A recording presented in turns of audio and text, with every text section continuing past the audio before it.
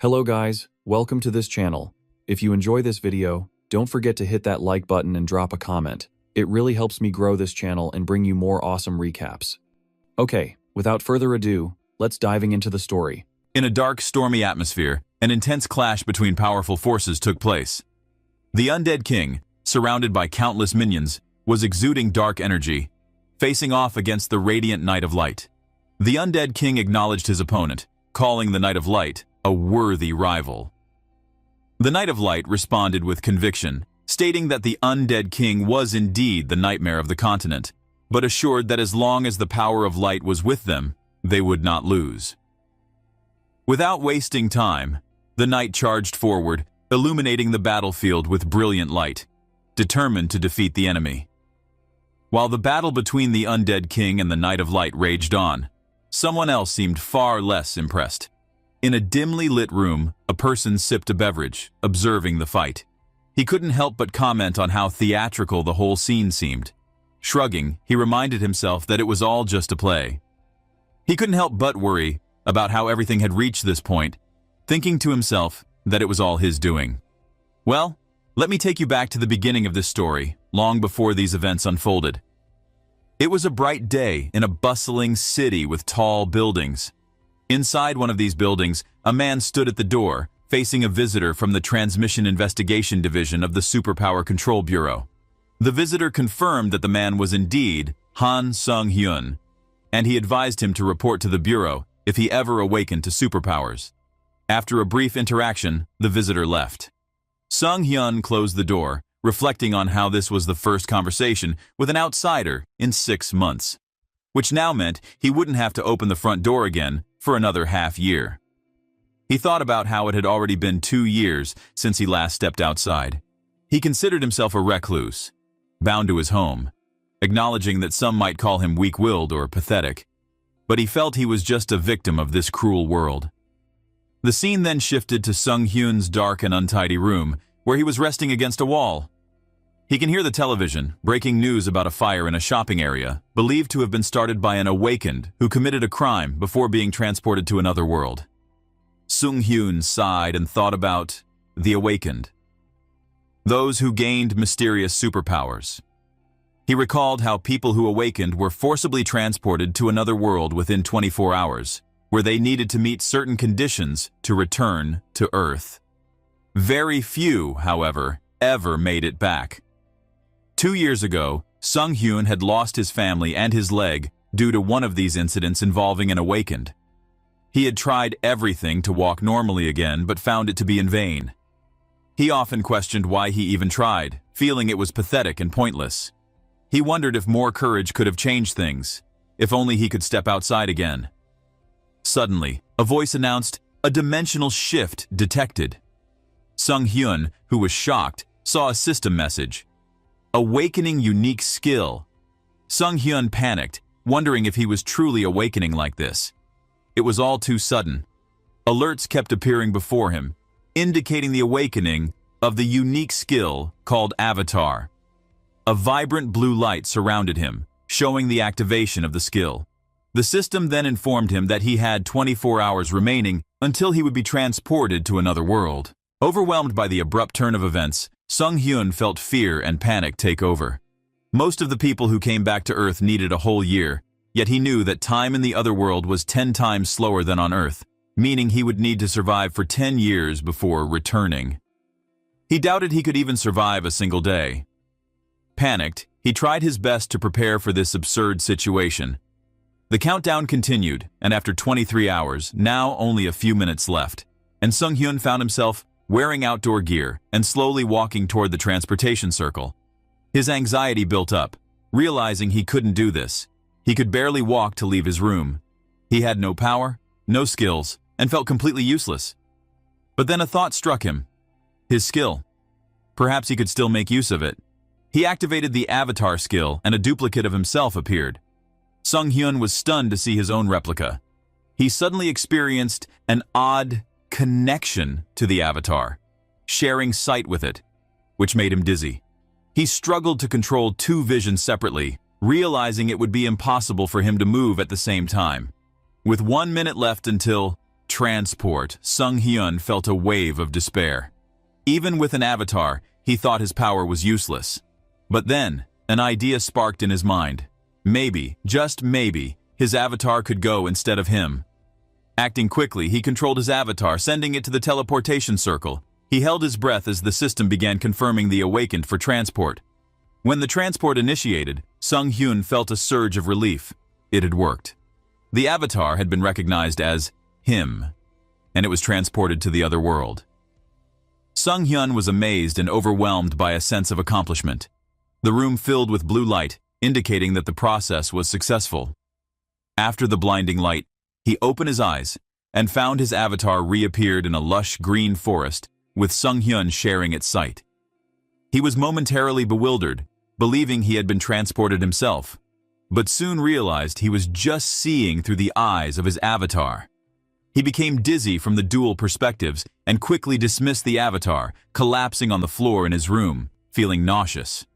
After regaining his composure, Sung Hyun summoned the avatar once more but still felt hopeless, doubting what he could do with such a power. Suddenly, a system message appeared, congratulating him for achieving a great feat, returning to Earth without using the karma shop. Sung Hyun received a special reward, a new skill that allowed him to travel to a previously visited location once per day. His karma increased greatly as well. Sung Hyun could hardly believe it. In that moment, he realized that he had become the awakened who had returned to Earth in the shortest time ever. He was stunned, barely able to process what had just happened. He couldn't help but shout out in disbelief. His life had taken a completely unexpected turn. Sung Hyun was startled when he noticed the system message displaying his current karma balance. It's almost 2 million. It was a staggering amount, and he couldn't believe that he had accumulated so much just by dismissing his avatar. Karma is giving based on the impact you have done on the other world. It accumulates through good deeds, evil deeds, killing, labor, and so on. The most important thing is, karma can be used to strengthen skills or return to Earth. He wondered if this could be some sort of glitch, and worried that he might be asked to give it all back someday.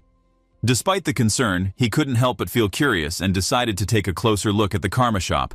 Scrolling through the options, he noticed that the ability to return to Earth cost 1 million karma points, which seemed pointless to him since he was already on Earth. He then stumbled upon something interesting: strengthen status. He selected it, and a new option appeared: recoverability enhancement, for 10,000 karma points. Intrigued, he then purchased it. Suddenly, a surge of energy coursed through his body, and he could feel his injured leg healing. He looked down in amazement as his leg, once scarred and damaged, began to glow with energy and recover completely. The injury, a constant reminder of his painful past, was gone. Sung Hyun reflected on how much that injury had meant to him. It wasn't just an inconvenience. It was a symbol of his farewell to his family and the reason he had locked himself away for so long. But now, with his leg healed, Sung Hyun felt a new sense of hope and strength. It was as if he had been given a second chance, an opportunity to break free from the self-imposed prison that had kept him isolated for years. A notification from the system informed him that his recoverability had surpassed the threshold, and he had obtained a new skill called Super Recovery. Sung Hyun decided to put his new legs to the test, enthusiastically exercising to regain his full strength. He marveled at how strong he had become. It was almost unbelievable how quickly his fortunes had changed. For so long, he had resigned himself to a life of despair and immobility, but now he was beginning to see a future full of possibilities. He still had plenty of karma left, and he wondered what to do next. Scrolling through the karma shop again, he found an option to strengthen his unique skill for 300,000 karma points. He considered it for a moment before deciding to strengthen his avatar skill. Once strengthened, he summoned his avatar once more, observing the changes. The avatar looked more robust, almost more manly. Sung Hyun could also sense a new connection, a skill called Mind Hub, which filtered stimuli and emotions, allowing only the information he wanted to receive. This meant that the dual consciousness would no longer make him feel disoriented. He had gained greater control, and with it, a deeper sense of confidence. Sung Hyun punched his avatar lightly, testing the new enhancements. The avatar didn't flinch, and Sung Hyun realized that even if his avatar got hurt, he wouldn't feel the pain. This was an exciting discovery, as it meant he could adventure in the other world without any risk to himself. The realization opened up countless possibilities. Sung Hyun smiled mischievously, realizing that he could explore a whole new world from the comfort of his warm room. He now also had not just one avatar, but two. As he grew stronger, he wondered if he could have even more avatars. Now, he decided it was time to give them names. After some thought and glancing at random items around the room, he decided on naming them Hans and Heinz. Hans, with an affinity for magic, and Heinz, known for durability. Their traits might have seemed mediocre, but to Sung Hyun, they were just the beginning of his grand plan. He felt a sense of camaraderie with them, even though they were technically just extensions of himself. He sent Hans to the other world, using the return skill, and tasked Heinz with the mundane duty of taking out the trash. Outside, after Heinz walked out of the house and looked around, Sung Hyun was surprised by the absence of anxiety or fear. The Mind Hub skill was working perfectly, filtering out any unnecessary emotions. It felt liberating, almost as if Heinz was a different person altogether. Meanwhile, Hans had arrived safely in a peaceful moonlit forest in the other world. Sung Hyun watched through Hans's eyes as he moved through the forest, noting how serene the setting seemed, until a panther suddenly appeared, lunging at Hans. Sung Hyun sighed, finding the situation a bit annoying, but there was no real sense of danger. With magic-infused strength, Hans fought off the panther, feeling no fear or pain. The sensation was surreal for Sung Hyun, almost as if he were playing a game. Although Hans was still relatively weak, Sung Hyun knew that this was only the beginning. After defeating the panther, Hans spotted a village in the distance, illuminated by the moonlight. He approached it and was greeted by an elderly man named Malcolm, the village chief, who welcomed him warmly. Malcolm was impressed that Hans had made it through the forest at night and offered him a place to stay. Hans, or rather Sung Hyun, felt relieved and accepted the offer. He was given a room and even invited for a drink at the village tavern. It had been a long time since Sung Hyun had felt the warmth of human company, and he enjoyed the moment, thinking that it had been a good day. The warmth of the villagers and the simple joy of sharing a drink filled a void that had existed within him for years. But the good times did not last long. As Sung Hyun relaxed in his room back on Earth after Hans slept in the other world, a bright alert suddenly appeared on the screen, announcing the avatar death. Sung Hyun's heart sank. Hans was dead, and all of his traits and accumulated data were reset. The relaxed atmosphere turned tense as Sung Hyun realized that Hans had been killed in the village after sleeping. He blamed himself for being careless in an unfamiliar place, suspecting that Malcolm had spiked the drink. The realization that he had let his guard down so easily filled him with frustration. It was a harsh reminder that he was still vulnerable, and the other world was full of dangers. Suddenly, Sung Hyun felt a familiar connection re-establish itself, and he found himself once again seeing through Hans's eyes. He overheard Malcolm and another man discussing Hans's apparent failure, dismissing him as useless. Sung Hyun learned that Hans had been turned into an undead, an elite skeleton, but thanks to the Mind Hub skill, there was no mental corruption. This gave Sung Hyun an unexpected opportunity. He realized that he could still control Hans, even in this new undead form. The fact that Hans had become an undead, yet retained his consciousness, was something Sung Hyun could use to his advantage. The death of Hans was a shock, but it soon turned into a realization. This was his second chance. Hans had fallen, but he wasn't truly gone. He was merely transformed. His essence changed into something darker, something undead. And that, Sung Hyun thought, might just be his unexpected opportunity to get the sweet revenge he deserved. Over the next week, Sung Hyun struggled to understand his situation and discovered his new undead abilities. He tested them cautiously, learning that, although Hans was limited, he could influence and command other undead, albeit only one at a time. That knowledge filled him with a strange sense of determination. After all, having power, even limited, was better than feeling helpless. He started by controlling a rat, a small and nimble creature that could navigate through the village unnoticed. He called it Alfred and sent it to gather as much information as possible. Although Alfred was just a rat, it became Sung Hyun's eyes and ears, scuttling through dark corridors and overhearing secret conversations. It seemed silly, maybe even comical, to rely on a rat, but Alfred was doing the job well. Through Alfred, Sung Hyun learned about the village and its true nature. The villagers were not merely innocent people. They were necromancers, their leader being Malcolm, the village chief.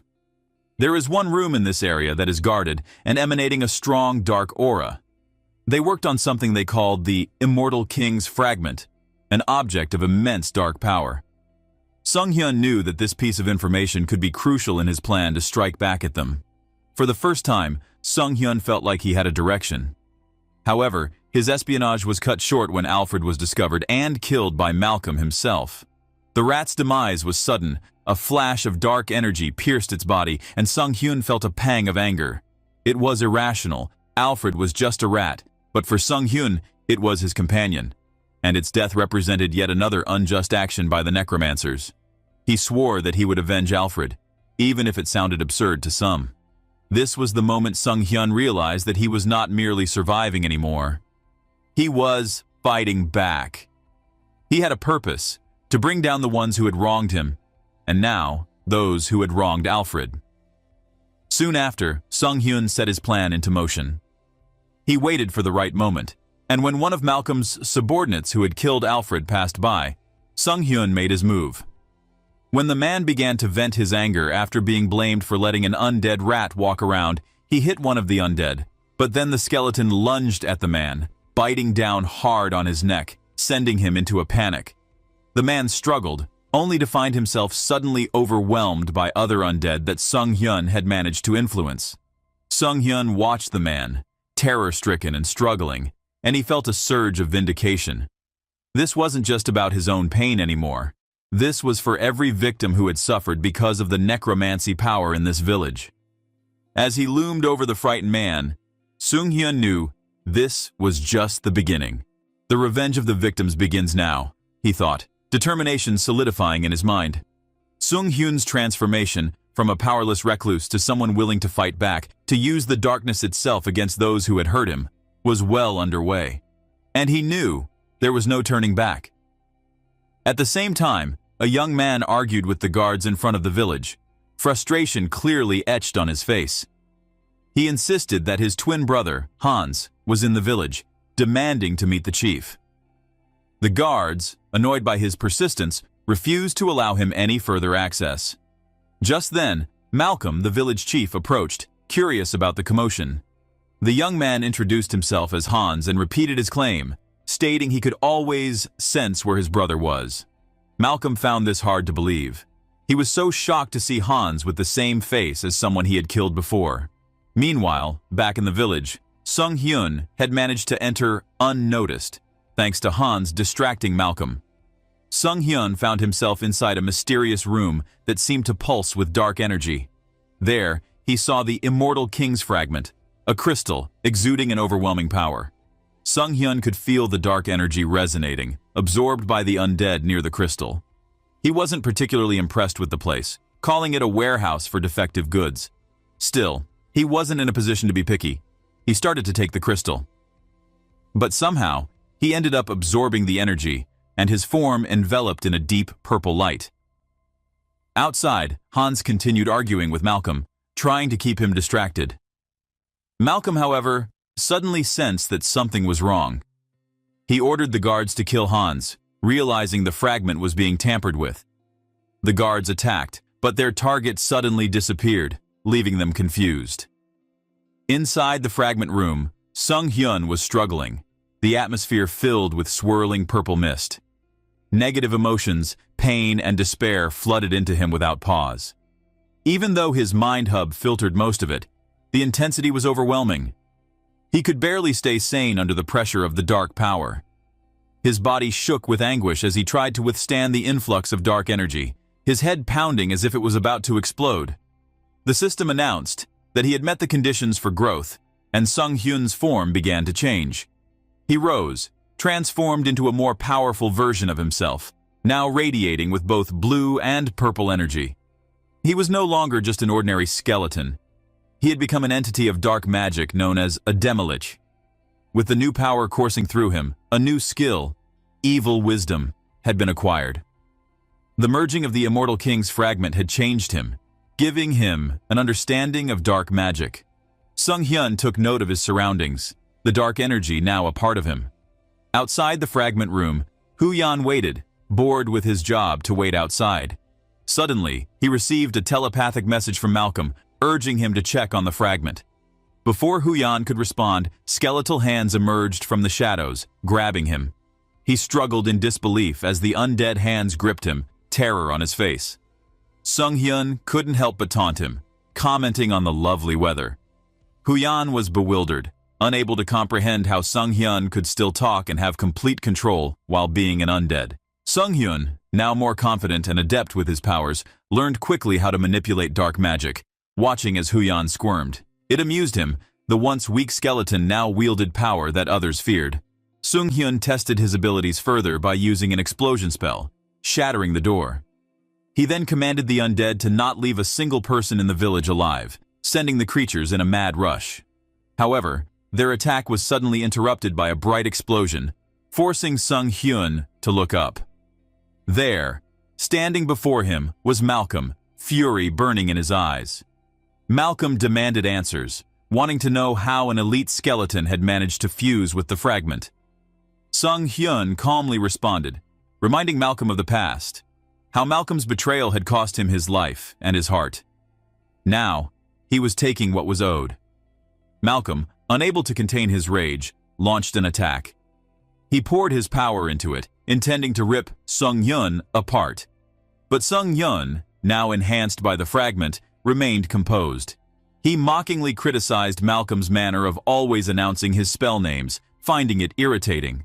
Malcolm, however, was determined, throwing everything he had at Sung Hyun, dark tendrils of magic trying to bind him. The battle between them escalated, with Sung Hyun mocking Malcolm's lack of power. Malcolm's frustration grew, realizing his attacks weren't having the desired effect. Malcolm shouted in fury, using his ultimate magic, channeling the souls of the necromancers to amplify his strength.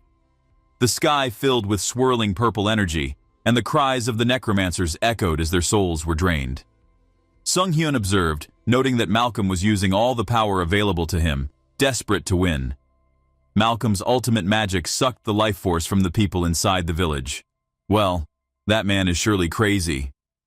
Finally, Sung Hyun decided to end the battle.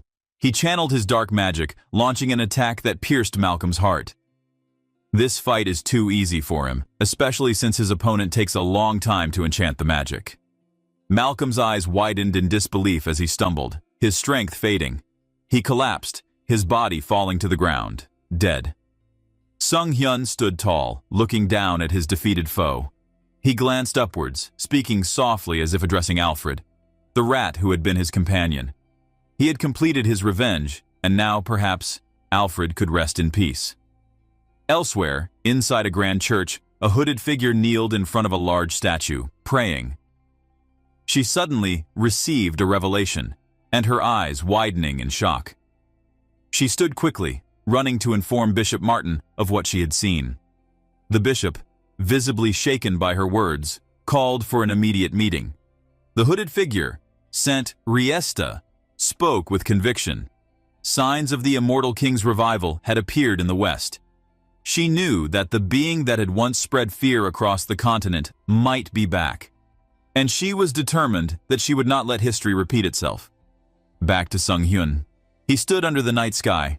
He looked around and noted how the once numerous undead had been mostly wiped out. It was a pity, but he remained unfazed. After all, the beauty of being a necromancer lay in the ability to replenish lost forces with new ones. He intended to do just that. However, before that, he needed to deal with his own missing arm. Sung Hyun examined the undead limb nearby and decided it looked suitable. He picked up the arm and used his magic, allowing the blue energy to envelop it. As it merged with his body, he activated his super recovery ability, and soon, his arm looked as good as new. Pleased, he turned his attention back to replenishing his forces. He raised his hands, purple magic swirling around him, calling on the scattered remains of the undead to become his subordinates once more. The evil wisdom skill filled his thoughts, guiding him on how to utilize his powers. He attempted to use the fragments inside his body to pollute the dead skeletal remains, but the skeleton fell apart into pieces before his eyes. He sighed, realizing that the process was not as simple as it seemed. Still, after a few tries, Sung-hyun began to get the hang of it. He looked toward Malcolm's lifeless body, contemplating his next move. He decided to make the old necromancer a powerful undead, one with his soul intact, so that Sung-hyun could extract useful information from him. However, when Sung-hyun examined the old man, he realized that there was no soul present. A magic circle glowed faintly on Malcolm's body, revealing that someone had forcibly extracted his soul. Sung-hyun deduced that there was likely an organization behind this, trying to protect their secrets. He shrugged. Well, it doesn't matter. He could still make use of the body. Sung-hyun began to channel his magic, preparing to turn Malcolm into a top-tier entity, undead. He polluted the remaining magic in Malcolm's body, gathering what residual thoughts he could find. The transformation began, and Malcolm's form shifted into that of a death wizard. When the transformation completed, the death wizard spoke, offering to receive Sung-hyun's orders. Sung-hyun was impressed. Malcolm could speak and follow commands, even if he did not retain his old memories. Sung-hyun commanded Malcolm to obey him, and he then hit the skeleton while laughing. Though Malcolm's past memories were lost, Sung-hyun still intended to make him suffer for his past wrongdoings. He found a sense of satisfaction in the irony of the situation. Later, Sung-hyun walked through a field of bones, carrying Malcolm's staff. He paused for a moment, recalling a young zombie with a green face, the same zombie who had helped him defeat one of Malcolm's lackeys. With a gentle hand on the young zombie's head, Sung-hyun muttered a silent wish for the creature to rest peacefully with its family. It was a rare moment of compassion, even for someone who had embraced the darkness. Back in his room on Earth, Sung-hyun leaned back on his couch with a satisfied smile. He felt full and content with his recent accomplishments. Picking up his phone, he decided to check the current price of gold. His mind wandered to the treasure hoard left behind after Malcolm's death. It had been quite a profitable endeavor. He then summons Hans, his skeleton avatar, to assist him. As the skeleton appeared, Sung-hyun quickly dismissed it, overwhelmed by the aura it exuded. He let out a sigh of relief as Hans vanished in a burst of blue light. Sung-hyun scratched his head in frustration, wondering what to do next. He needed Hans, but perhaps it was time to enhance his unique skill again. With the Karma Shop balance in front of him, that now shows over 700,000 points, Sung-hyun made the decision. He spent 300,000 points to strengthen his unique skill, and as a blue light enveloped him, a new skill was acquired. Clear Mirror. Still Water. The system explained that this skill would protect his mind from external influences and mental attacks. Sung-hyun felt a new surge of confidence, knowing that his mental strength had surpassed the standard threshold. Now he can easily summon Hans and never worries about the aura or mental attack again. With Hans at his side and feeling stronger than ever, Sung-hyun decided it was time to sell some of the gold he had accumulated. He went to a shop filled with bags of gold coins and requested that the money be transferred to his account.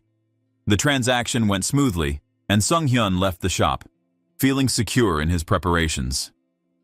Just to be safe, he had hidden Hans in the shadows using black magic, even giving him a mask for anonymity. Perhaps it was overkill, but he preferred being cautious. However, just as he thought all was going well, the shop exploded. Sung-hyun watched in shock as a werewolf and a masked villain made their escape, carrying a bag of gold. The werewolf seemed excited by the heist, bragging about their loot. Sung-hyun yelled for someone to call the police, knowing that these villains, people who used their awakened abilities for crime, would soon be hunted by guardians. As the werewolf rushed past Sung-hyun, he was knocked aside. Frustration washed over him. He felt powerless to do anything in the face of such chaos. The villains were executing their plan flawlessly, but just then, they noticed a mysterious figure, a glowing skeleton, standing nearby. Sung-hyun's voice echoed in his thoughts. While Han Sung-hyun could do nothing, Hans was different. With a surge of dark power, Hans unleashed chaos, confronting the villains head-on. The narrative was shifting once again, and Sung-hyun could feel that this was only the beginning of something much larger.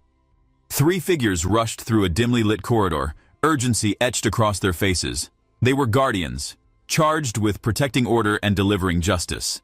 The situation called for swift action. As they approached their destination, they arrived at a chaotic scene, a corridor littered with the unconscious bodies of criminals, an undeniable aftermath of a recent battle. The first guardian looked around, confused by what he saw. "What's going on here?" he demanded. A groaning werewolf lay among the defeated. They can only conclude that someone had fought the villains and then vanished. The second guardian reacted quickly, urging everyone to search the area. The battle had not ended too long ago, which meant the mysterious figure must still be nearby. The guardians spread out, determined to locate the one who had caused this chaos. Somewhere beyond their reach, a shadow moved with unnatural speed through a sunlit corridor, leaving behind a lingering dark trail. That shadow returned to Sung-hyun as he stretched, a look of contentment on his face. The events were exhilarating, even refreshing for him. Blowing off some stress for punching some villains like this once in a while, he thought, wasn't so bad. In another world, Heinz, Sung-hyun's second avatar, stood there. Sung-hyun, observing through his connection, marveled at the sight before them. He had finally arrived. He was at the grand entrance of a different place, a place where possibilities were endless and new experiences awaited. The directions given by the old man Malcolm had led them here, and Sung-hyun could not help but feel a mix of relief and excitement. The journey had not been in vain. This was the moment his new adventure in the other world would truly begin. He stood tall before the grand city gate, taking a deep breath before stepping inside.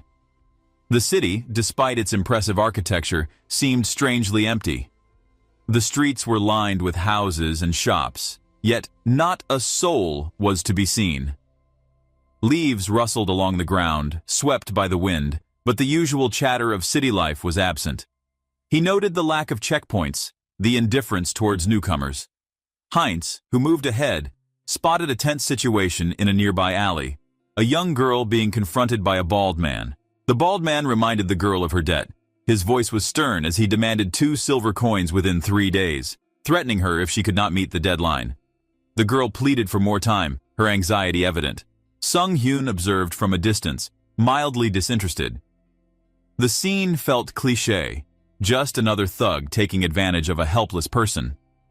He figured it was not his business and decided to move along. However, as Sung-hyun walked away, he accidentally collided with the girl, who immediately began apologizing. Her words were rushed, but he saw something useful in her. Perhaps this girl knew the city well. He offered her a coin and asked if she could be his guide. The girl's eyes widened at the sight of the silver, and she accepted the offer, her face a mix of surprise and gratitude. That evening, the girl, whose name was Diana, led Sung-hyun to an inn. She beamed as she introduced it, proud of her choice. She explained her situation, her struggles to care for her younger sibling, hoping to earn Sung-hyun's trust and secure a stable income. They agreed on the terms. She would guide him around the city in exchange for 2 silver coins per day. Sung-hyun decided to retire to his room after their deal. As he lay down on the uncomfortable bed, he struggled to fall asleep, the chill air and the stiff mattress keeping him awake. To his surprise, when he looked out the window, he found Diana sitting outside, her small frame curled up against the cold.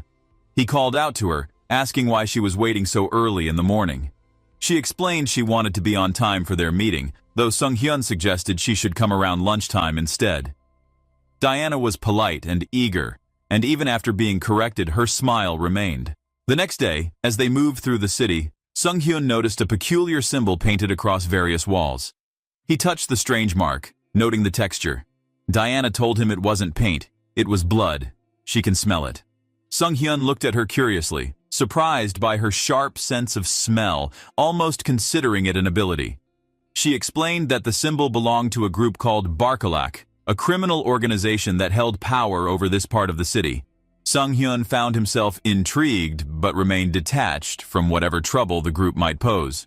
As the vampire lunged, Sung Hyun told Aaron to run. Sung Hyun began to grow suspicious. Diana was late, which was unlike her. The minutes seemed to drag on, his concern increasing as each one passed. Then two thugs approached, trying to intimidate him. Sung Hyun managed to defuse the situation by bribing them, but as they walked away, he overheard them mention a kid they had taken. A sinking feeling hit Sung Hyun as he realized Diana might be in danger. He confronted Diana when she arrived, and she confessed through tears that her brother Aaron had gone missing. Her eyes were red and her hands trembled as she spoke, her fear and worry written across her face. Sung Hyun suddenly grew suspicious as he recalled the thugs mentioning a child.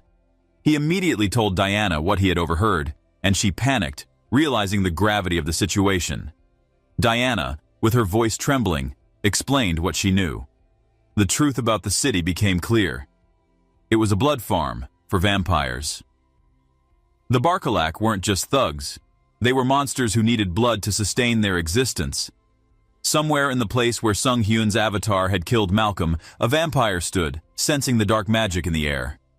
The creature, sinister and calculating, muttered about the immortal king's fragment, regretting missing the opportunity to take for himself. He was confident, however, that he would soon track down the one responsible.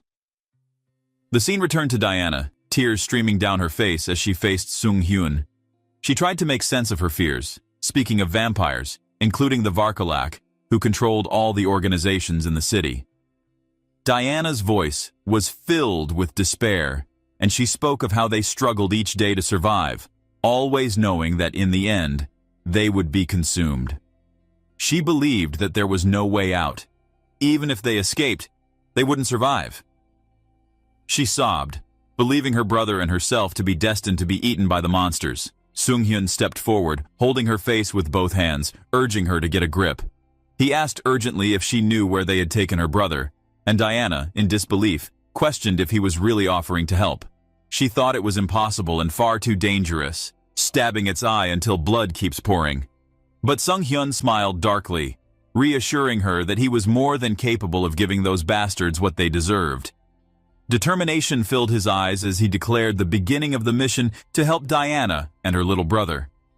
The scene shifted to a bustling tavern, coins scattering across a table as if they were playing some sort of gamble.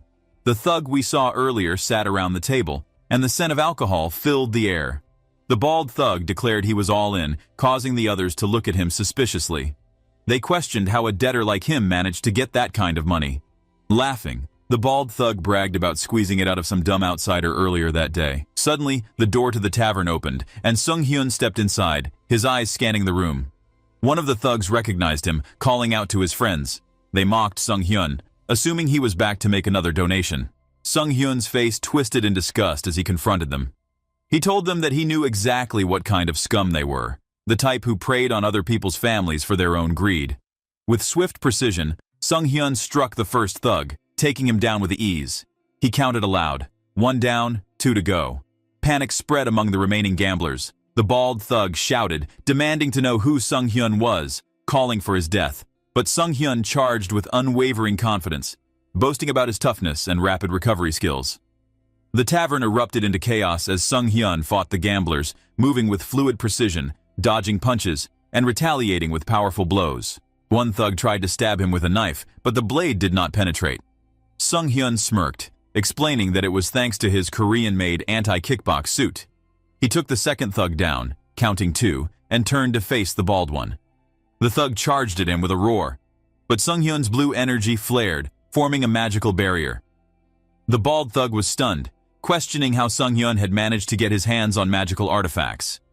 Before he could react, Sung Hyun pierced through his defenses, taking him down as well, counting 3. As the dust settled, Sung Hyun looked around, assessing the damage. He wondered if he had brought too many magical items, seeing as he had not even used half of them. Just then, more thugs descended from the staircase, surprised by the commotion. They shouted, questioning who Sung Hyun was and what was happening. Sung Hyun sighed, ready for more action, commenting that this guy had a big mouth. He swiftly countered each attacker, the fight spilling outside. He kept counting aloud. 6, 7, 8. He stood over the defeated attackers, catching his breath, wondering aloud why there were so many of them. One of the thugs hit him, but Sung-hyun quickly regained his focus, realizing he had lost count of how many he had taken down. He shouted, calling out to the last thug standing. He stood amidst the disarray of the tavern, his eyes unwavering. He demanded to know where they had taken the boy they had brought in earlier. He pressed his boot firmly against the thug's face, but the man refused to tell him, taunting Sung-hyun about the master soon arriving. Sung-hyun looked down coldly, thanking him for the information. He raised his foot, ready for more action. After dealing with all the thugs, Sung-hyun made his way to a room and opened it. Inside, he found Aaron, cowering on the floor, trembling. Sung-hyun approached cautiously, telling Aaron not to be afraid. He explained that he had come to save him at his sister's request. Aaron, still fearful, asked if he knew his sister. Sung-hyun nodded, assuring him that he would explain everything once they were out of there. He urged Aaron to leave with him, but before they could move, a bat suddenly flew into the room through the window, transforming into a dark figure. A vampire. The vampire mocked Sung-hyun for interfering with his meal, his hand crackling with dark energy. He questioned if Sung-hyun was part of the Covenant of Destiny, or perhaps related to the child. Regardless, the vampire promised consequences for defying him. Sung-hyun stood protectively in front of Aaron, explaining that he was just an outsider who had been extorted by one of the vampire's underlings and happened to help the boy along the way. The vampire found it boring, expressing his preference for young boys as his meals. He prepared to strike, declaring that Sung-hyun could die now. The storeroom shook as the dark energy exploded, ripping through the walls. Sung-hyun shielded Aaron, and both of them were thrown back by the blast. Sung-hyun noted the smell of alcohol and spotted a destroyed beer barrel nearby. He quickly asked Aaron if he was okay, and upon seeing him nod, he urged him to escape while they had the chance. The vampire watched them, intrigued by Sung-hyun's speed. He commented that Sung-hyun was quicker than expected and decided that this would be a good warm-up before his meal. As the vampire lunged, Sung-hyun told Aaron to run and not look back, pushing him away. The vampire's red eyes gleamed with malice as he struck at Sung-hyun, piercing through his defenses. Blood splattered, yet Sung-hyun remained standing, defiant. The vampire was impressed by his toughness and recovery. Sung-hyun acknowledged the difference in their strength, realizing the vampire was merely toying with him. Despite the overwhelming odds, Sung-hyun was determined to protect Aaron. The vampire laughed, amused by Sung-hyun's resistance, tightening his hold and cutting Sung-hyun's hand with his claws. The vampire whispered into Sung-hyun's ear, promising that his pointless resistance would end now. But Sung-hyun, feeling the vampire's strength, decided to take a different approach. He declared that if there was such a difference in strength, they would just die together. Sung-hyun activated a hidden fire magic tool, flames engulfing him. The vampire stepped back in shock, realizing what was happening. He questioned when Sung-hyun had hidden the fire magic tool in his mouth, snarling as the flames closed in. The room was engulfed in fiery chaos as Sung-hyun grappled with the vampire. He explained that when he had been slammed to the ground, he saw the alcohol spilled on the floor and got the idea to use it to turn the tables. The vampire called him a madman, accusing him of planning to die together. Sung-hyun's resolve was unshaken. He charged at the vampire, fire blazing around him, declaring that he would not go down without a fight. The angry vampire mocked him, calling him a weak piece of flesh that dared to harm a mighty vampire. But Sung-hyun confronted him, reminding him that he had called him a tough delicacy. Fueled by defiance, Sung-hyun roared as the flames engulfed the room, turning the vampire's arrogance against him. The vampire, panicked and surprised, stared in horror at the approaching the fire, his pleas falling on deaf ears. Sung-hyun's determination was palpable as the fiery chaos consumed everything around them, leaving no room for escape. The storeroom erupted into flames, engulfing the vampire and Sung-hyun. Amidst the chaos and heat, Sung-hyun found himself lying among the debris, the intense heat swirling around him. He couldn't help but marvel at the destruction that surrounded him, thinking that it was incredible how that he was still alive, despite the devastation. He mused to himself that being too sturdy could be a problem sometimes. Sung-hyun slowly raised his head and looked towards the sky. The mission to help Diana was complete, and despite the lingering heat and destruction, he felt a sense of accomplishment. Outside the burning building, Diana was watching with tears streaming down his face, holding Aaron close. She cried out for Sung-hyun, her voice desperate as flames roared behind them. In that moment, a system notification appeared before Sung-hyun's eyes, marking the end of an avatar. The message read that Avatar Heinz had died, with a respawn time of 7 days. Sung-hyun couldn't help but sigh at the realization, but knew he had to move on. The scene then shifted to a bustling town square. Diana was busy polishing a stranger's shoe, trying to earn her keep. She thanked the customer as he left, pocketing the coins with a sigh. Another person approached, and she eagerly offered her services. Suddenly, she heard someone call out, and turning around, she saw Sung-hyun, or rather, a new avatar of him. Diana's eyes widened with surprise and joy. She rushed to embrace him, exclaiming that she was relieved he was okay.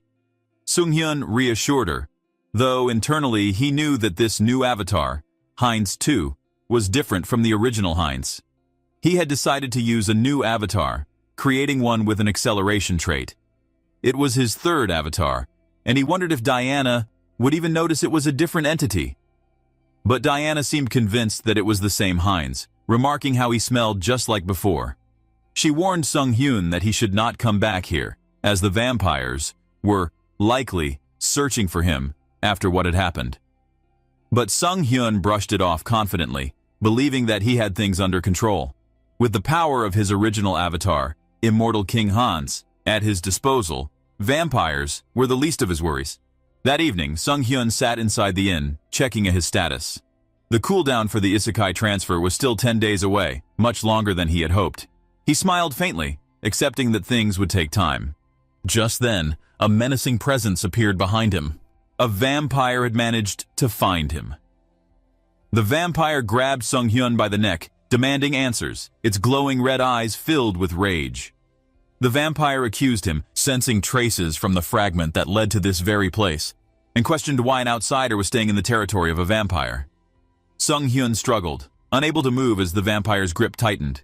He realized that the vampire was incredibly powerful, a true monster. The vampire scrutinized Sung-hyun closely, but, surprisingly, it could not sense any dark magic aura from him, nor smell the blood of a fellow vampire. Sung-hyun, bewildered, had no idea what was happening. The vampire's fangs gleamed, and with a menacing grin, it decided to bite down, sinking its fangs into Sung-hyun's neck. A notification flashed in Sung-hyun's eyes. His race had changed to Vampire, and a new skill called Blood Clan Blood Remnant had been acquired. The vampire smiled in sinister satisfaction, certain that Sung-hyun could not lie now. Another notification informed Sung-hyun that his skill, Rapid Recovery, had been altered to Regeneration. The vampire then inquired if Sung-hyun was involved with the Covenant of Destiny reversal. Sung-hyun struggled under the immense pressure. He could feel his blood compelling him to submit to the higher vampire's authority. However, thanks to his Mind Hub skill, the submissive urge was filtered out, allowing him to retain control. Sung-hyun called the vampire Lord Wirok and stated he was just a traveler and didn't know anything. Lord Wirok eventually decided that perhaps Sung-hyun was not the one they were after. He ordered him to follow along, stating that there were things they needed to take care of. Sung-hyun reluctantly agreed, deciding to tag along in hopes of learning more about the vampires and their intentions. Lightning struck the night sky as they arrived at a grand mansion, the headquarters of the Barkaslak clan's Azantu branch. Inside, vampires socialized, curious about Sung-hyun, who was introduced as Lord Wirok's new bloodling. The other vampires eyed him with disdain, questioning why Lord Wirok would choose to take in such a lowly creature. Amidst the scrutiny, a cheerful vampire named Rosalika approached Sung-hyun, introducing herself energetically. She handed Sung-hyun a glass filled with fresh blood. As he hesitated, an overwhelming thirst for blood surged within him, even overpowering his Mind Hub skill. Desperate, he decided to use his skill to filter out the taste of blood, and then forced himself to drink it as quickly as possible to avoid suspicion.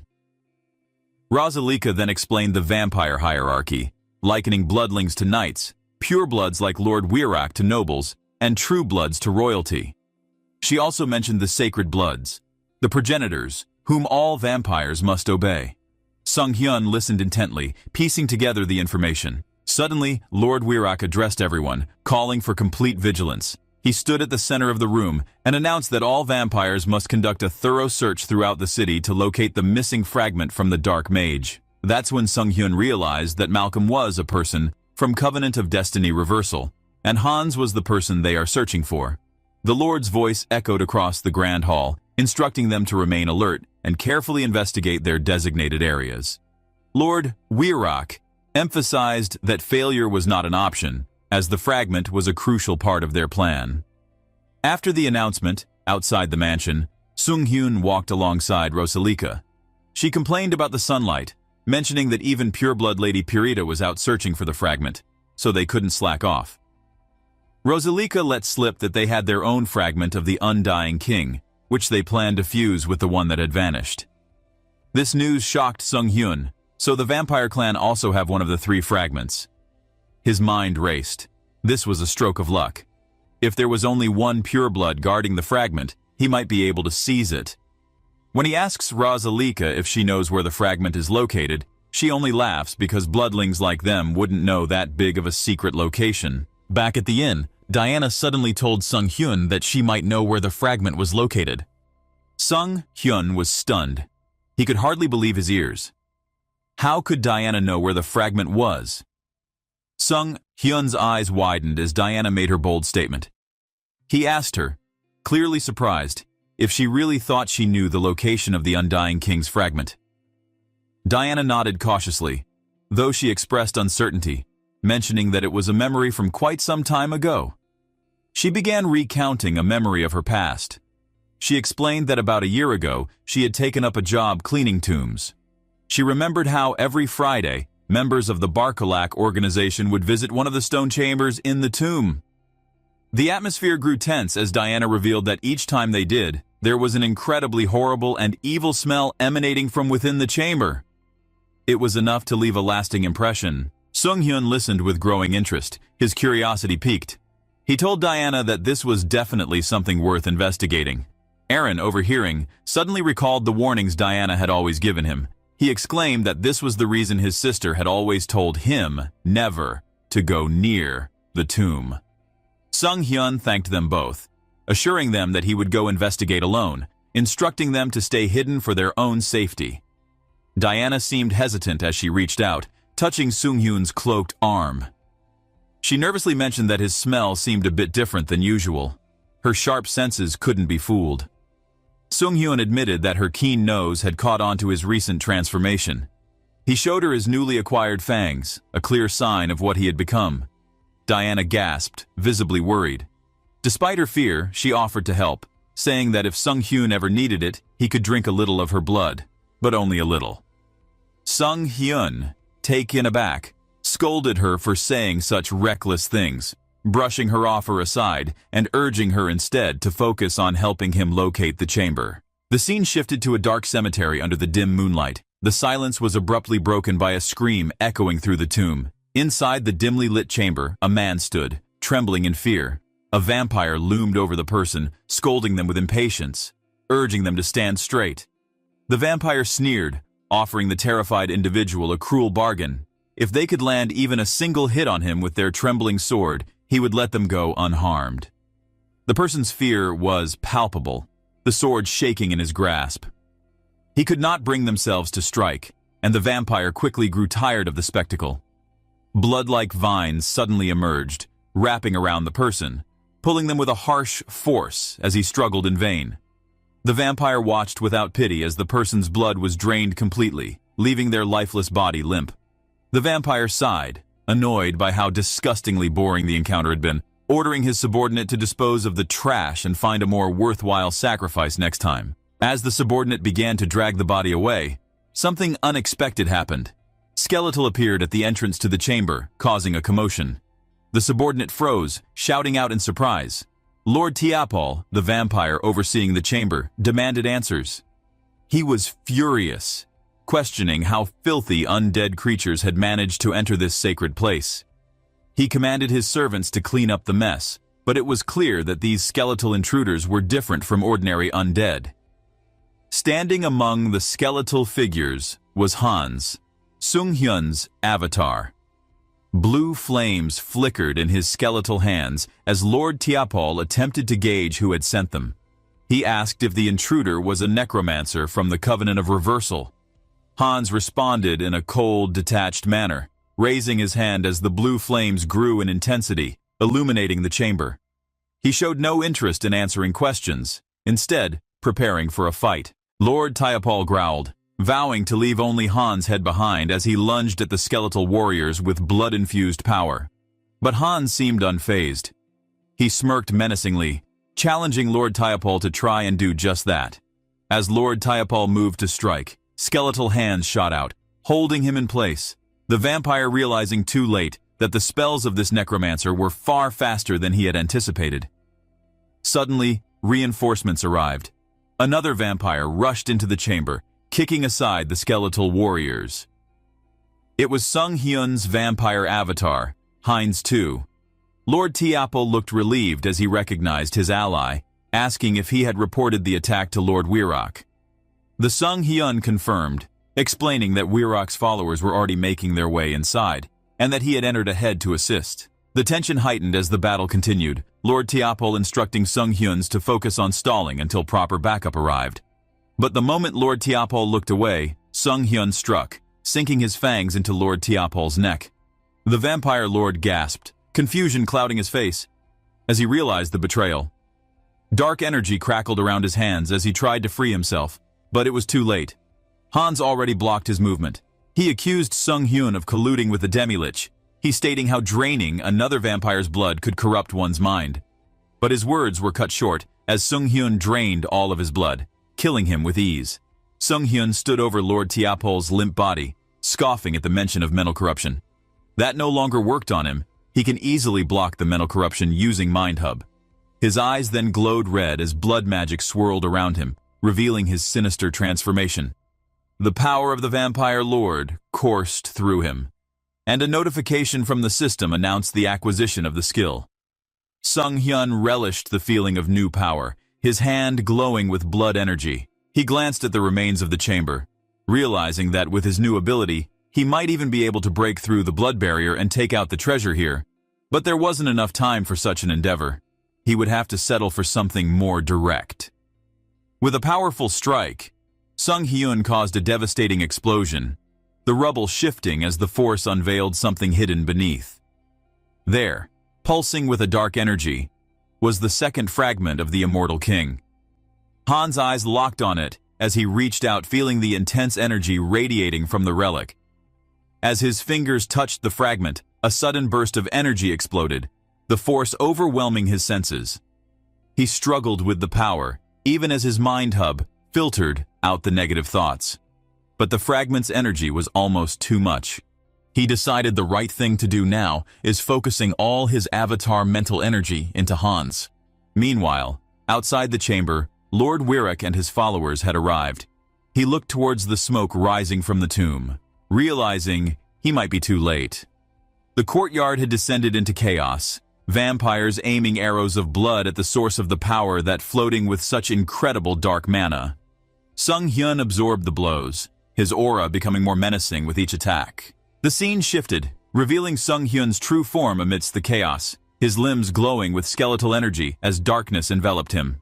The system notification appeared once more, stating that his super recovery skill had evolved into immortality, and that he had also acquired the special skill of forbidden knowledge.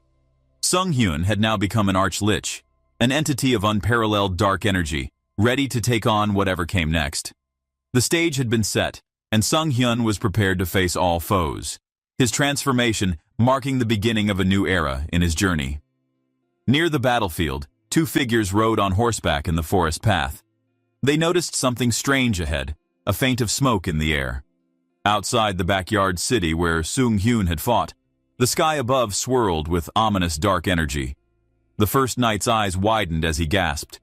The second knight, observing the darkening sky, wondered aloud if there could be a fire. The unsettling sight led the first knight to conclude that the dark clouds were towards the city of Ajantu.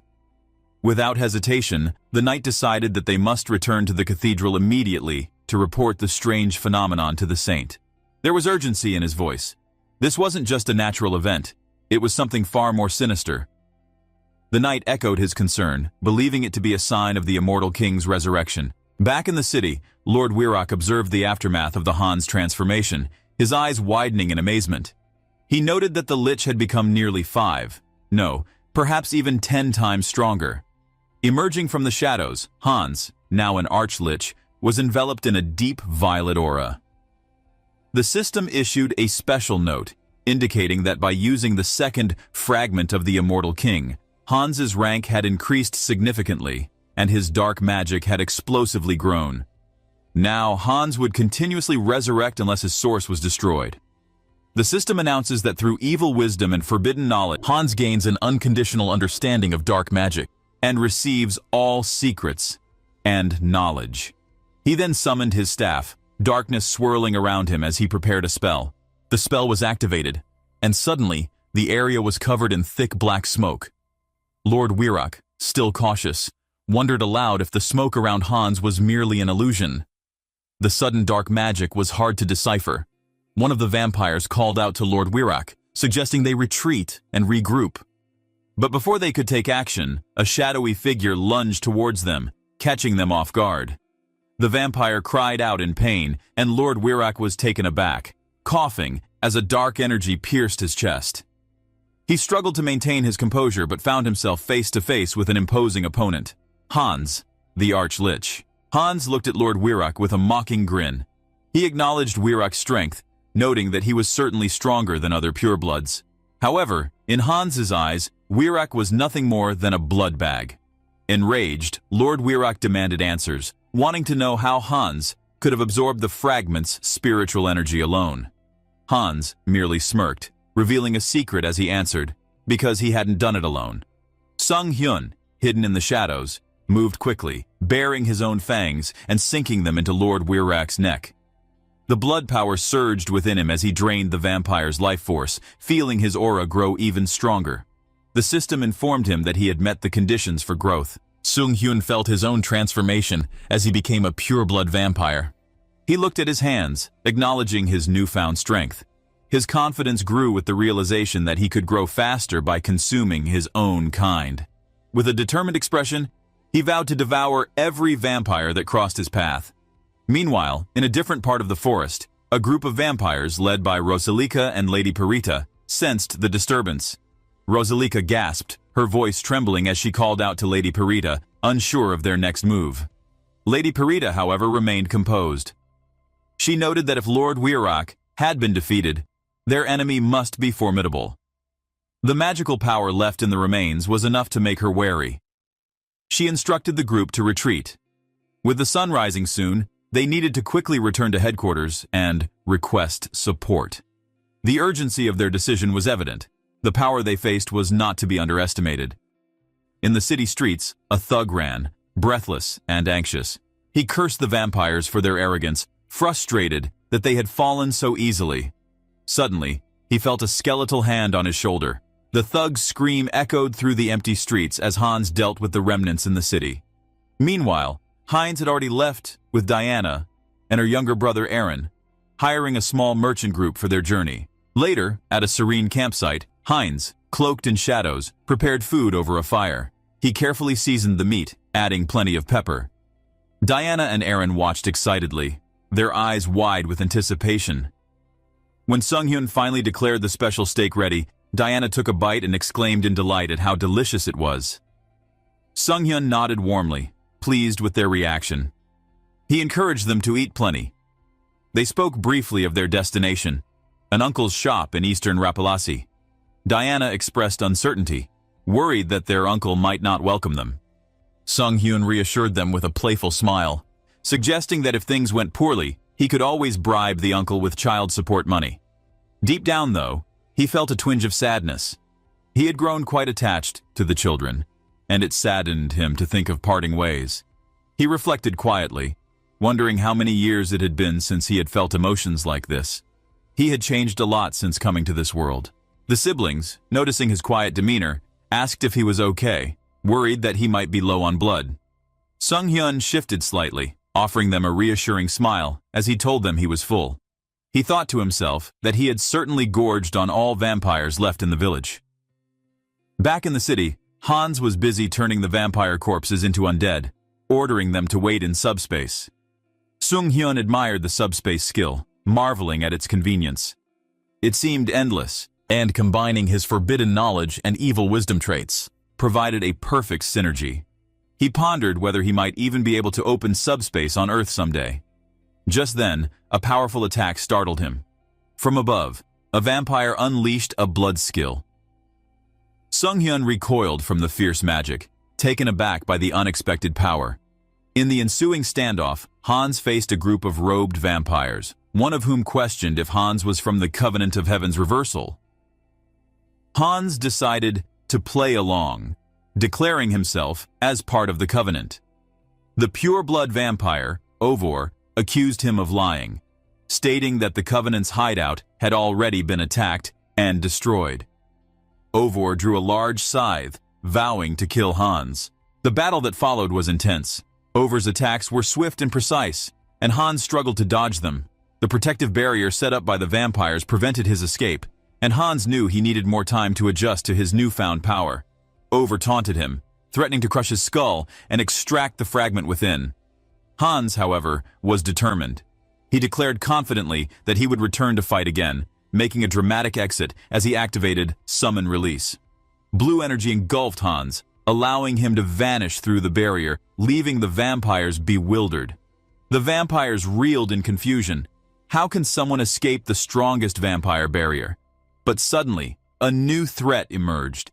The Paladin Corps of the Divine Order appeared, their silver arrows striking true, killing one of the vampires. Ovor, now surrounded, realized too late that Hans's lingering presence had been a distraction, buying time for the Paladins to close in. He began to suspect that perhaps this was all part of Hans's plan from the beginning. He clenched his fists in frustration, vowing to find and kill Hans, no matter where he had run off to. Back on Earth, Sung-hyun stood in his apartment, relieved that he had made it back safely. Summon Release truly felt like a cheat key, and he smiled to himself as he thought of his next move. Though the threat of the vampires loomed for now, he had time to prepare. He sighed to himself. The fun of playing a game in another world was just too much to resist. When he recalled his earlier actions, the way he had proudly declared himself as the Death during his Summon Release, this memory filled him with embarrassment. His dramatic behavior and villain-like exit seemed more ridiculous than impressive, if I remember it again. He rolled over, kicking his blanket as waves of secondhand embarrassment overtook him. Next to him, Hans, his skeletal avatar, silently polished his skull, seemingly unbothered by his master's turmoil. Hans broke the silence by complimenting Sung-hyun on his achievements. He praised him for defeating the vampire group and saving Diana and her family from the clutches of an entire vampire-infested city. Hearing this, Sung-hyun's mood brightened. He sat up, grinning. Saying it out loud, he almost felt like a hero in the video game he often played.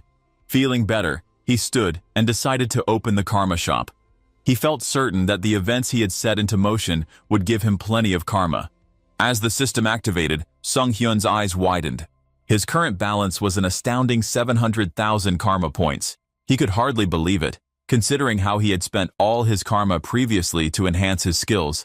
Well, he was sure that this massive accumulation might be the result of his manipulation of the Dark Sorcerer and the vampires, turning them against one another. He marveled at how the system seemed to reward him generously for his actions, making it clear that karma wasn't bound by morality, but by impact. Feeling a surge of excitement, Sung-hyun browsed through the shop and decided to upgrade his unique skills, curious to see what new powers he could unlock. After confirming his purchase, the system notified him of two significant changes.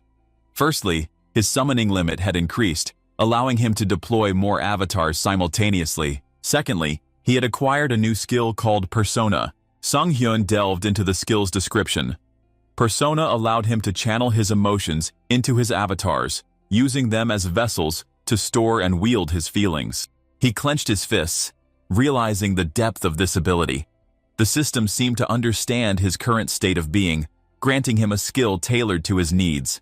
The possibilities thrilled him, but it also made him introspective. He thought about how much he had grown through his connections with others in this alternate world, helping others and even defeating powerful foes, a stark contrast to the isolated existence he had led on Earth.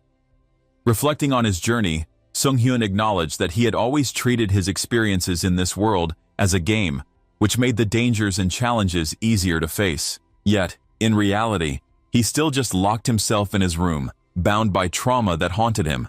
His loneliness, sadness, and anger had piled up over the years, and he realized he could no longer ignore the weight of his suppressed emotions. Determined to address this, he called Hans and activated Persona, transferring all his negative energy into the avatar. The transformation was immediate, as the dark aura left his body, moving into Hans. Suddenly, Sung-hyun felt a lightness he hadn't experienced in years. It wasn't that his emotions had disappeared completely, but they were now neatly stored within Hans. Sung-hyun regarded his avatar with curiosity, wondering if Hans could truly handle the influx of negativity.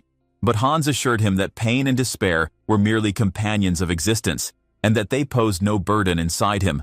After all, dark mana and dark thought is a great companion. Looking at his skeleton avatar, Sung-hyun noted a subtle shift in Hans's tone, sensing an emerging individuality within the avatar. Hans seemed to be talking on his own, and he got the feeling that an emotionally charged avatar might develop its own personality, which both intrigued and unsettled him. Their conversation was interrupted by a loud explosion outside his house, so Sung-hyun rushed to the window and saw smoke rising in the distance. He muttered to himself that it was probably another villain attack. Well, it seemed the villains had become more active these days, but never mind. It was not his concern. He was sure the Guardians would take care of it. But suddenly, Hans spoke, looking him in the eyes and asking why Sung-hyun needed a reason to destroy evil. Looking back at Hans's eyes, a realization struck him. Deep down, he had always wanted to eradicate evil, especially because they are the reason his miserable trauma comes from. But his fears had held him back, and after transferring all his negative emotions into Hans, everything became clear. Hans reached into his inventory and retrieved a mask, declaring that the crumbling order of the world needed someone to enforce justice. And now, he will be their new law. Donning the mask, Hans teleported to the scene of the explosion. He arrived atop a building, overlooking the chaos below. Two guardians in the area were talking about their struggle against a new terrorist organization that had recently emerged. Sung-hyun observed the guardians. Hearing them, he had just received new information. Those trash villains had formed an organized group, amassing power and spreading chaos.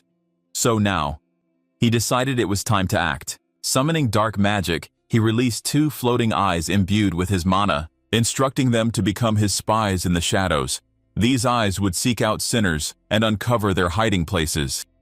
As the magical eyes dispersed, they began transmitting scenes of injustice back to Sung-hyun. In one alley, bullies tormented a helpless individual, preparing to extinguish their cigarette on the victim's face. In another place, a mother and child endured abuse at the hands of an enraged husband. Elsewhere, criminals ransacked a convenience store and robbed it. Looking all of that, Sung-hyun felt a surge of anger. Though these weren't villains and just normal civilians, they were still stains on society. Determined, he teleported to each scene, delivering swift punishment to the wrongdoers. Sung-hyun didn't hold back. He made it clear that evil would be met with equal ferocity, carving fear into the hearts of those who dared to harm others. He left a chilling warning, urging them to remember this day and promising they would meet him again if they repeated their crimes. With each act of using the dark power, Sung-hyun grew more accustomed to wielding Hans's dark power. He marveled at how efficient and resolute his avatar had become, summoning more eyes to expand their reach. He needed to uncover all evil in this city. By the end of the night, he had only one goal: to purify the city and leave a mark of his newfound surging power as Hans, who dealt merciless justice. This was it. He realized that this was only the beginning of his mission to restore balance. He resolved to continue his crusade, vowing to bring order to a world filled with chaos. After a day spent defeating every criminal in the city, Sung-hyun felt an overwhelming sense of satisfaction. His Eye of Darkness proved invaluable, but its limitations became clearer. The spell weakened under exposure to light and eventually faded. This realization led him to conclude that he needed a more efficient method to locate his enemies. Using undead in a bustling city was a big no-no, and he began pondering alternatives while reflecting on the best approach for his problem. Suddenly, a bird pooped on his head, snapping him out of his thoughts. Annoyed, he looked up and swore vengeance against the birds. He yelled to kill them and make them his subordinates. But as he observed them flying freely, a new idea struck him. He imagined eyes that could be anywhere, undetected, and free to move. Yeah, this is it, the answer to his question. This inspiration led him to consider using a familiar, a servitude magic, often employed by skilled dark mages to control animals. The possibilities seemed endless, and his determination to create such a tool grew stronger. However, creating familiar was no easy task. Sung-hyun began experimenting in the Goblin Den, his secluded workshop far from prying eyes, but again and again, he failed miserably. He wanted a familiar that appeared ordinary, yet carried a powerful infection. Balancing simplicity in appearance with potent effects was challenging. Lowering the magical output made the familiar less threatening and ugly, but it also weakened its effectiveness in spreading infection. Each failure only deepened his frustration, and he found himself empathizing with programmers, debugging endless lines of code, error, and error. In the end, he realized why programmers often can't sleep properly. Hey dude, I'm a YouTube creator. I also have a lot of work, especially when people talk bad about my videos and make me down. But some of you keep cheering me, and here I am, still in the spirit to make videos for you all.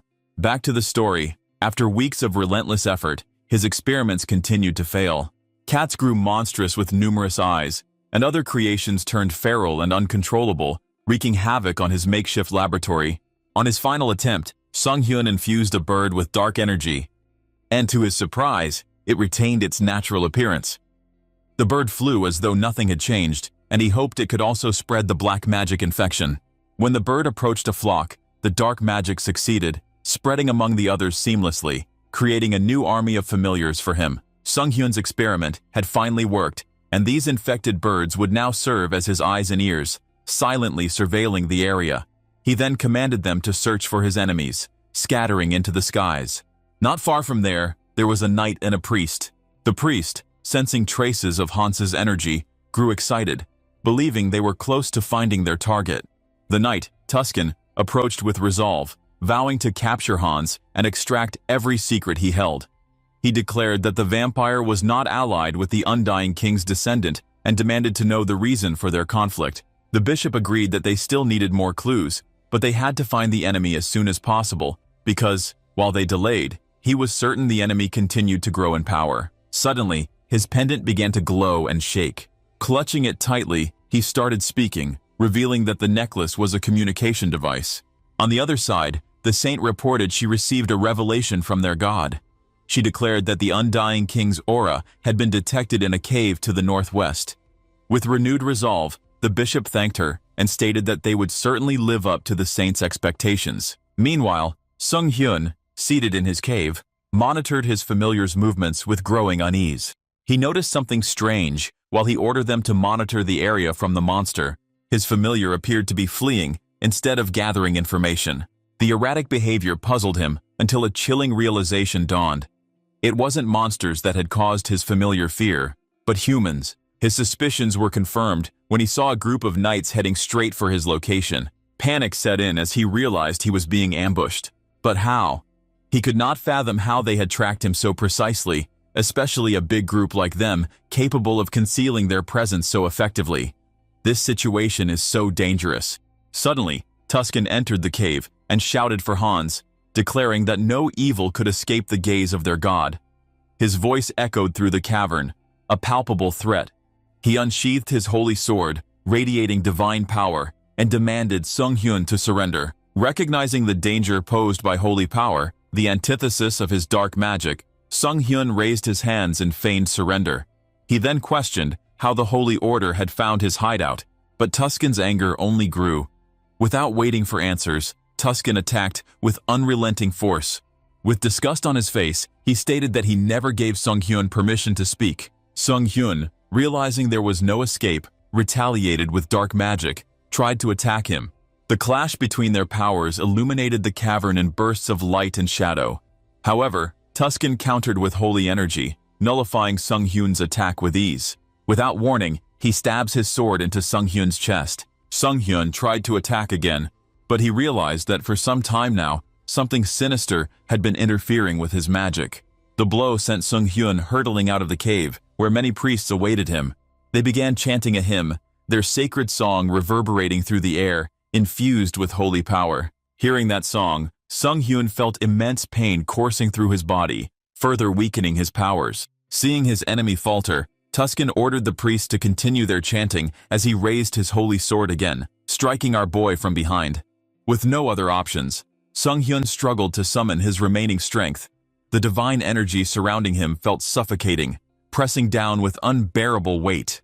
Not letting Sung Hyun attempt another trick, Tuscan ordered all the priests to use their ultimate move. The priests then summoned holy chains, luminous and unbreakable, which moved swiftly toward Sung Hyun, immobilized him. In the end, the chain tightened, leaving Sung Hyun vulnerable and binding him completely. Sung Hyun tried his hardest to act, but despite his efforts, he was unable to move or call upon his magic. The chains shimmered with divine energy, crafted explicitly to bind undead like him. Around him, the priests' chants echoed, their voices merging in a crescendo that strengthened the binding. They had planned every detail to ensure his capture, leaving no room for escape. He cursed himself for letting his guard down. Trapped and powerless, he finally realized how far they had gone to kill him. Now, he looked at Tuscan as he remarked bitterly how much effort they were willing to expend to catch him. The captain of the Holy Knight Order sneered at his predicament, taunting him that no evil had ever escaped their divine binding, and asked if Sung Hyun had already given up by now. Their confidence was well-founded, but Sung Hyun's reaction shocked everyone. A chilling laugh erupted from him, echoing through that place. Sung Hyun's laugh, calm yet menacing, broke through their chanting. He mocked them for leaving no space for negotiation, then declared that this would be his goodbye, for now. He demanded them to try to catch him later, if they can find him again. As if sensing trouble, the captain used his holy power again, aiming for a decisive blow. He yelled that, even if he didn't know what Sung Hyun's plan was, he wouldn't let it happen. But our boy only smirked. All of this was useless. No matter how tight the binding was, he had the perfect trick to undo it. With that, he used Summon Dispel and called Hans back. In the end, the holy strike from Tuscan passed through empty air, striking nothing.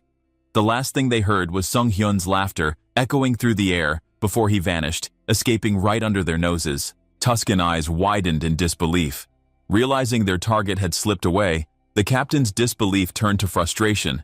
He questioned how such a feat was possible and began to doubt the identity of the opponent they faced. What kind of power allowed Sung Hyun to evade their flawless binding? In the modern world, Sung Hyun lay sprawled on his bed, panic in his face. He mulled over the complexities of his situation, scratching his cheek in frustration. The list of enemies he had accumulated felt overwhelming. First is the shadow organization Covenant of Defiance, the vampire clan Brokoslak, and even the continent's most powerful religious force, the Church of the Host. With each name he recalled, he couldn't help but wonder if he had created too much chaos. And suddenly, he realized something big. Wanting to confirm his suspicion, he opened the karma shop and scanned the balance, which had grown alarmingly large. The realization dawned upon him, the reason why his karma kept increasing.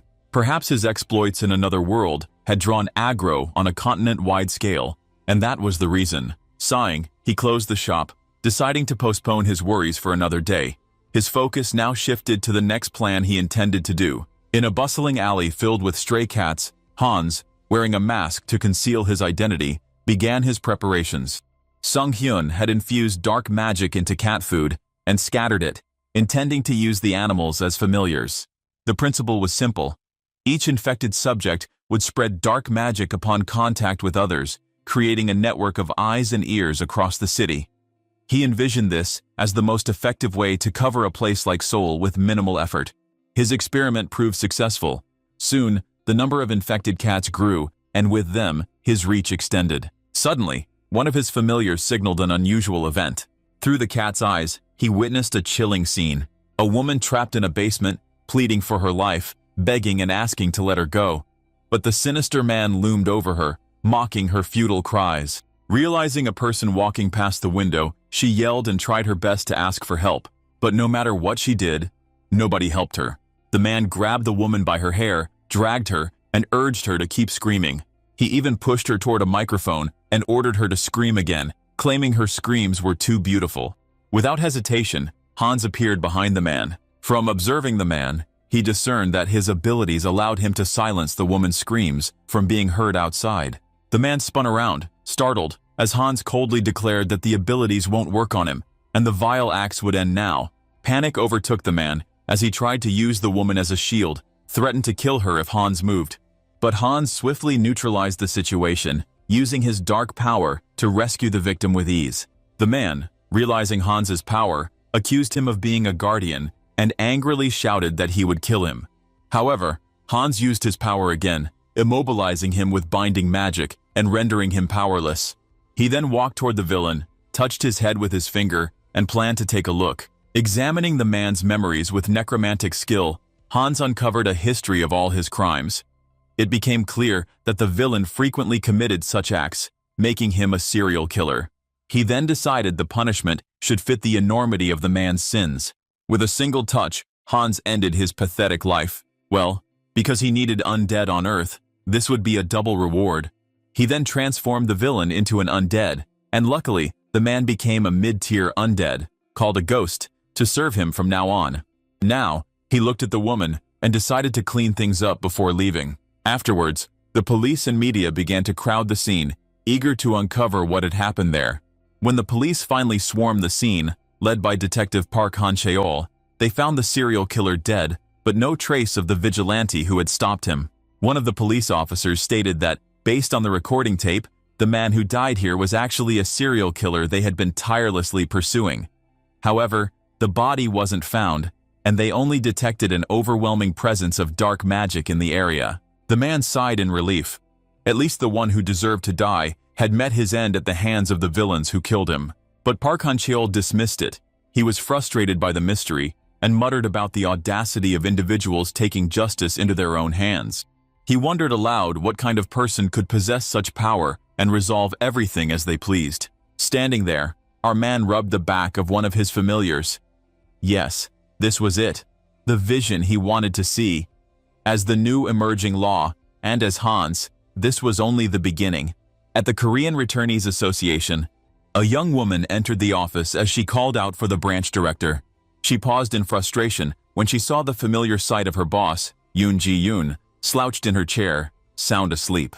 With a sigh, she approached and shook her awake, kinda irritated. She explained that she had received a request from the Ability Management Bureau, presenting a folder filled with documents. Ji-yoon rubbed her eyes as she examined the papers. She realized the case involved 3 villains who had stolen jewelry, with their actions detailed in the report. Her curiosity piqued. She asked if this was related to the recent murder cases. She theorized that the perpetrators shared similarities: black magic users, long coats, and eerie masks. Despite her speculation, she quickly grew annoyed, muttering complaints about the lack of support from higher-ups. She suddenly shouted about, if only they could control the masked man, she mused sarcastically. Perhaps he could be a useful tool. She even entertained the thought of recruiting the masked man as a guardian, though her secretary dismissed the idea, urging her to focus on the task at hand. In the end, she could only keep shouting, villains are already make headache, now she even need to handle the masked man, what a bad luck. Meanwhile, Sung-hyun felt refreshed after dealing with a group of villains. Unless it involved a serial killer, he was content with planting the curse of fear, then delivering fitting punishment. He considered his actions merciful, but remained aware of the bigger problem. To purely cleanse this city, he need to find and stop the chaos caused by villain organizations. Yup, he resolved to track down the source of the disturbances. Yet, he feel all his doing on Earth is enough for now. In the end, he was sure this is the right time to shifting his focus to other worlds. Sung-hyun's journey continued as he safely delivered Diana and Aaron to their uncle. The reunion brought tears of joy from their uncle, and Sung-hyun felt relieved to see the man's genuine gratitude. Initially, he was worried that the uncle might not have good intentions, so he had prepared himself for confrontation. But now, looking at those people crying like there was no tomorrow, he felt no need for concern. The uncle thanked him profusely, while Diana suddenly hugs him, expressing her heartfelt gratitude. Sung-hyun reassured her gently, promising to visit often and reminding her to stay healthy.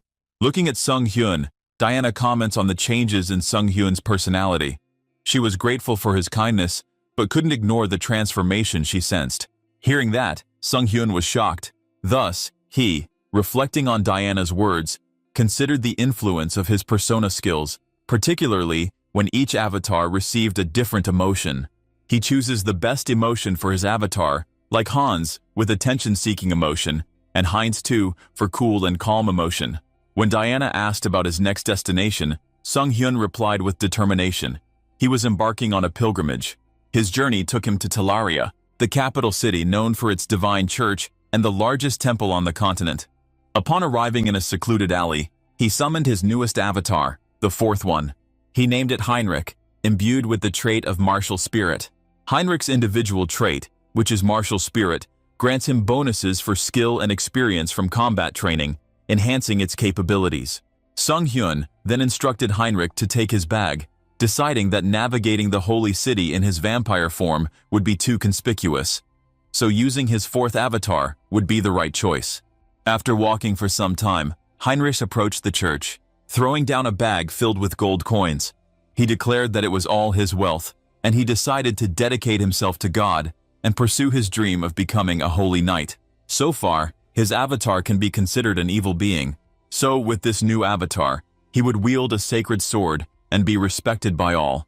A priest accepted his donation with pride and promised to make him a fine knight through rigorous training. Another priest voiced opposition, cautioning against accepting strangers so easily like this. However, the first priest, Marco, assured him that evil intentions would be revealed during training. Turning to Sung-hyun, he asked if he was confident. "Yeah, this is the moment." So of course, Sung-hyun replied with resolute that he was more than ready. But for our boy, his choice to become a holy knight is a nightmare. A month into the regime, he could feel that the training was grueling, pushing him to his limits. Now, he realizes that the noble image of the holy knights is just an illusion. The real them are masked with macho excess. He grasped the essence of their training, to strengthen faith and holy power through repetitive prayers and extreme situations. And yes, the training was effective, but also exhausting. Despite his discomfort, he pressed on, determined to achieve his goal.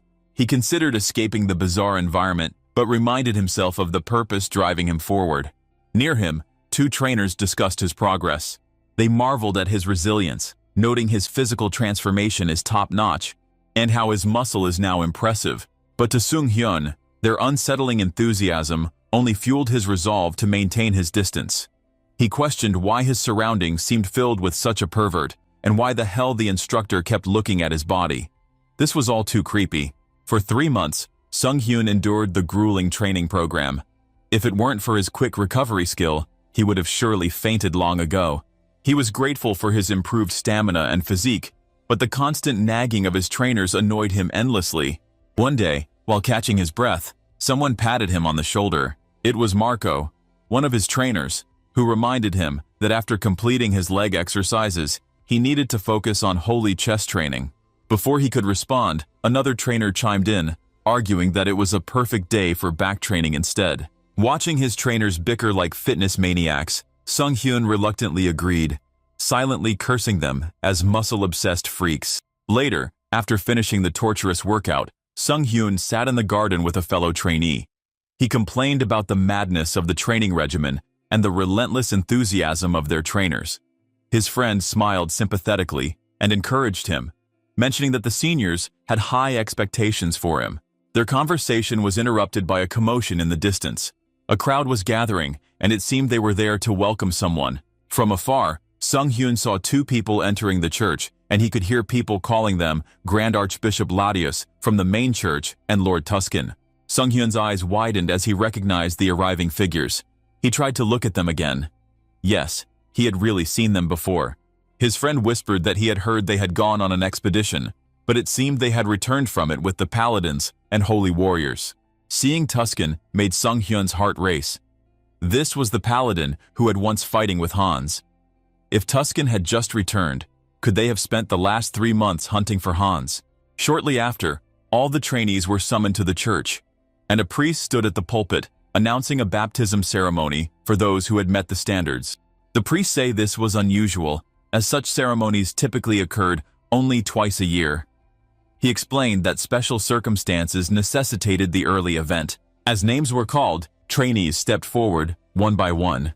Feeling something was rushed, Sung Hyun's friend leaned over and whispered, asking why the church seemed so desperate. Hearing that, well, Sung Hyun guessed the only reason possible: they needed more knights to track down the heir of the Undying King. In any case, this is a perfect opportunity for him to save some time and be stronger faster. When Sung Hyun's name was called, he stepped forward with a plan in mind. For months, he had contemplated a new way to use his persona and mind hub skills. He knew that those baptized offered all their mana to God, losing the ability to handle magic in exchange for divine power. The strength of this blessing depended on one's faith in the deity. The purer and more genuine the faith, free of lies or doubt, the stronger the holy knight they would become. And that's where Sung Hyun intended to manipulate this process. Until now, he only used Mind Hub to suppress external stimuli or restrain his own emotions. But he realized something. The opposite is also possible. Then, as the priest began the baptism, Sung Hyun used his Mind Hub skill to filter out emotions like doubt and disbelief, leaving only pure faith. He then activated his persona skill, focusing all mental power and channeling all his faith-related emotions into Heinrich. The result was extraordinary. Holy power erupted from Heinrich, exploding like a light born from the star, the power shocking everyone present, including Lord Tuscan. To be precise, the radiance reached the head of their god statue, leaving the priest in awe. He then placed a hand on Heinrich's shoulder, proclaiming that such devotion and faith to be receiving this massive holy power must be unparalleled. After the baptism, the system rewarded Sung Hyun with a new skill, Holy Baptism, which enhanced the potential of his avatars and improved the sharing of mental strength between them. Testing his newly acquired holy power, Sung Hyun noted its limits, but well, he felt relieved his fake faith had worked. However, his initial skepticism about the church's deity wavered. During the baptism, he had seen a vision of a radiant figure resembling God.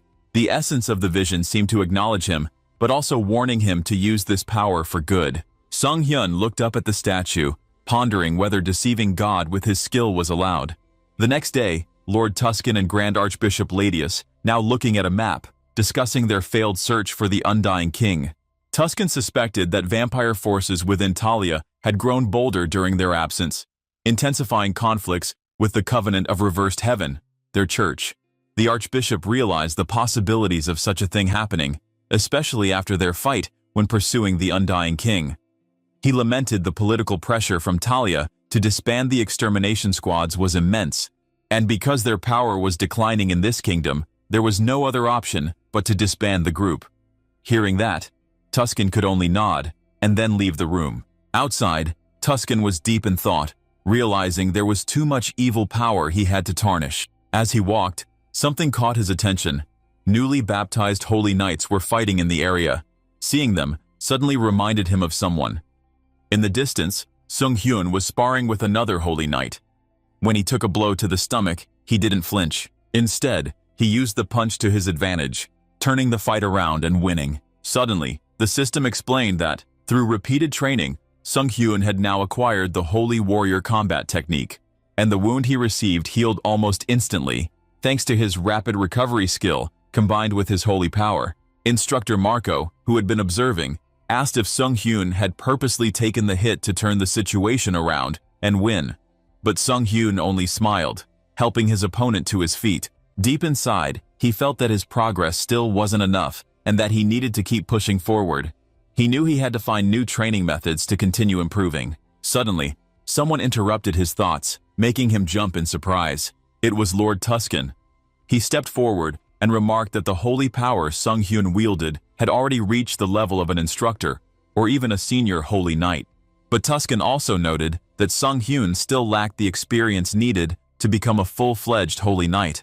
He was certain that Sung Hyun had already sensed this himself, and he explained that he could help him grow stronger, suggesting that Sung Hyun would accompany him to the Grand Temple of Roselia, where his training could be furthered. Tuscan seemed to sense hesitation in Sung Hyun and asked why he appeared unsure. Yet Sung Hyun quickly denied any doubt, stating that he was ready. Tuscan, satisfied with the response, invited him to follow immediately. When Sung Hyun requested time to pack his belongings, Tuscan dismissed the idea, explaining that others could handle such matters. He acknowledged that everything might feel rushed, but assured him that everything would make sense once they arrived at their destination. At the Grand Temple of Rosalia, Sung Hyun marveled at the sight before him. The grandeur of the sacred site, the largest holy place on the continent and home to the Pope and the Holy Maiden, left him awestruck. As they entered the church, the saint greeted them warmly. Sung Hyun and Tuscan bowed respectfully, offering their salutations. Yet Sung Hyun couldn't help but smile, feeling a sense of affirmation that this was the place where Heinrich would grow stronger in the light, destined to become a holy knight admired by all. At the same time, he envisioned that the darker and grimmer tasks would remain the responsibility of Hans, working unseen in the shadows. At the same time, back on Earth, Sung Hyun found himself staring at his phone after killing all the trash, skimming through news reports about the recent elimination of a human trafficking ring. His masked persona had gained significant notoriety, with many speculating about the identity behind the mask. However, what lingered in his mind was repeated mention of Divine Retribution Association during the cleanup of gangsters before. He decided not to concern himself with the details for now, confident that continuing to eliminate wrongdoers would eventually reveal the answers. As he walked through a bustling street with his vampire clone, Sung Hyun contemplated his next move. He acknowledged that, with Hans being actively hunted, so dealing with large quantities of valuable items of unknown origin would make him a prime suspect. He concluded that he needed a discreet location to handle such transactions. Entering a small, dimly lit establishment, Sung Hyun observed the quiet atmosphere. The shopkeeper, seated at a table and engrossed in a book, greeted him with mild disinterest. When Sung Hyun mentioned his intent to sell items, the shopkeeper scoffed, remarking that the place wasn't a pawn shop and dismissing him. However, when Sung Hyun placed a bag filled with coins on the counter, the shopkeeper's demeanor changed. The clinking of coins caught his attention, and he recognized the badge of the Sangho Human Trafficking Organization among the contents. He recalled hearing rumors that the organization had been wiped out by a masked figure. Sung Hyun, noticing the reaction, asked if the shopkeeper was still uninterested. The shopkeeper, visibly nervous, gestured toward a door at the back and instructed Sung Hyun to head through without taking any detours. Following the directions, Sung Hyun entered a concealed room where another individual awaited him. The mysterious figure greeted him and asked what he had to offer.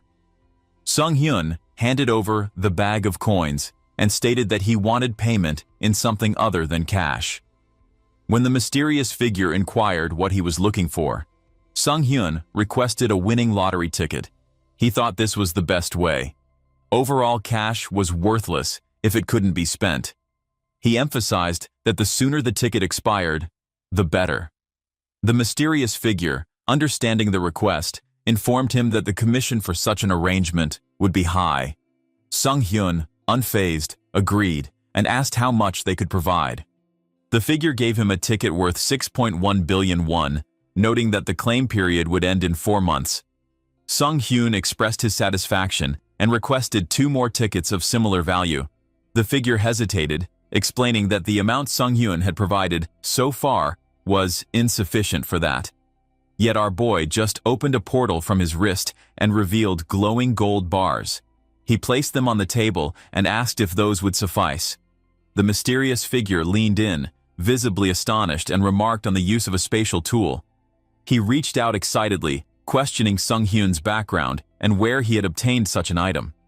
Sung Hyun, angry by the reaction, pulled his arm away and firmly suggested they finish the transaction quickly. Sensing the shift in tone, the figure apologized and moved to conclude the deal. As the transaction continued, a faint and unsettling aura began to fill the room. The mysterious figure, clearly unnerved, remarked on the faint smell of blood he had been sensing, confessing that it hadn't been his imagination after all.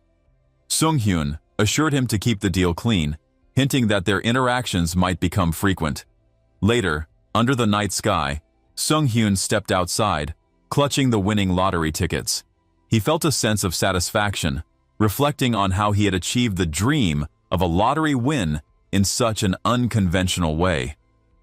He wondered aloud to himself what he should purchase first, and mused about how useful it would be to have some subordinates to handle such matters in the future.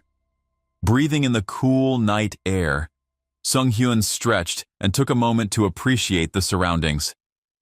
He noted the lively atmosphere of the area, recalling how it had been plagued by human traffickers only a few months prior. The streets had been dangerous and desolate then, but now they were vibrant once again. He found it satisfying to think that his actions had brought about this change, even if most people would never know who to thank for it. As Sung-hyun basked in his brief moment of peace, a stranger quietly approached him, catching him off guard. He felt a jolt of tension as he realized someone had managed to get close without him noticing. Turning quickly, he demanded to know who he was and accused him of being suspicious for sneaking up so suddenly. The stranger, unbothered by his defensive tone, simply grinned and revealed their fangs, stating calmly that he was a vampire, just like him. The stranger introduced himself as Gamma, a vampire from another dimension with a rank of 6 from a place called Dotmire. He then casually asked for Sung-hyun's name and inquired about when he had returned to Earth. Sung-hyun suddenly stated his name was Heinz and claimed to have returned to Earth not long ago. As the words left his mouth, he realized with alarm that he had answered far too easily.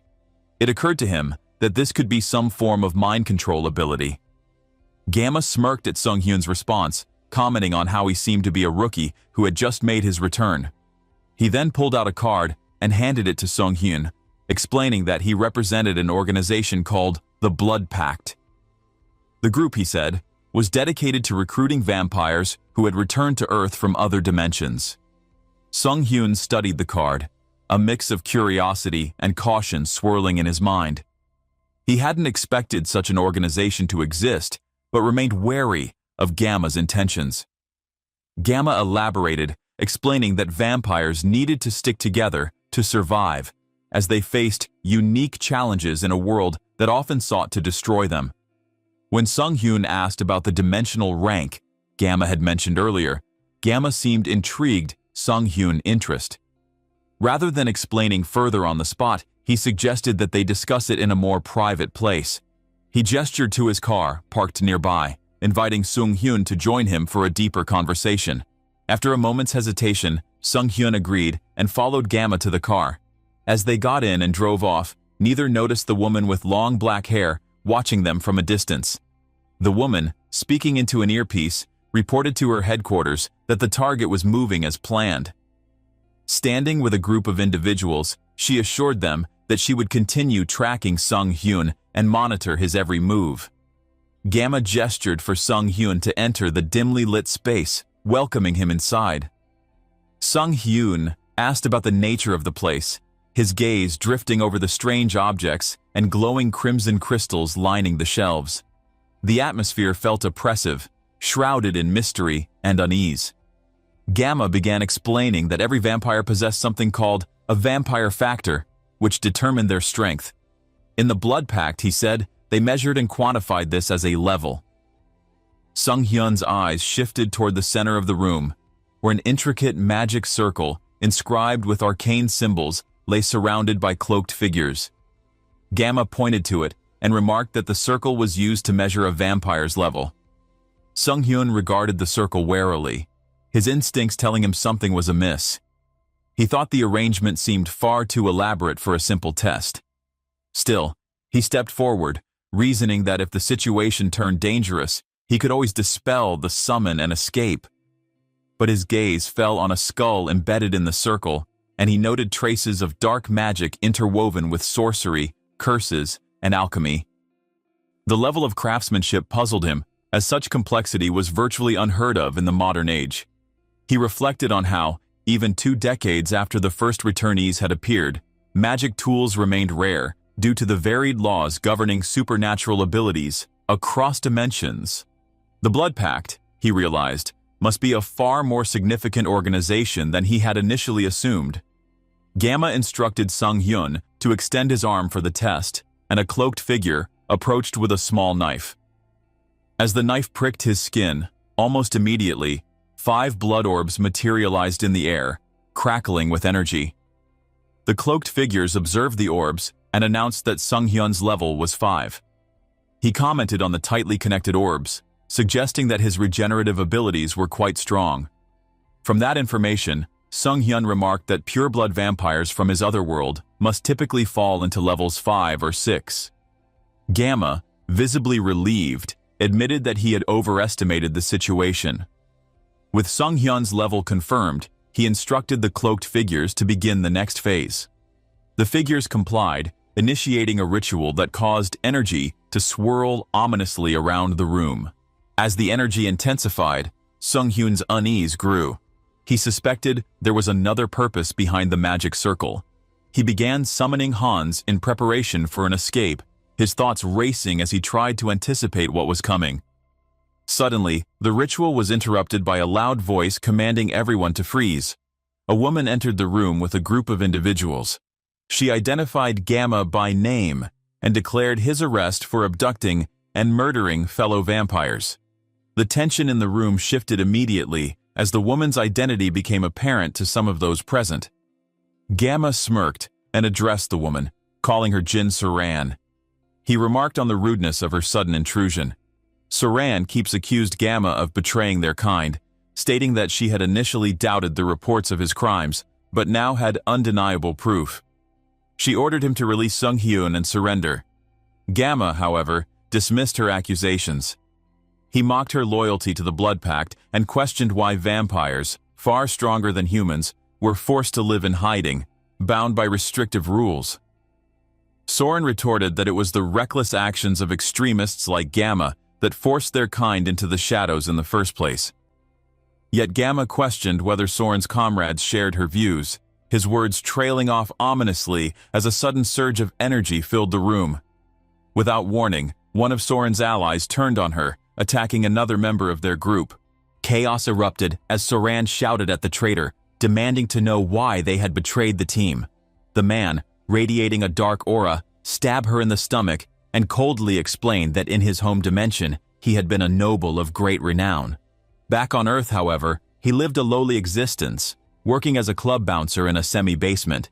He declared bitterly that not every vampire had the luxury of living as comfortably as Soran. Soran, stunned by the betrayal, demanded to know what Gamma planned to do with the abducted vampires. Gamma approached her with a chilling smile, revealing that their experiments aimed to uncover a way to grow stronger without the restrictions of the Blood Pact. Soren's expression darkened as she accused him of attempting to create mad blood demons, a dangerous practice that had once led to the persecution of their kind. Gamma confirmed her fears, stating that their research had uncovered a method to remove the will embedded in blood, making their victims excellent raw materials. Gamma then uses the power on one of Soran's teams. As the ritual intensified, Sung Hyun watched in shock. He realized that the magic circle wasn't merely for measuring or binding vampire factors. It was designed to transform vampires into medicine, eliminating the side effects of severe mental contamination entirely. The ritual was successful, and the vampire body now turned into red orbs. Across the room, the man who had betrayed Jin Saran's group demanded assurance from Gamma. The man reminded Gamma of the risk he had taken to come along unnoticed and insisted on being rewarded. Gamma, calm and collected, tossed a small dark red orb toward the accomplice. The man eagerly caught it, his excitement palpable. Without hesitation, he swallowed the orb, and its effects were immediate and overwhelming. The man convulsed violently as a blood power consumed him, his form twisting into that of a monstrous being. He growled, then roared in agony and exhilaration, marveling at the transformation. He muttered about the infamous practice of vampiric cannibalism and exclaimed that the growth rate was beyond anything he had imagined. His thirst for power only grew stronger, and he turned his attention toward Saran. Gripping her, he demanded more of the drug, reminding Gamma of the promise to reward him further for the vampires he had delivered. Gamma, unfazed by the display, instructed the accomplice to wait, reminding him that there was an order to these things and that Hans were still waiting for their turn to die. From there, Sung-hyun finally spoke, his voice cutting through the tense atmosphere. He commented on the effectiveness of cannibalizing vampires from other dimensions, noting the presence of 2 purebloods and 4 half-bloods in the room. His curiosity sharpened as he wondered aloud how strong he might become if he devoured them all. His eyes gleamed with dark ambition as he contemplated the possibilities. Hans suddenly emerged from the shadows, bringing with him an eerie and commanding presence. He criticized the lack of security in the room, despite their concealment abilities being decent. He then summoned his undead, declared that no one would be allowed to leave the room without his permission. Panic gripped all the people as they stumbled backward, overwhelmed by the sudden appearance of the undead. Gamma, however, barked orders for everyone to stay together, warning that scattering would only lead to their defeat. The man before desperately fought back, his monstrous strength clashing with the relentless undead warriors. Hans observed the transformed man with curiosity, remarking on the unusual nature of his body's transformation. The differences in vampiric forms across dimensions intrigued him. But not wasting a time, he then stabs the man in one swift magic. Sung-hyun clicked his tongue in frustration, muttering that he had hoped to capture the vampire with minimal bloodshed, but now had no choice. With a wry smirk, he quipped about the trouble of organic farming and resolved to handle the situation more directly. His resolve hardened as he prepared to unleash his darker instincts. As the battle raged on, he sucked the man's blood. Gamma, watching the scene unfold, was horrified as Sung-hyun began cannibalizing one of the vampires with terrifying ferocity. He questioned aloud what kind of lunatic would engage in such an act. This would be a disaster. Meanwhile, after finishing his big meal, Sung-hyun could feel the effects of the forbidden power coursing through him. His body underwent a transformation as the vampire factors fused and evolved within him. His physical abilities surged explosively, each new factor amplifying his power. The system confirmed the changes, granting him a special skill called hybrid evolution, which allowed him to steal the bloodline abilities of consumed vampires. Reveling in his newfound strength, Sung-hyun remarked on how fortunate it was that he had avoided losing control to bloodlust. He turned his attention to the remaining members of the bad guy and expressed his intent to take control of the organization, declaring that he needed subordinates to carry out his plans. He then chose Bloodpack and would eat anyone who dared to resist. The room fell silent, the suspense thickening as Sung-hyun's sinister smile grew wider. He announced that anyone who resisted him would either become his meal or join his undead army. Sung-hyun proceeded to eliminate every vampire present using his blood power without hesitation. He felt the rush of new energy flowing through his body. The system then announced that he had acquired a new vampire gene. It informed him that, thanks to hybrid evolution, he had gained the skill Insight. System noted that Insight would let him measure his opponent's physical conditions and stats, so he believed it might be very practical. He also realized that vampires each carried special bloodline abilities. He concluded that with hybrid evolution, he could absorb those abilities for himself. He then turned his attention to Gamma, who was still bound in midair. Gamma appeared overwhelmed by the slaughter and seemed horrified that Sung-hyun remained sane after consuming members of the same race. He wanted to know how Sung-hyun endured the mental pressure, so Sung-hyun explained with a casual tone that it was easy. He just needed to ignore any disturbing voices or bloodlust. Hearing that, Gamma thought it was absurd, yet he had no time to refute it. At that moment, Sung-hyun dealt a final blow, killing him in one swift strike. He then acquired the conceal skill from the system soon after. He smirked and used dark magic to read Gamma's thoughts. Strange images of laboratories, hidden documents, and references to a figure called Beta filled his mind. Again, and again, he noted the repeated mention of the Divine Retribution Association, suspecting their deep involvement. He wondered what they might gain from lending technology and support to the vampires here. Later, under a moonlit sky in a busy city, Soren gradually woke up in the passenger seat of a moving car. She jerked up, looking frightened, and directed her anger at the driver. She thought that the driver was the one who killed her friend before, but Sung-hyun claimed that he was the vampire who had been captured before. She paused, realizing he was not the traitor she had assumed. She then asked for an explanation, wanting to understand the previous conflict, especially why their enemies had let them be. Sung-hyun could only mention a Ha-ho mask and told her that he had saved them during the mayhem. In the end, she thanked him and introduced herself as Jin Saran from Nocturnia. She also invites Sung-hyun to join the Blood Pact and come with her to their base. Hearing it, Sung-hyun recognized her name and voice as vaguely familiar, though he could not recall where he had encountered her before. They then drove into a calmer district and parked near a modest building. Saran led the way inside, gesturing for him to follow. Upon entering, a small voice called out for Saran as soon as she stepped inside the building. A young girl hurried over, relief apparent on her face, and asked if Saran felt all right after the events from the previous night. Sung-hyun could only observe the scene, wondering who the child in front of him was. Saran responded by greeting the girl warmly and asking if she had been well. The girl then peeked at the stranger next to her, who Saran introduced as Heinz, and appeared to be joining the Blood Pact from now on. Inside, Saran prepared to guide Heinz to the space he would use from now on. Sung-hyun then asked about the girl before, and Soren explained to Heinz that the small girl's name was Nahi, and that she had not come from another world as a returnee. They paused in the hallway near family portraits.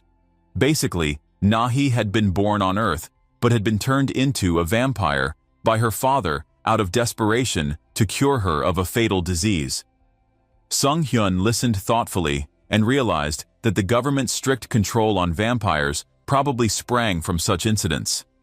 But Saran added that infecting someone on Earth required a great deal of energy, and Nahi's father had nearly exhausted himself to protect his daughter's chance for a normal life. Saran then showed Sung-hyun to a simple bedroom. She told him that he should get some rest because it was already late. She then gave a playful wave and said bye. But Sung-hyun suddenly recognized the wave and the cheerful tone of her voice. It reminded him of a streamer he had seen online. A recollection came to him. Saran was actually a content creator known as BJ Orchid. Embarrassed, Saran asked him if he was a subscriber, but our boy said no. He recalled stumbling on her channel a few times through algorithm recommendations. Saran's site, she explained that she had once been an idol trainee before awakening at 18, and that she was now 22 years old. He felt mildly stunned because he realized she was older than him. After a goodbye, he suddenly felt relieved that his intervention had saved her from what could have been her final broadcast, noticing she had posted a short break notice online right before getting involved in that dangerous situation. The next morning, Sung-hyun heard a commotion outside his door.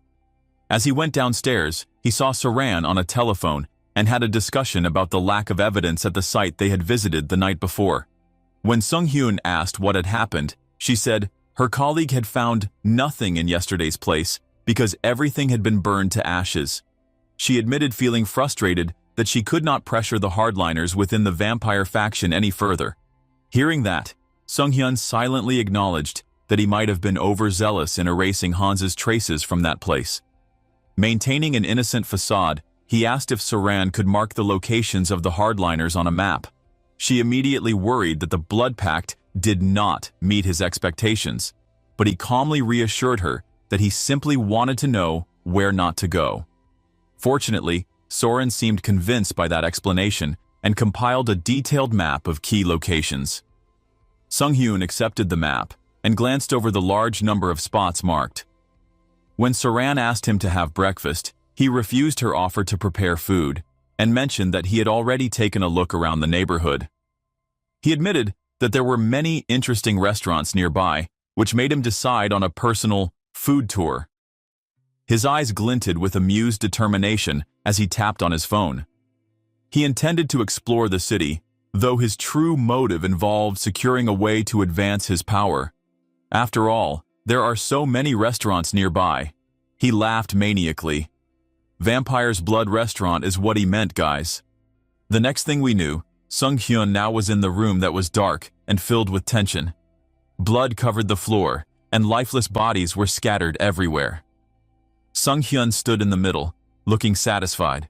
He joked that the meal had been delicious, as if he just enjoyed dinner at a fancy restaurant. One injured enemy glared at him and called him a bastard, vowing that his clan would find him.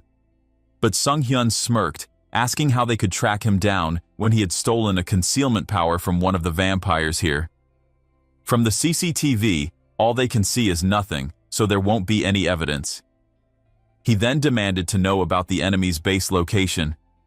Leaning over the wounded man, he used his ability to read the man's memories.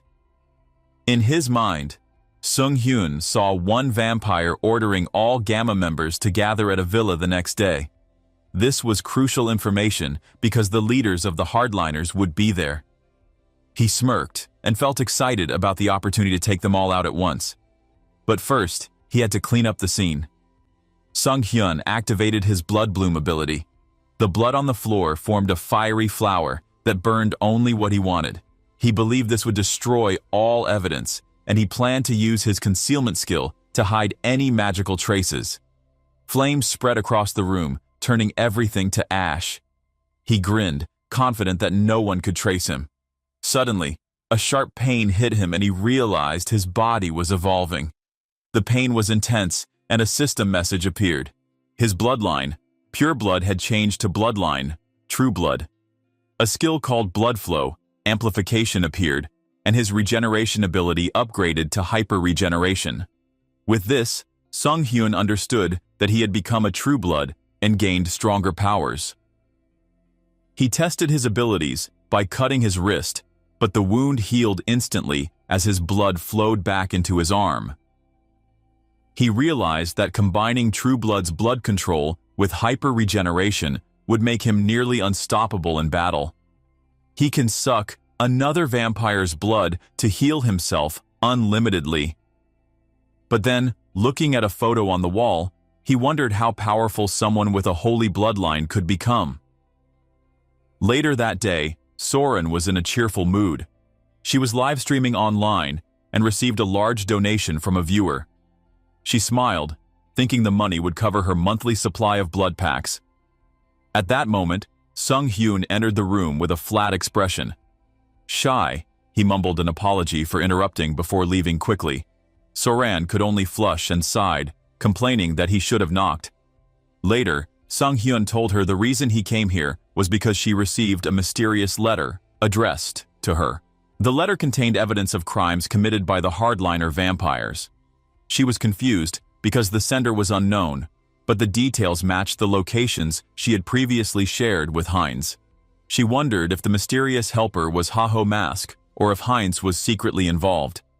Uncertain, she decided to keep the suspicion in mind.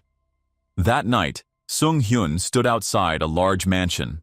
The place was heavily guarded, and he sensed that the hardliner leaders were inside, likely planning their defenses against Haho Mask. Using his insight ability, he noticed an invisible blood barrier protecting the first floor. He also sensed many dangerous individuals with high levels of energy inside. Sung-hyun prepared to infiltrate the mansion, hiding his undead companion Hans in the shadows. He then leapt through a window and landed inside the villa, expecting to find the enemy leaders. Instead, the room was empty. Suddenly, an unfamiliar group of vampires appeared. One, who seemed to be their leader, complained that they had expected Haho Mask, but found someone else. Two others, Beta Wan and Beta Shin, commented that they didn't recognize Sung-hyun, but could tell his power level was at least 7. Sung-hyun recalled that above the Gamma rank were the Betas, and above them was the Alpha. And by the look of it, what's standing before him now was 2 Betas. However, those 2 others wearing masks seemed more dangerous to him, especially because they were suspected to come from the Divine Retribution Society and could hide their energy. The leader then ordered his men to capture Sung Hyun and whoever was hiding in the shadows. Shocked, Sung Hyun realized they had already detected Hans and intended to fight. Without hesitation, Sung Hyun activated blood flow amplification, moving so quickly that the vampires struggled to follow him. He combined it with acceleration to enhance his speed. The vampires were horrified to see Sung Hyun absorbing the essence of those he defeated.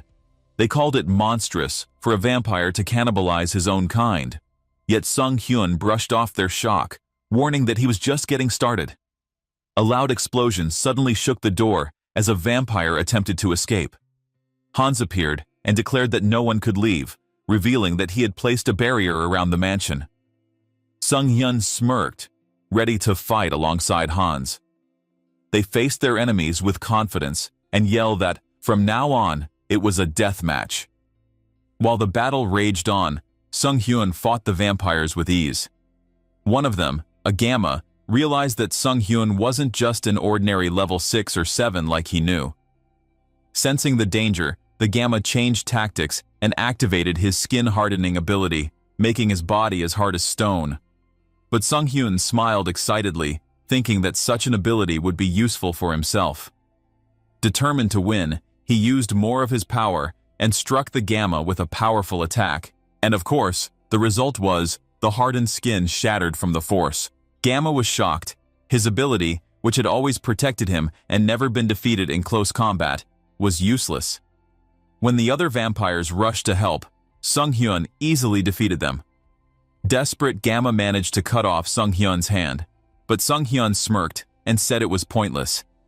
He absorbed the blood of the fallen vampires around him, regaining his strength and becoming even stronger.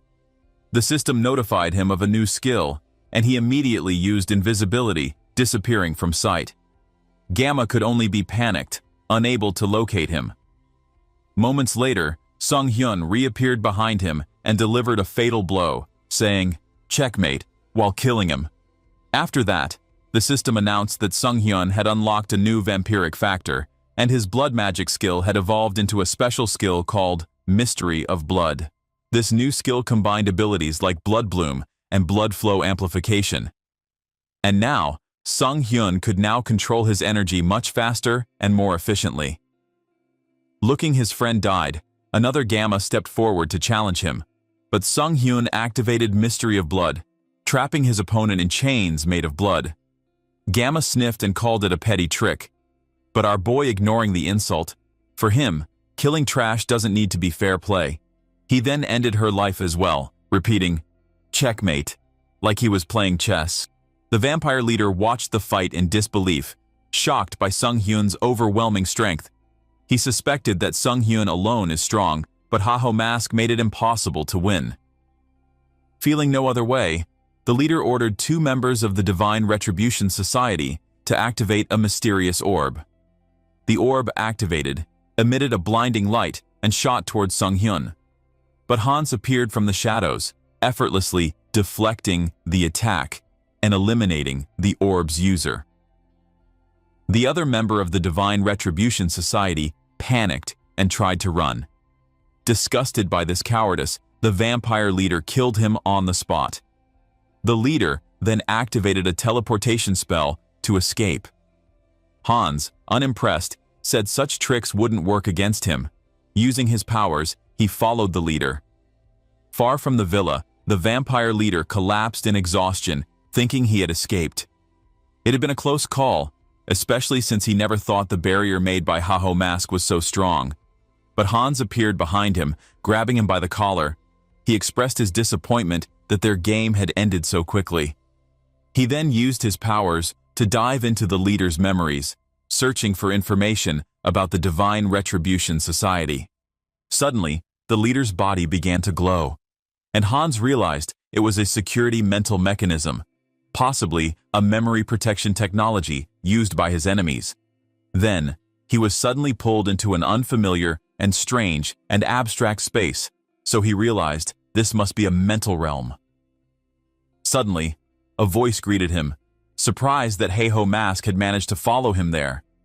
Hans turned to see a figure sitting on a grand chair, watching him calmly. The figure introduced himself as the leader of the Divine Retribution Society and said he had been observing Hans's battles. Not wanting to drag their battle, the leader offered Hans a place in their organization. Intrigued but cautious, Hans asked about their mission and the reason why they caused so much chaos. The leader explained that they wanted to grant freedom to returners and build a world ruled by them. Hans laughed, calling their goal too ambitious for a new group, but the leader's response surprised him. The Divine Retribution Society had been around for a long time and had been fighting for freedom for years. Hearing this, Sung Hyun grew angry and accused them that they must be causing terrorism throughout history. His emotions surged despite the system's warnings. The Mind Hub skill struggled to control his rage, but Sung Hyun's emotion was too big to handle. The leader remained calm, dismissing Sung Hyun's accusations by saying the past didn't matter. The only important thing now is he encouraged Hans to make the right choice. Can't handle it anymore. Sung Hyun attacked the leader, but his strike was blocked by a barrier. The leader scoffed, asking, "Is that was Sung Hyun answer?" He then explained that in the mental realm, only mental strength mattered, so magic didn't work here. He confidently stated that Sung Hyun couldn't defeat him in this space. No one could. He was invisible in this realm. Hearing that mocking, Sung Hyun laughed. This was too funny for him, and declared that if mental strength was the key, he would dominate this realm. With his countless mental avatars, Hans believed he was unbeatable on the battlefield of the mind. And again, checkmate. This would be his other win. He was the real god in this realm. Heinrich trains harder, passing his limits. After non-stop effort, he finally gets the blessing, Iron Body. This power strengthens his body, making him tougher and more resistant to damage. But he doesn't stop there. Through constant practice, he also develops Outerika Sacred Art, a powerful aura technique. Heinrich never thought simple physical training would help him grow this much. But now, he has divine power equal to a high priest. This means he is strong enough to become a paladin. Just as he gets ready for his next step, he meets the Saintess from the Church of the Divine Lord. She greets Heinrich with a warm smile, and he greets her back, sensing the sacred energy around her. Curious, he asks why she's alone. The Saintess laughs and says she was watching ladybugs in a flower field. She thought they were so cute that she lost track of time. Heinrich feels a little confused. Before he can say anything else, she suddenly congratulates him on receiving a blessing. Heinrich is surprised that she noticed so fast. She explains that blessing, Iron Body, is a power that only the person themselves can earn through effort. No one can give it to him, so he should feel proud. Then, the Saintess invites Heinrich to come with her for the prayer. As Heinrich walks beside her, he remembers something from his history lessons.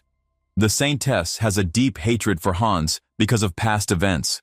Long ago, the first immortal king spread destruction across half the continent.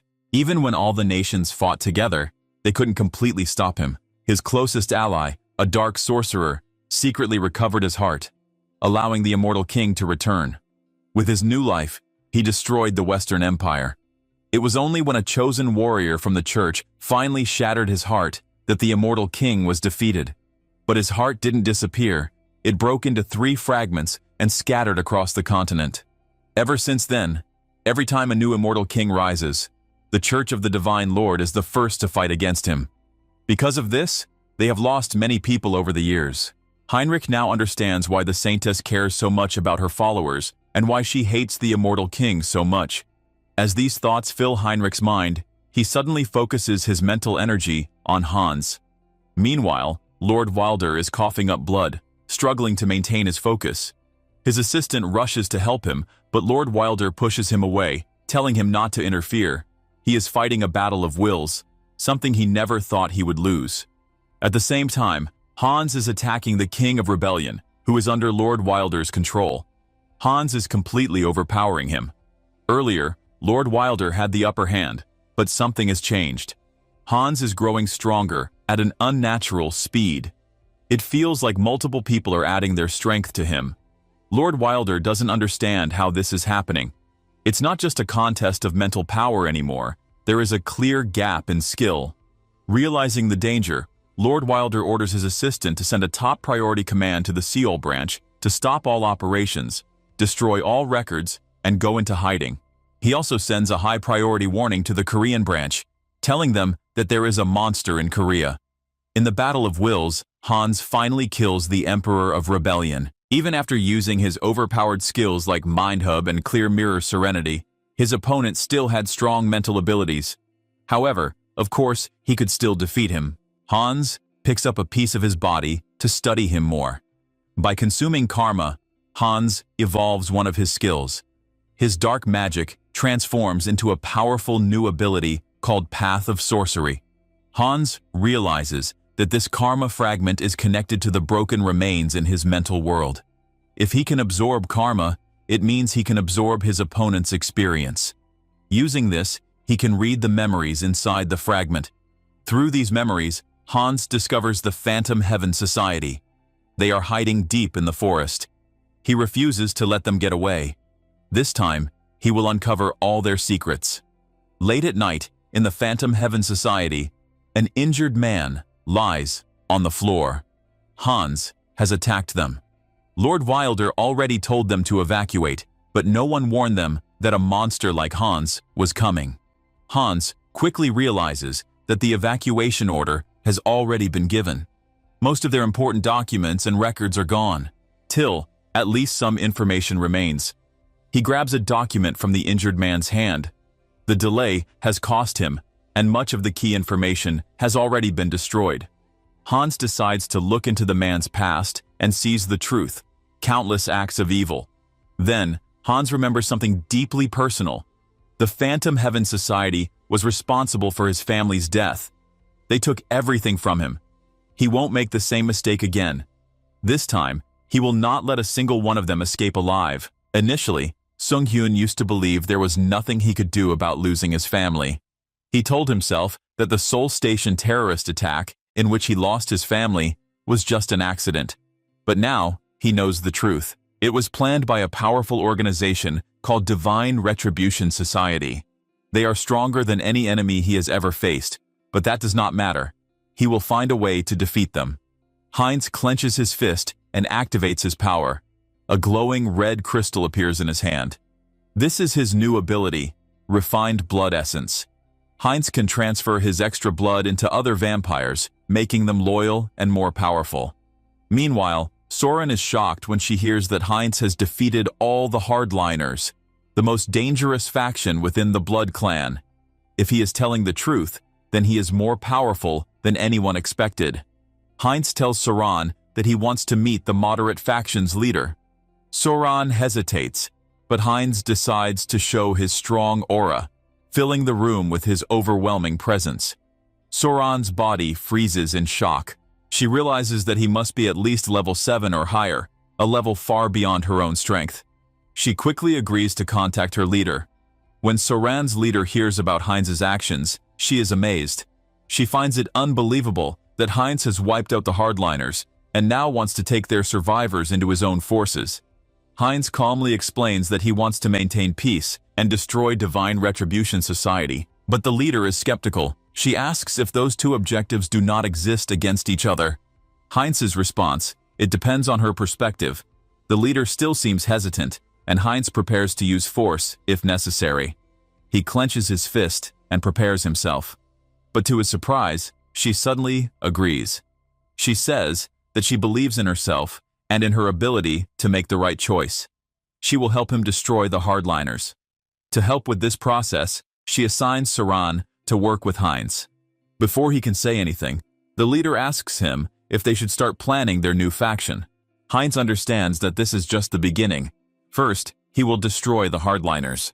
Then he will take over the Blood Clan. Later that night, Heinz stands in front of Soren. He tells her to remain calm, and he puts the red crystal into her back. Soren's body shakes as she feels a powerful transformation. The refined blood essence spreads through her veins, accelerating her blood flow. Her muscles and bones strengthen, and she feels herself being reborn. Her power increases by 30%, a significant boost. When the process is complete, Soren strangely calls him Lord. She asks what their next step should be. Heinz is confused by her sudden change in attitude. Soren explains that he has created a new vampire clan. Since this is the birth of a new clan, it needs a name. Heinz thinks for a moment. He wants something that highlights their unique trait, mutation through his dominant genes. Finally, he decides the name of his clan, which is Heterosi, which means hybrid vigor. From this moment on, Heterosi will rise to become the strongest clan within the Blood Clan. Meanwhile, Sung-hyun relaxes and believes Heinz's side is settled, but it is still not enough. They are not yet strong enough to destroy Divine Retribution Society. The Phantom Heaven Society has disappeared, but they are still a global threat. Sung-hyun needs to prepare for the final battle. He thinks about different ways to gain power and influence. He prefers war or terrorism, as these methods can help him accumulate karma, but they would also harm innocent people. Sung-hyun feels disturbed by his own thoughts. He wonders about a way to create incidents without harming civilians. At first, it seems impossible. But then, his eyes fall on a book cover, and suddenly, he has an idea. He thinks of a story about a hero named Heinrich and a demon king named Hans. The demon king gathers corrupt nobles to build his forces, while the hero defeats them and earns glory. It is a perfect cycle, destroying villains while gaining karma. Sung-hyun smiled and thinks this is the perfect plan. Sung-hyun calls his fifth avatar, Holly, and gives him a mission. Holly's special ability is adaptation. He can quickly adjust to extreme situations.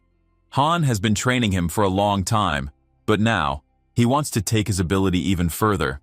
Meanwhile, Hans finds a place that might help, an underground laboratory that once belonged to Divine Retribution Society. This lab was used for inhuman experiments, transplanting the bodies of demons into human. The process was meant to create chimeras, mixed beings with monstrous abilities. Among the research in that lab, Hans is looking for one thing: dragon blood. Dragon blood is special. It evolves continuously, adapting and improving by accepting only the strongest traits. If Holly can adapt to this procedure, he will become an ultimate living weapon. Hans feels resolute as it is time to work on his planning. The Saintess is standing alone in the rain, deep in thought. Heinrich approaches and asks if something is bothering her. She acknowledges his presence and tells him it's nothing. The gloomy weather feels like a weight on her chest. Heinrich insists that if she catches a cold, it will be a problem, so they should head inside. Meanwhile, in a hidden laboratory deep in the mountains, Hans and Heinz are conducting experiments on Holly. Hans remarks on the Saintess's impressive abilities, noting that despite the barriers and isolation, she has sensed their presence. Heinz is relieved that she hasn't fully realized their exact location. Hans and Heinz are finally ready to begin proper experiments using the dragon's blood, a substance that evolves by absorbing its target's traits. With research data from the Vanshan Society and forbidden knowledge, the three of them, including Hallie, believe Hallie is the perfect test subject. At the church, the Lord asks Heinrich if he promises to become a holy knight, protecting the innocent. Heinrich agrees, and the Lord officially appoints him as a holy knight. During the investiture, Heinrich receives a divine blessing called Leap, which allows him to transcend space. He gets astonished when he realizes that this is a teleportation skill with no apparent restrictions. That moment, he felt the God presence again. He wonders why the God is directly watching over him, and the only answer he can think of was perhaps because he came from another world. Feeling grateful, he offers his prayers. The other people in the church are moved by his faith and devotion. They are excited to see which knight order he will join. After the ceremony, a knight congratulates Heinrich and explains that he will be temporarily assigned to various knight orders. Representatives from different orders approach him. The Sky Shield Order specializes in lance techniques and defending the sanctuary's outer perimeter. The Sunwolf Order leads charges in battle and focuses on destructive greatsword techniques. The Thunderclaw Order handles internal security and excels in both offensive and defensive swordsmanship. They ask which order he wants to train with. Heinrich doesn't hesitate and tells them he will train under all of them. With his abilities like boneless and growth acceleration, he has no limits and intends to master all Holy Knight techniques. He then notices another representative and asks why she hasn't spoken. The representative explains that their order only selects the best of the best. With Heinrich's divine power ranking among high priests, he might qualify. Curious, Heinrich follows the representative, who explains that their order is responsible for guarding the most critical location within the Great Temple. When Heinrich asks what that location is, she tells him he will find out if he passes the test. Inside a room, a masked man is waiting. Heinrich immediately recognizes him as an inquisitor. The representative instructs him to read a text on the desk aloud so the Lord can hear him. Heinrich hesitates, realizing this is a test to identify spies. His identity might be exposed. He questions the procedure, calling it insulting, but the representative insists it's standard. Seeing no way out, he begins reading. As he recites the oath, his mouth starts to burn. The Lord acknowledges his words, allowing him to enter. Confused, Heinrich asks what just happened. The representative explains that it wasn't a restraint, but the blessing of silence, preventing him from disclosing certain information willingly or unwillingly. She reveals that their order, the Radiant Guardians, is tasked with protecting the Great Temples underground. This is the first and last time Heinrich will see what they guard. As Heinrich steps deeper into the temple, he realizes the reason behind the church's massive presence here. The layers of security and blessings make sense now. At the very heart of the Great Temple, locked away under the highest security, lies the final fragment of the Immortal King's heart. Heinrich is surprised to see the Immortal King's heart. This is the final piece of the fragment. The Church of the High God, one of the continent's greatest powers, has been searching for a fragment of the Eternal King for hundreds of years. It would be ridiculous if they still couldn't find one. To be honest, he wants to take the fragment now, but 4 Night Orders guard the temple. Even for Hans, stealing it from the inner hideaway is impossible. Heinrich decides to take his time and find another way. Just then, the representative tells Heinrich that she will explain everything as part of the procedure, but he must never share this information. Heinrich understands and promises to keep it a secret, excluding his clones. Meanwhile, Hans performs an experiment in the laboratory. He is excited about finding the final fragment, but focuses on Hallie's unstable surgery. The dragon blood should have settled, but something is wrong. Hallie coughs and feels like it is bubbling inside him. Hans considers adjusting the intensity, increasing it, but Hallie's condition worsens. Hans wonders if Hallie has surpassed hyper-recovery limits. If this continues, he will lose both Hallie and the research. With no other option, he injects the remaining dragon blood into Hallie. Hallie screams in pain as a strong light bursts from his body. Hans worries it is a failure and apologizes to Hallie. Suddenly, a status window appears, which informs about a new unique skill: growth, unlocking potential and increasing the number of avatars. Hans complains that there is no growth, only corpses. Then, body mutation appears as a special skill. Hallie's super recovery evolves into regeneration, and his adaptation evolves into mutation. Hallie suffers from intense shocks, but finally stands up, breathing heavily. Hans celebrates, realizing the connection is complete. His experiment worked. Hallie feels like a completely new species. Hans is excited about an avatar increasing through natural growth without using the karma shop. This is an unprecedented breakthrough. Hallie decides to set aside new avatar plans and test his abilities. After that, he enters the forest, breathing fresh air. His senses are sharper than ever. He can hear even the faintest breath of a beast stalking him. A leopard watches from behind, before jumping to attack. Hallie recognizes it as the same species he encountered when he first arrived in this world. He picks it up by the throat and apologizes, saying his skills have evolved. He slams the leopard to the ground and kills it. He cuts its body open to take the monster core. To improve his mutation ability, he decides to consume the core.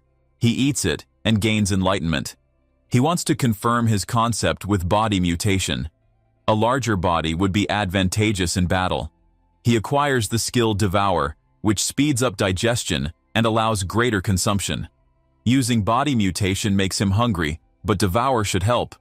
He removes the leopard's heart and eats it, finding the raw meat sweet and the blood refreshing. He wonders if mutation is causing this reaction. Hallie remembers about a barbarian tribe in the southern continent. With this in mind, he decides to change his job. In the Truk Kingdom's capital, Tarak, people on the streets are shocked to see Hallie.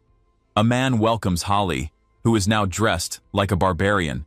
The crowd is intimidated, but Hallie thinks he looks cool, though maybe a bit excessive. His goal is to become a hero who leaves an unforgettable impression on the continent. The man asks why he is here. Hallie informs him he is here to kill monsters in the northern mountains near Steel Fortress. The man agrees and offers to guide him to the ship. Meanwhile, Heinrich continues training with the Order representatives. He wins a sparring match and is declared the winner. The representatives praise him for mastering all the Order's weapon techniques. He has also acquired comprehensive weapon mastery. Heinrich believes this will benefit all his avatars. Then, he notices the Saintess in ceremonial robes.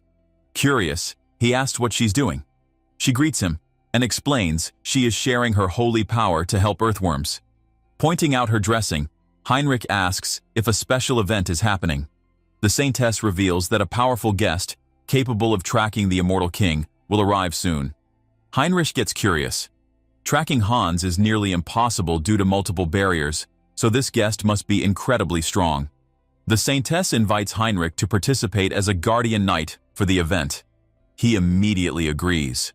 Later, in the Church of the High God, someone announces that Lord Granwood has arrived.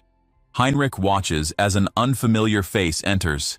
Seeing the person capable of tracking Hans, he is eager to witness their power firsthand. Lord Granwood greets the Saintess.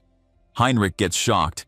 The guest is a high elf from the Elven Kingdom, Ropery Granwood. Well, is our next avatar gonna be elf then, guys? Somewhere else, a guy named Hubert, who is the 6th clone of Sung Yun, is inside a shop, checking out different items. He is gained through Harley's growth. He examines a bronze object when the shopkeeper interrupts, reminding him he has been there checking the items for 2 hours. The shopkeeper asks if he plans to buy anything. Hubert apologizes, admitting he still lacks knowledge. His initial ability is appraisal, which lets him see an object's information. He checks an item and sees details like material. Since his proficiency is still low, only general information appears. But with time, he can grow into a powerful merchant controlling trade across the continent. First, he needs to stop opposition from existing merchants. To do that, Hallie's heroic reputation must grow. In the northern mountains, Hallie arrives and looks around, checking the landscape. He spots a bear and identifies it as the biggest troublemaker in the area. The bear gets angry and charges at him. Hallie prepares for battle, jumps forward, and swings his axe. But he misses, causing him to panic. The bear attacks and slams him to the ground. Holding his head, Hallie realizes his axe is useless. As the bear rushes toward him, he decides to rely on physical transformation instead. Using his ability, he lands a powerful punch, knocking the bear away. He realizes he is stronger with his hands than with weapons. However, this kind of power won't make him a hero, it makes him a monster. He wonders if he can use the monster's vitality without transforming. He decides to try drawing energy without transformation. Hallie has also achieved an insight and unlocked the special skill, Blood Aura. Excited, he feels like he finally gained a more human-like ability. Then, he senses something behind him. A giant ogre emerges and attacks. He sees this as a chance to test his new ability. But before he can react, the ogre steps on him. The ogre laughs, amused. Hallie, however, bursts out from under its foot and mocks him. He prepares for battle, ready to show the ogre true power. As they fight, Hallie shows a terrifying presence, causing the ogre to hesitate. In an intense battle, Hallie defeats the ogre. Victorious, he feels one step closer to becoming a hero. Suddenly, he smells something strange. It is both nostalgic and disgusting, like a belly button smell. While moving, following the scent, he recognizes it. It belongs to the vow of the defiled. He doesn't know what they are doing in such a remote place, but their plans are obvious. He decides to kill them and destroys their base. Meanwhile, in the Church of the High God, Lord Granwood enjoys tea, thanking the Saintess for the hospitality.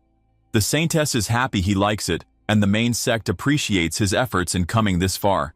Heinrich watches, amazed. A high elf has become an ally of the sect. Even though the Elven Kingdom worships the World Tree, they still communicate with the main sect.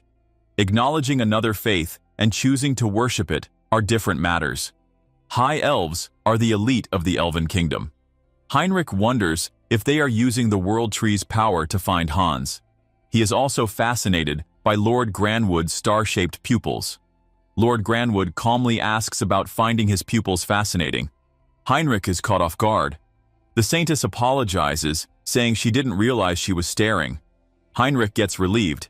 Thankfully, he was not the only one that helplessly staring at the eyes. Lord Granwood explains that his eyes are the mark of a high elf priest. These special elves act as a link between the World Tree and the Elven people. However, only a few are born in each generation, typically 2 or 3. Recently, most of them have been elderly, making the birth of new elves an urgent matter. The Saintess asks if this is related to their request for help, and Lord Granwood confirms. He reveals that a recent divine revelation has confirmed the birth of a new qualified child.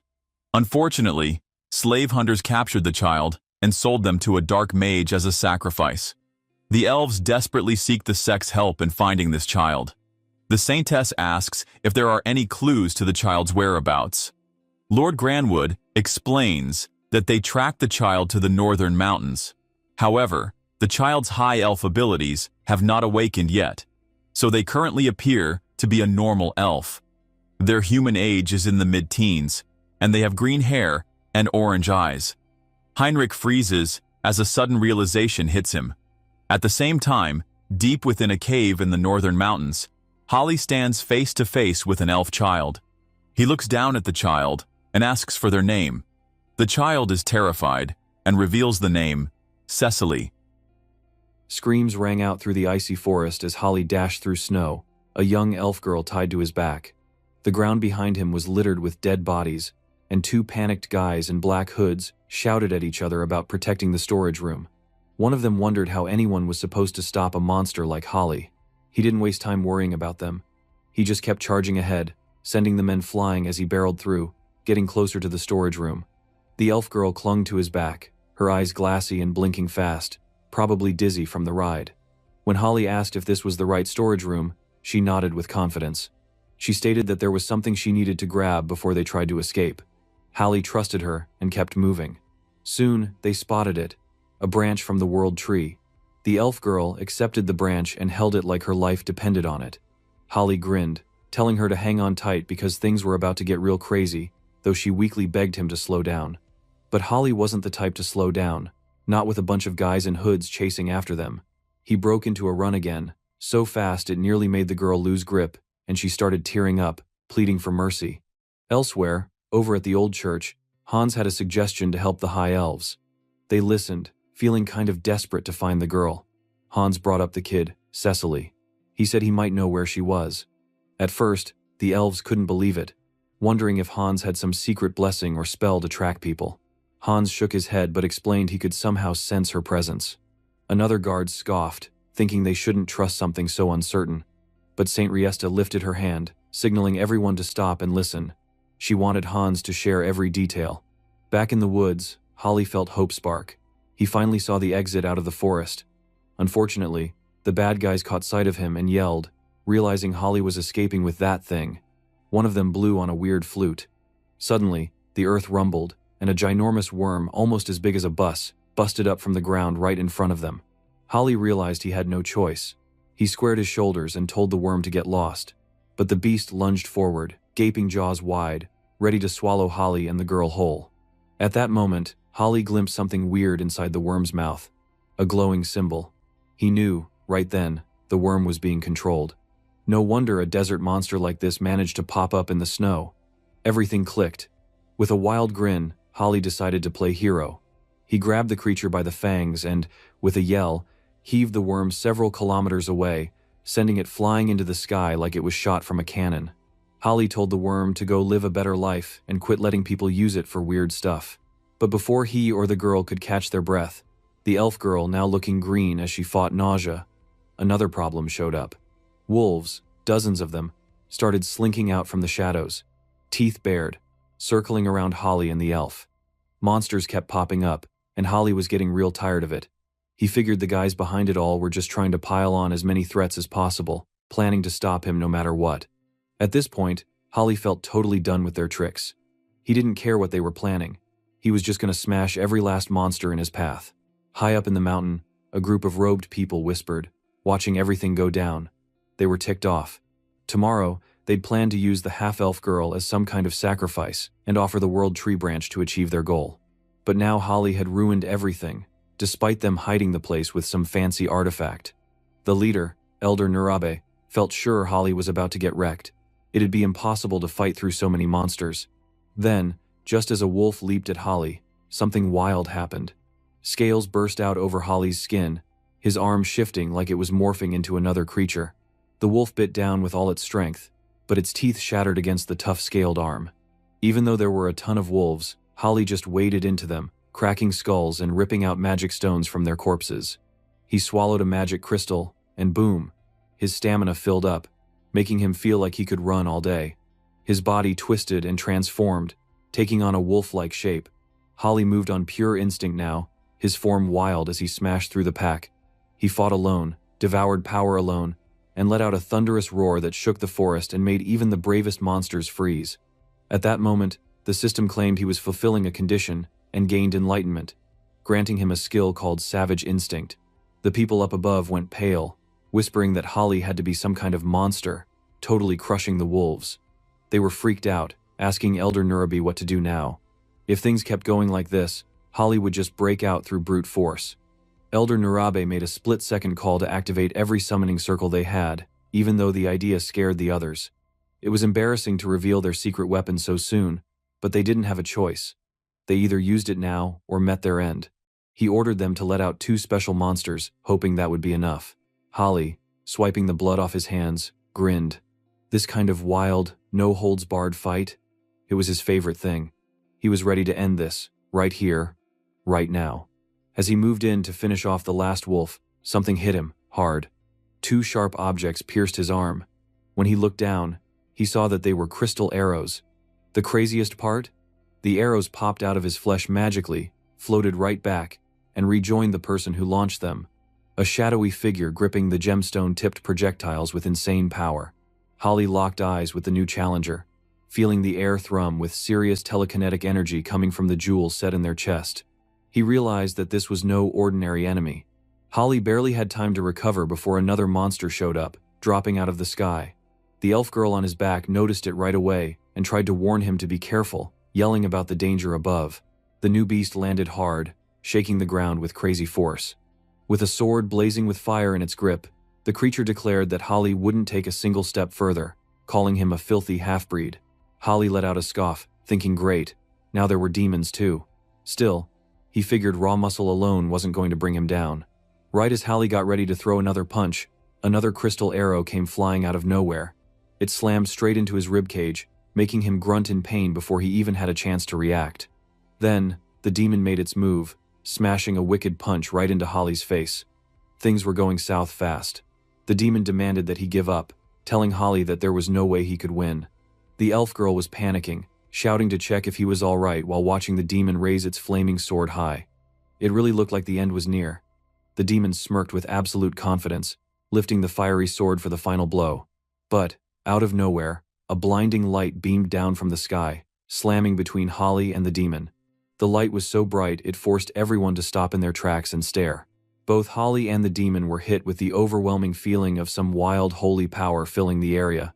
The demon looked around, confused and stunned. Through the pain, Holly couldn't stop a crooked grin from spreading across his face. He knew exactly who had brought that holy energy. Holly smiled because he realized Heinrich had arrived, swooping in right at the perfect moment, and honestly, he was downright relieved his backup had finally shown up. A couple of hours ago, arguments broke out among the church's people. A knight doubted the plan, questioning how they could trust Heinrich's hunch in such a serious situation. He noted Heinrich's loyalty to the church, but questioned because he never received a divine guidance in searching for magic. Despite this, the saint remained insistent, reasoning that since the divine god had noticed Heinrich multiple times, perhaps he had indeed received a sign from their god. The elf was done with all the talking. He practically jumped to his feet and slammed his hand on the table. He shouted that if this helped them find the child, guessing or revelation didn't matter. He'd follow wherever Heinrich led. All eyes spun to Heinrich, waiting for him to show the way. Then, back in the present, things were getting explosive up in the mountain pass. Heinrich faced down the demon wielding the flaming sword, blades clashing with sparks everywhere. As their swords met, Heinrich summoned up all the divine energy he had, pouring holy light into his blade. He cut through the demon with one perfect, unstoppable swing, splitting the monster apart in a blink. The demon's last thoughts were all shock and awe. He couldn't believe the power of Heinrich's sword or the overwhelming divine force. This paladin's power far exceeded his expectations. Nearby, the gemstone-covered monster stared at its fallen demon buddy. It barely had time to react, because Holly had already closed the gap, fist cocked and ready. Holly landed a heavy taunt, but right before his punch landed, the monster wrapped himself in crystal arrows. The jewels shot everywhere, hitting Holly in a bunch of spots, including right in the eye. Holly grit his teeth, called the attack not bad, and then grabbed the monster's head tightly. He smirked, promising payback for the eye he just lost. With a scary grin, Holly squeezed until cracks splintered through the gem critter's head, finally shattering it.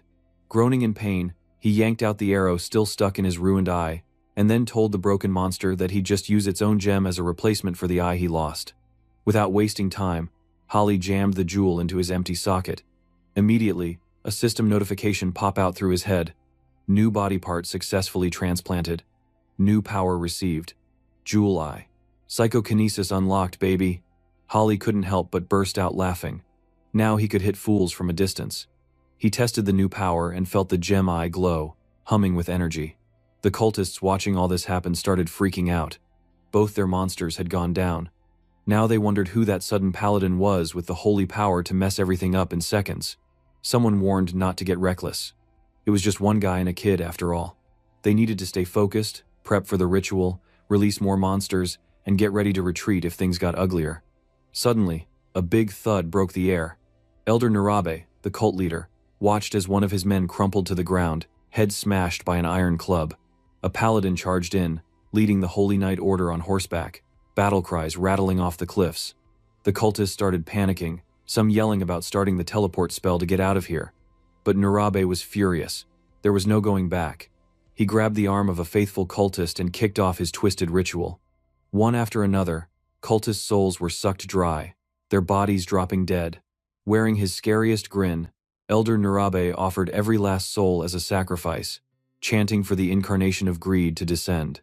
A giant pentagram spread across the ground, glowing nasty red. Elder Narabe's voice boomed, ordering the demon to burn their enemies to dust.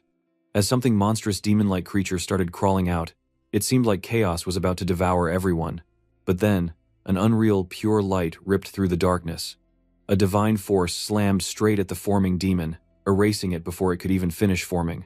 Only ashes remained where the monster should have stood. A priest called out, voice full of relaxed justice, warning Narabe that the only thing burning today was going to be him and his heretics. He then summoned more holy light under the elder's feet. A blinding explosion rocked the whole mountaintop, so massive everyone in the valley below stopped and stared at the sound. Down in the aftermath, Holly dusted himself off, grinning that things probably wrapped up. He called out for the elf girl, telling her it was safe to come out of hiding. She popped out, shaky on her legs and voice trembling. The fight had left her shaken, feeling sick to her stomach. Holly just laughed, saying a little fear meant she was still human, and as long as she was unharmed, it was all good. Saint Riesta let out a little laugh of relief. Heinrich had totally come at the exact right time. She thanked Paladin Tuscan, who rode in leading the Shining Knight troop. Heinrich thanked Tuscan, and then the High Elf leader, Ray Fury, finally showed up. He was emotional, amazed Heinrich was right about the girl's location. He wanted to know how Heinrich had known Cecily would be here. But Heinrich could only shrug. He didn't know, he just felt it. That's what he said. The reunion was something else. Ray Fury, seeing Cecily for the first time, knelt with shaking respect. It was an honor to finally meet her. Cecily just looked confused, blinking as Ray Fury poured on the fancy greetings. Holly stepped back, watching, amused. He could feel the weight of Ray Fury's gaze. The High Elf's presence was undeniable. Holly smiled. He truly felt lucky to have gotten Cecily safely back to her kin. It was an honor to help, he said. Cecily thanked him with a big, warm smile. Not missing a beat, Ray Fury offered whatever thanks he could for protecting Cecily. Even though Holly insisted he wasn't looking for payment, Ray Fury was clear. Elves repay debts the proper way. Holly grinned, deciding to accept. Ray Fury asked him to kneel, and the whole scene got a bit awkward. Then, Cecily leaned over and gently kissed Holly's forehead, quietly blessing him. Instantly, golden light blossomed on his skin, and a crazy surge of energy hit him, like the world tree itself had patted him on the back. Ray Fury explained that this was nature's blessing, a rare and super powerful magic that only high elves could share, and only a few times at that. Cecily wasn't a high elf yet, so her blessing was weak for now. Once she awakened, though, she'd reinforce it and make Holly even stronger. With ceremony, Ray Fury pulled something from his pocket, a tiny, intricate token. He pushed it into Holly's palm and said it was an elven symbol of promise. If Holly ever needed them, the elves would come running. Holly blinked in surprise, then thanked them, deeply moved by the gifts and kindness. Finally, Ray Fury handed over one more item, and Holly studied it, full of curiosity for what this last token might mean. While all the blessings and promises were happening, another conversation was coming together nearby. Tuscan saw Holly, and he couldn't help but comment on how strong the young guy looked. That Holly really had some wild muscle. Tuscan figured he looked just about as tough as a paladin. Heinrich, who was close by, asked by Tuscan if they already knew each other. Heinrich shook his head, saying this was actually their first meeting, but he had a feeling this was going to be a solid connection. Tuscan also realized the order needed to give proper thanks too. Heinrich smiled. This was a jackpot. Not only had he gotten on good terms with the Elven Kingdom, but the Grand Divine Order was also now on Holly's side. Gaining the respect of both legendary groups? That was next level. Just then, someone called out to Tuscan, thanking him for handling the latest disaster with such speed. Ray promised it was the elves' turn to help. That pumped Tuscan up. He said just hearing those words gave him real courage. But now, there was just one big ask for the sake of peace across the entire island. The elves needed them to find the immortal king. Heinrich let the words sink in and took another slow breath. So this was what all the talking and handshakes with the high elves had really been aiming for. It was all about connecting the right folks to pull off something huge like locating the immortal king. Heinrich gazed up at the sky for a moment, letting his thoughts wander. The world tree, after all, was supposed to be the source of all trees, spreading its roots everywhere across the land. He realized that meant the high elves could tap into that massive power and sense magical energy anywhere trees grew, anywhere life was busy. Ray Fury broke his thoughts, cautioning that searching for the immortal king's energy would still need a bit of backup. They needed some real info about the energy in question, the kind that could only come from the immortal king himself. Tuscan agreed, and asked him to follow. After that, they backed to the great church to go to the basement. Heinrich never thought he'd be seeing that place again so soon. Even after all he'd experienced, the church's insane holy barriers always took his breath away. The entire thing was wrapped in a shield so colossal and complicated, not even Heinrich could fully understand it. Throwing outsiders into this mix just made the whole thing crazier, twisting the inside into a wild maze that even Hans would need lots of time to break through. When they arrived, everything looked just as secure as before. The place was crawling with holy knights and high-ranking guardians. No one could sneak in without the entire fortress turning into a storm of swords and spells. At last, the group reached the core of the basement and gazed at something legendary. A fragment said to have come from the immortal king himself. The high elf announced it was time to start mapping out the energy trail. He got to work, the elves using their connection with the world tree to try and track Hans, following the signature of the immortal king. Elite squads started closing in, everyone bracing and ready for what came next. There really was a path now, leading straight toward Hans and the undead king. But wait, Heinrich suddenly smiled and thought of something. The time was too good to miss. If he played it right, he would have a chance to grab the last piece of the immortal king's legacy. This time, there was no backing down. In the next scene, an empty chair sat in a dark room, looking way too spooky for anyone's comfort. Something was up. It was time. The air felt heavy, as leaders from all kinds of powerful background gathered. Shadows shifted everywhere, making it all feel like something out of a nightmare. It was the Vow of Defiance executive meeting room, the kind of meeting where decisions could shake the whole world. The first to check in was a shadowy figure, the Empire's representative. Next, a dark violet figure shimmered into view, standing for the East. Then, there should have been another person, Nurabe, but someone coldly said he was dead, so he definitely wouldn't be showing up. The room grew real quiet after that. Someone else finally spoke up. Everyone had now heard the bad news. Nobody could explain how the Order or the High Elves managed to track down and wipe out Nurabe so fast. Marcos, who'd been dealing with a fragment, was already gone. Now even Nurabe, who hid so far away, had been hunted. It was like everyone here was getting way too sloppy. Another figure slipped into the conversation. Maybe the Order's sudden strength was tied to the appearance of the Immortal King's heir. Someone else wondered about the Immortal King's heir. Couldn't they use this mysterious guy to their advantage? There was pushback, of course. But then someone found the idea super interesting.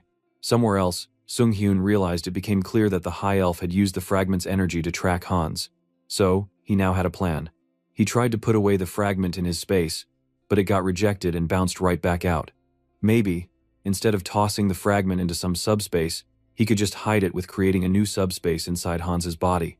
It was a weird idea, but worth a shot, right? That way, all that energy would go off the radar. So Hans decided to give it a try. He let the fragment sink into his body, and it actually worked.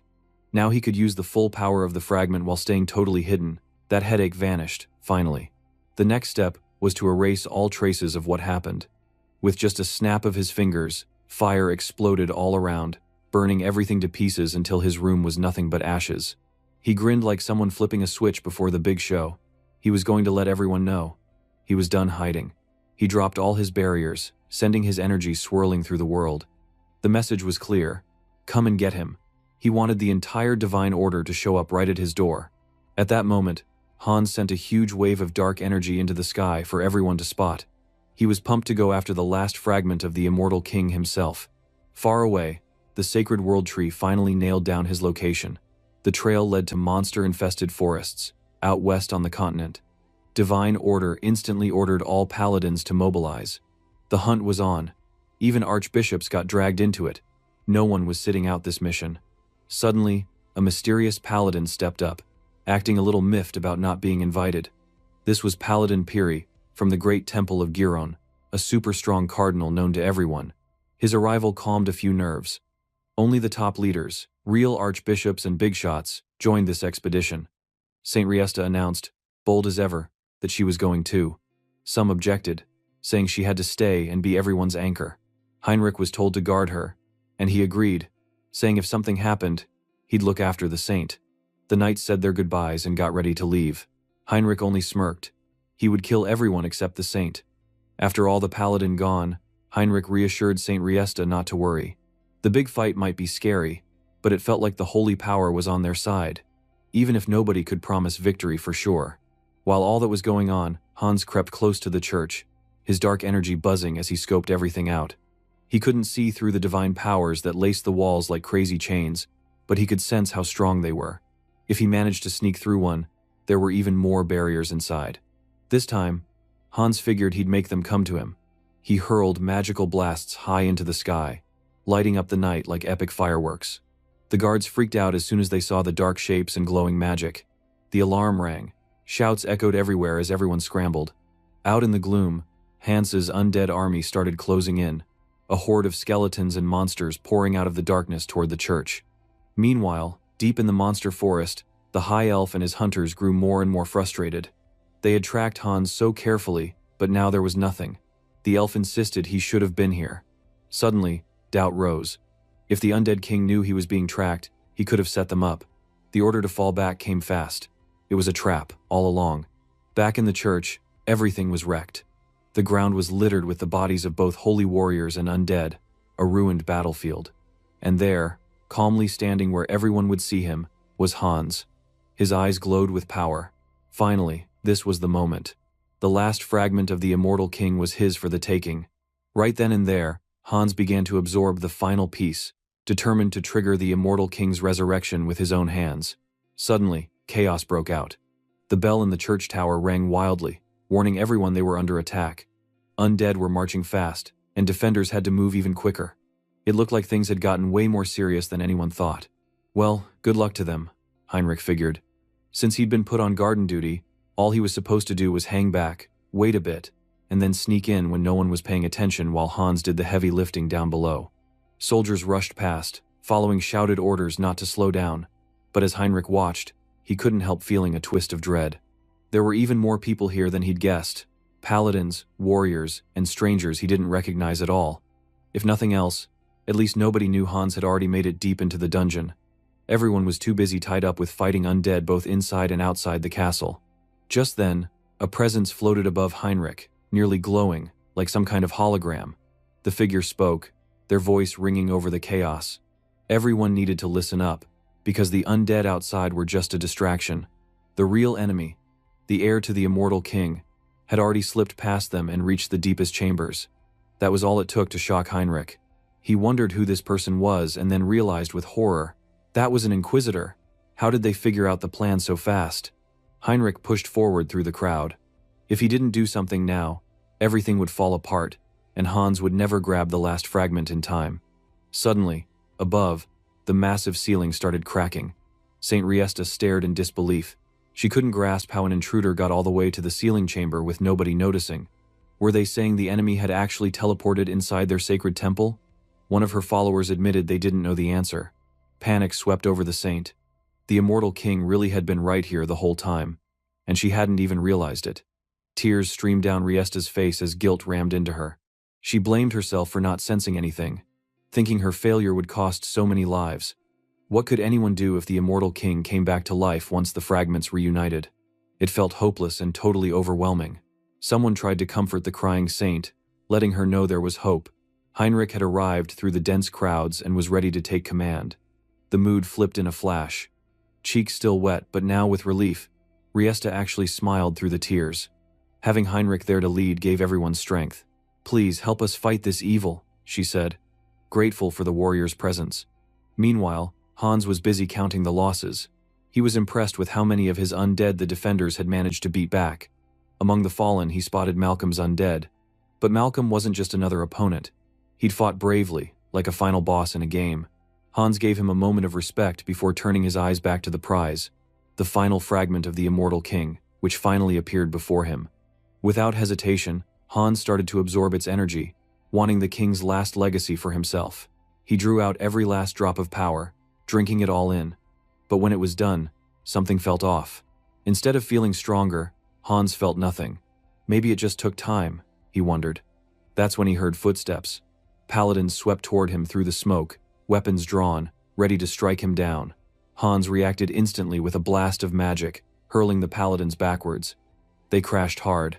Everyone stared, shocked at his strength. The saint dashed over with healing magic, purging dark energy from the wounded holy warriors. Heinrich knew it was his time to step up. He wanted to charge in and fight, but Saint Riesta caught his wrist, pleading with him to wait. They needed to analyze the immortal king's power first. They couldn't risk a reckless attack. Inside, though, Heinrich was in turmoil. His whole plan had been to stall by pretending to fight Hans. The defenders weren't done. Someone shouted to keep attacking. Warriors and saints rained radiant swords and beams of holy light on Hans, hoping to overwhelm him, stop his regeneration, and chain him in place. Hans fought back, raising barriers and tossing warriors aside, while sneering at their attempts to provoke him. The battle heated up with spells and spiritual weapons flying everywhere. The defenders realized Hans hadn't mastered the fragment's full power yet. They pushed hard, keeping him on the ropes. Suddenly, Hans laughed. It was all too late for them. The final fragment was his now. He'd fused it completely. Power thumped through his veins, and weird visions flashed behind his eyes. Hans started laughing deeper, madness and power twisting the air around him. The room thickened with energy that made it hard to breathe. Saint Riesta stared at him in terror, barely able to process what she was seeing. Heinrich's face was filled with joy, almost like he was seeing history unfold. But the saint broke, sobbing. They had failed. The immortal king really was returning. In the chamber, Hans began to transform before their eyes. A system alert rang in Hans's head. He had died, conquered death, and now he had transcended everything. An achievement unlocked. The immortal king had returned.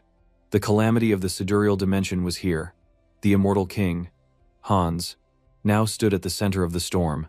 The paladin who came back with the elf rushed up the winding stairs.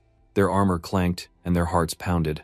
They all wanted to help Saint Riesta as fast as possible.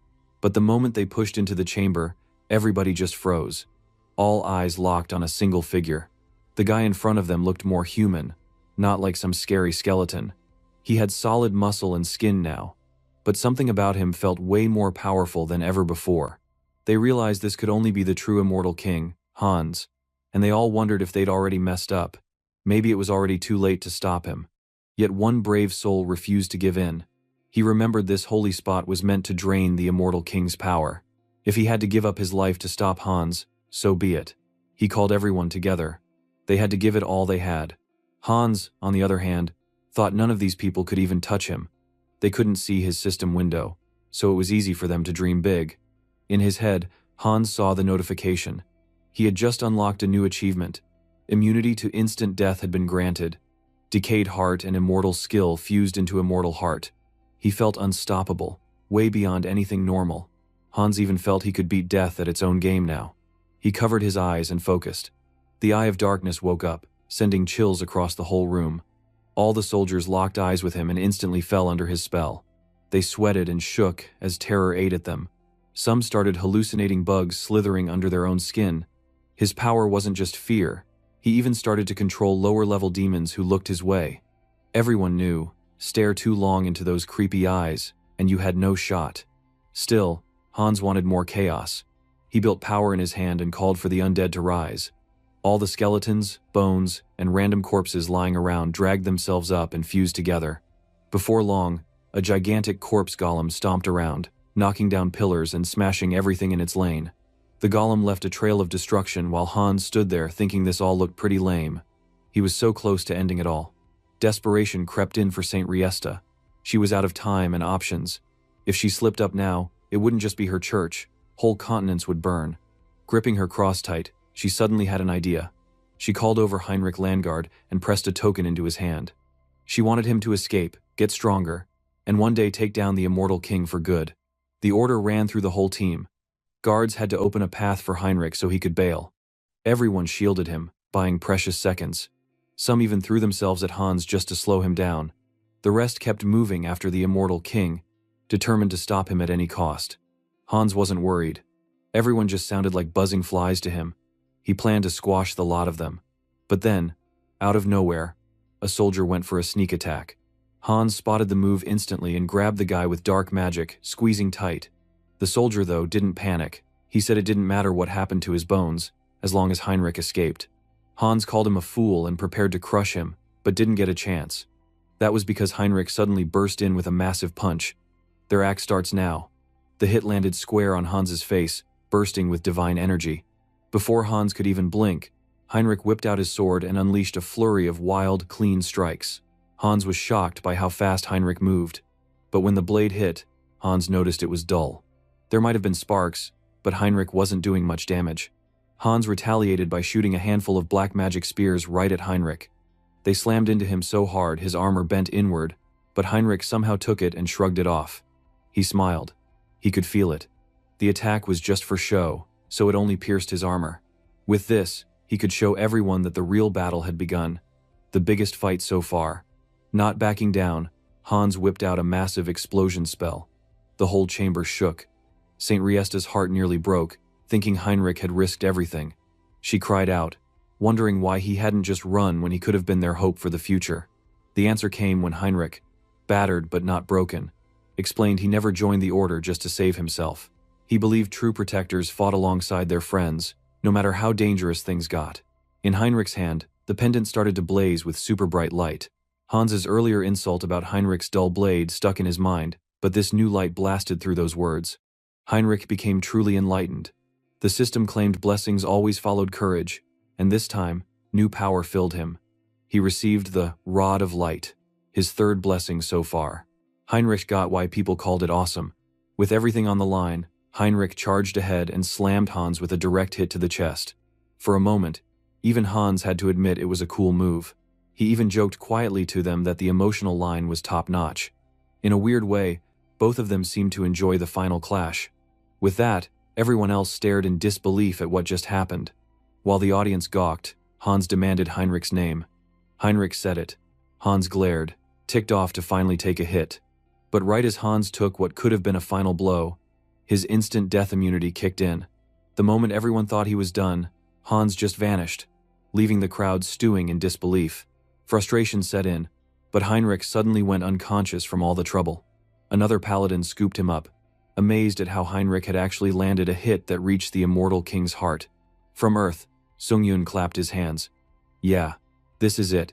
The best soap opera he ever watched, even directed. This scene was legendary, a saga to make people cry happy tears. In the end, the two legendary rivals were locked in the perfect clash. Hans, reborn as the immortal king, and Heinrich, the chosen hero with a god-blessed weapon. All that was left was to collect the big reward. Heinrich saw the system menu. Wow, he had gained so much karma. 1 million karma just for that small fight. Of course, he bought exclusive skill enhancements. Suddenly, a fresh system screen popped up saying customization unlocked. He could now tweak everything, his powers, outfits, even silly stuff like colors and horns. He chuckled. Sometimes his skill really did feel like one wild game. After gaining the customization power, Sungyun saw there were two big choices. He could either shape an avatar using the new creation system, or tweak his current avatar to match an updated feature. When he tried the modify option, a bunch of screens popped up so he could mess with details. Hans could change his hair, face, muscles, and even some stat bars marked all his status and power.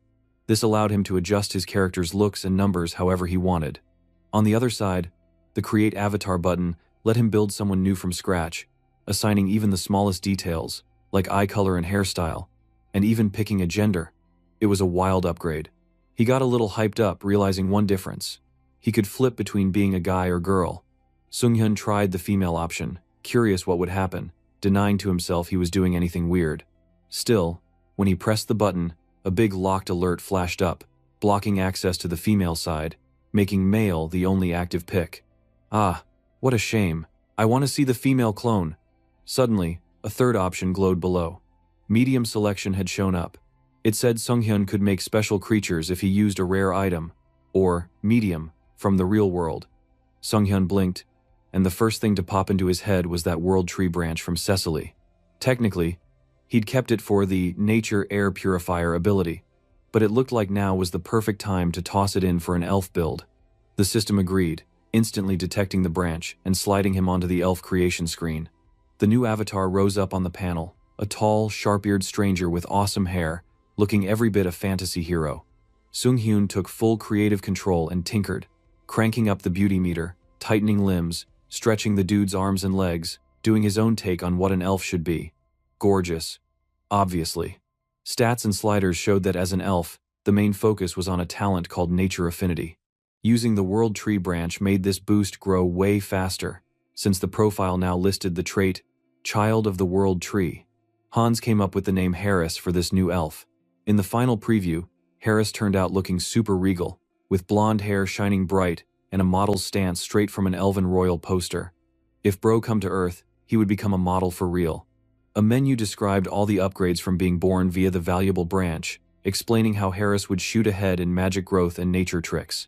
Sungyun was grinning wide, patting himself on the back for the cool pick, until Harris's avatar threw him a nasty look, gagged, and nearly lost it on the spot. An urgent warning in his mind reminded Sungyun that Han's dark magic clashed hard with nature. Basically, Harris started wilting, as if a healthy plant was being choked by darkness. Sungyun was shocked. He hadn't even thought through what his dark magic would do to the elf. In a panic, he quickly canceled the avatar before it totally crashed. He told himself to save elf mode for another day. There was still more to do, so Sungyun wandered over to his shelf and pulled down a fat book called Conan the Barbarian. With all this drama, it seemed like the right moment to dream up the next story, maybe becoming some hardcore mercenary king for his next run. Meanwhile, Harley was out there in the city, stoked. He was enjoying a new feature of his recently purchased coat that allowed him to make his ears float. The seller giggled, happy the look suited him. Harley thanked her for the support and gave a nod to Hubert, who'd found the perfect item for helping him fit in. After all, Tarak was packed with expert craftsmen. Outside, the day in the city rolled on like nothing special was happening. People just hustled around, running everyday errands, smooth as ever. Then Harley remembered a rumor about punks causing a mess in Hubert's shop. He figured it might be time to step in for a lesson or two. A small group of guys started talking trash as Harley rolled by. They pointed at his beat-up clothes and body markings, spouting off nonsense about Southerners always looking rough and wild. Maybe people like Harley were the reason why Southerners are sometimes looked down on here. Harley tried to let it go, but just couldn't ignore it. He shot back, asking these punks to own up to their words and promising to teach them some manners if they weren't careful. Pretty soon, things heated up. One guy tried swinging a wooden club, but it blew apart the second it smacked into Harley's arm. The other guys looked at their buddy like he was an idiot for breaking his own gear. Harley could only laugh, realizing that these fellas were true Southern warriors, big, tattooed, wild-eyed, the type of crew who carried their own trouble. Harley got pumped up at the thought. Maybe it was time he tried living like one of them, making real barbarian friends and finally earning his stripes as a Southern hero. One of them yelled that Harley had to sort out his look. He scolded him, stating that those festival clothes were way too out of date and made him stick out in a bad way. When Harley stated his attire was normal Southern dress, the lead guy, angered by this, challenged Harley to a classic Southern duel. The rules were bare fists, no tricks, just fighting. Harley grinned and told them to bring it. He even upped the ante, saying all three could come at him at once, or two while the other warmed up for their turn. The trio didn't believe their ears, thinking Harley was either crazy or suicidal, but Harley's eyes flashed with a wild, even scary energy. He made it very clear that he was about to give them a real schooling and dared them to step up. Sounds of blows and fists hitting bone echoed through the street. By the time the dust settled, the thugs were knocked out cold, and the two other guys could barely stand. He mumbled why someone as strong as Harley could really be a Southerner and not be famous. Plus, the fact Harley had no warrior's mark just made it weirder. Harley remembered those traditional marks. All true Southern fighters had them, but he didn't have a single scratch. So, he spun a dramatic tale. This wild story all kicked off about 20 years ago. Back then, the tribe needed a new chief, so everyone gathered for a big, rowdy duel in the arena. Two of the tribe's toughest warriors battled it out while the crowd cheered and hollered from the sidelines. In the end, Harley's dad, known as the strongest warrior by far, came out on top. Everyone showered him with respect and praise, basically calling him a legend after his big win. As per their tribe's old-school rules, the king congratulated Harley's dad and announced that he could make any wish he wanted. The king told him to speak his desire. Luckily, Harley's dad had figured out exactly what he wanted, long before the fight even started. He shocked the crowd by asking not to be married to the chief's daughter. That request sent everyone into a frenzy. The crowd couldn't believe what they'd heard, calling it totally ridiculous and demanding some kind of explanation. But Harley's father kept his cool and explained he had a good reason. He and the chief's daughter were actually siblings by blood. This new twist left the girl totally speechless, staring in disbelief at him. Even the chief's daughter, who thought she knew everything, turned to her dad with questions. She couldn't understand how her father would let someone get away with saying such a crazy thing. The old chief, looking a bit lost, apologized to her and told her it was all true. He admitted she wasn't really his biological daughter, but someone he'd adopted a long time ago. Of course, all order broke down at that point. The chief, trying to regain control, ordered his guards to capture Harley's dad and punish him for speaking out. In the chaos, Harley's mother, who was pregnant with Harley at the time, realized things were about to go south in a hurry. While her husband bravely stood and fought off the tribe's warriors, she slipped away to safety. She hid out in a dark, secret cave where she raised her son far away from all the fighting. Harley's dad sacrificed himself trying to give his family a chance to escape. In the end, Harley grew up hidden from the world. Sadly, even his mom passed away not long ago from an illness. That's why Harley had no warrior's marks. He never got the chance to join the tribe's traditions or get those tough guy tattoos. Hearing that story hit the guys so hard that all three of them started bawling. They apologized and called Harley a real Southern warrior. Of course, Harley knew every word he'd told them was fake. But man, his acting skills were top tier that day. The celebration was in full swing as everyone raised massive mugs of beer to welcome their new brother, Harley. They toasted loud and proud, making the tavern practically shake. Then someone cracked a joke about how far away this place was from the south and wondered what brought Harley all the way up here. Harley said there was a whole story to that as well. After his mom died from sickness, Harley had been left completely alone in a brutal world. He wandered around with nowhere to go, not knowing how to survive or what he should even do next. At his lowest, the only person who didn't just ignore him on the street was a young merchant named Hubert. This guy actually stopped and offered to help, which no one else had done. Hubert even went out of his way to get Harley on his feet. Over time, they became best friends, and Harley always said Hubert was his savior, a real one-of-a-kind bro. But not long after, Harley found out Hubert was in deep trouble and some nasty bandits were shaking him down. No way could Harley ignore that, not after what Hubert had done for him. That was why he journeyed so far, determined to give help back. One of the new crew got so worked up he slammed a fist on the table, declaring that any jerk messing with their brother was an enemy of the whole squad. Everyone cheered and swore to help Hubert too. Harley felt a wave of gratitude as he gave everyone a big group hug, deciding he could definitely use these dudes when it came time to take care of those punks bothering Hubert and also launch his bigger plan. See, Harley had a grand idea ready. He wanted to import loads of pepper, a rare and pricey spice around here. In exchange, he'd export all sorts of magical tools, which were pretty common in this world but super scarce back on Earth. That way, the business would help everybody out, and of course, line his own pockets. He figured he could turn that first profit into even crazier growth down the road.